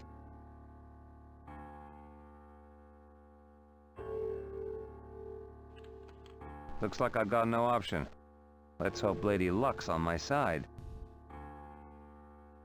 Hey, This is like hold it so right there. rushed. Twitching your dead meat, punk. Al, relax. Put Animations. the gun down. It's the guy from my club, the one I told you Oh about. Hey, no. easy. I hope I haven't interrupted anything. How'd you find us? And how did you get in? Jules and Morgan should have stopped you. Oh, they're kind of like dead. I mean, Let's just say shocked. they became genuinely alarmed, and besides, I didn't know you'd be here. What are you doing here? Eva told me all about you. Perhaps what Eva didn't tell you is that I'm looking for an old friend. But from what I've just seen, it seems I've arrived a little late. I'm sorry about Simon, Joshua, but he wasn't the only one. Stow the apologies, Eva. I want to know what our friend's intentions are.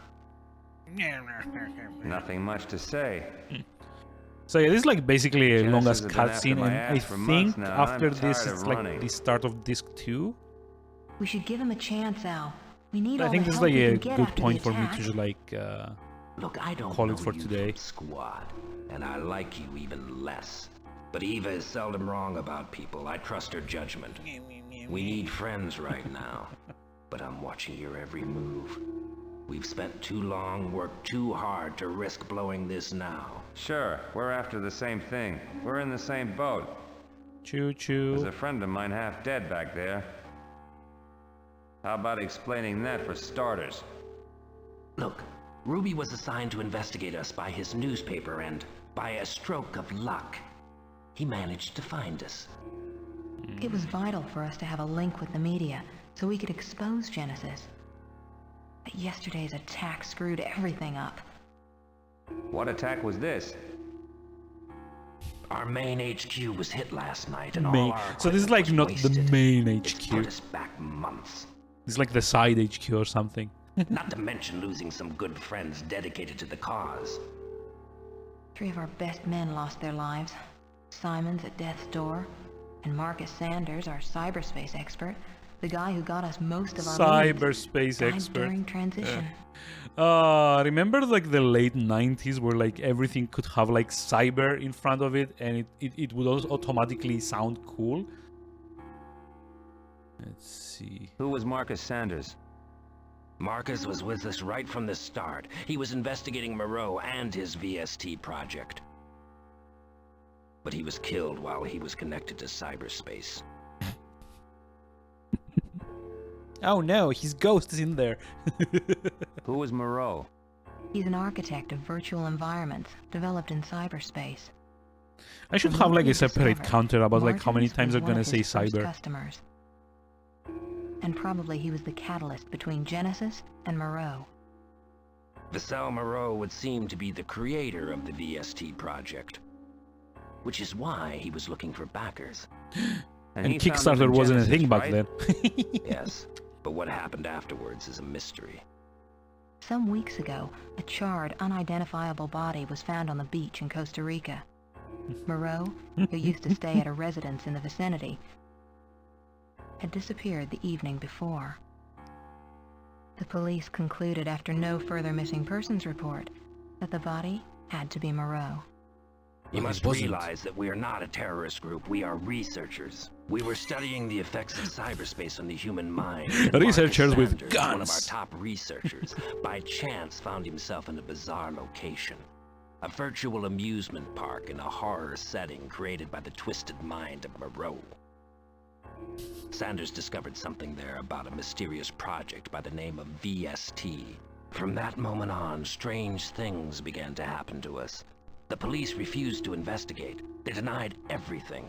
So we decided to begin defending ourselves. And we founded our This little guy sounds like the organization to least likely investigate person to be a researcher.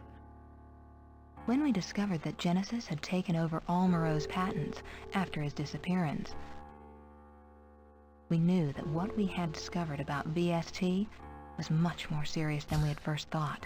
And so were our mysterious attackers.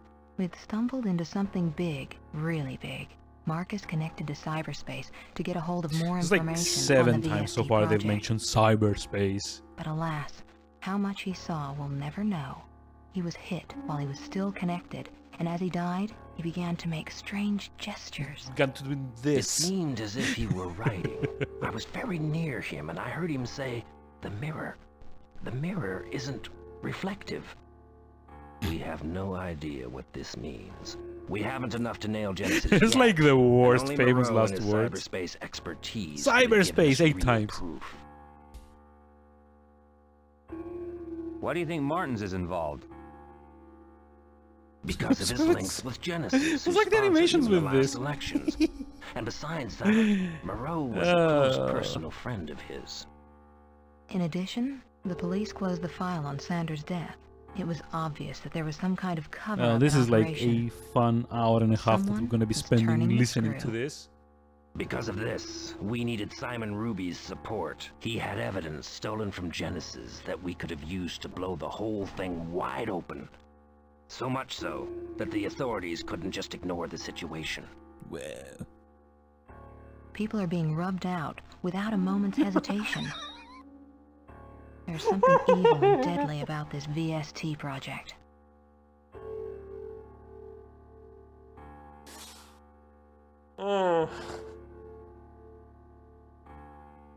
the correct term is snuffed out. Rubbing rubbing out is like a totally different thing.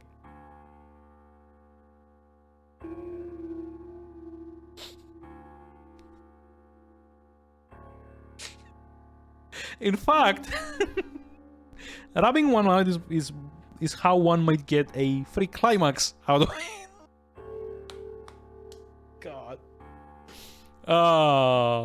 I need to double check this, but I'm pretty sure rubbing out is like a euphemism from masturbation.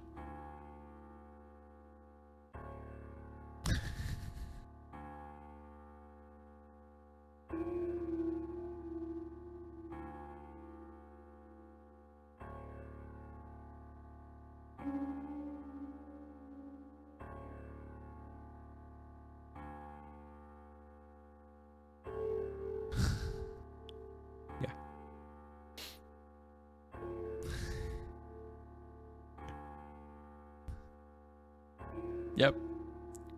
It's in the Wiktionary. I'm not gonna read it because it's... Oof. But yeah, rubbing someone out is not only just like making them disappear. It's God. Oh, the translation in this. Have any of you visited Moreau's amusement park? No, only Sanders had that particular pleasure. It's hilarious. What mirror was Sanders talking about? We don't know. But he was visiting that absurd virtual horror park. Any clue who attacked you yesterday? Am I getting closer to like the results finishing this part? Ruby was with us when they burst in, and he took a bullet that was meant for me. Aww. Poor we fled guy. in order to salvage what we could. We thought Ruby might make it, so we brought him here. A medical friend of ours tried to save him, but his condition is worsening. You need to save him by going into cyberspace. If your main base was destroyed, where are we now? This is Morgan's warehouse. We only use it in case of emergency. Which is a relief. I hate the place. Damn, if they're telling the truth, damn, you owe me like, one hell of an explanation. But why does he always say damn in like the same tone of your voice? position is clear. What now? We must follow the trail that Sanders left. We have no option but to reconnect 9 with times cyberspace cyber. We were hoping that you'd be prepared to lend us a hand, Mr. Reeve. Hey, I need answers myself. Where do I start? I just gotta get Martin's angle on this story. Jesus, I can't believe Hugh has lied to me. That was sudden. Come this way, Mr. Reeve. It's your turn now. Like, okay, I get it that this is how these stories go. There's like some guy that's supposed to be, you know, your higher up or your friend or something that ends up being like a double cross. But Joshua here just goes with it. Like, pop, like, okay, now, like, Hugh Martins is evil. This is incredible. Okay, yeah, this is the second part of the game. So I'm just gonna give it a save here. Usually what you'd get here would be the loading screen thing. And you'd have to like put in the second disc. Thankfully, the Scum VM version that I'm using doesn't quite require that. Thankfully. But yeah, I think this is it for today because I kind of need to go get myself some lunch. Tomorrow's stream is gonna be an evening stream because I have things I need to do in the morning. But hopefully we're gonna get around to finishing the game, I hope. And then we can move on to Joe Dever's Lone Wolf on Thursday and hopefully call this challenge, a success, like with last year. So for next week's streams, if I manage to finish these on time, I'm probably gonna be seeing into like maybe playing like some Elden Ring, which I actually did go get during a sale like a week ago. But anyway, for now it's gonna be another stream tomorrow of this. Or maybe, I don't know, maybe I can try like streaming this tonight and finishing it. I really don't know if there's gonna be like a second stream today. We'll see. But for now, let's see if there's anyone live to go say hi to. There's like Alex, I guess. Yeah, we can go say hi to Alex.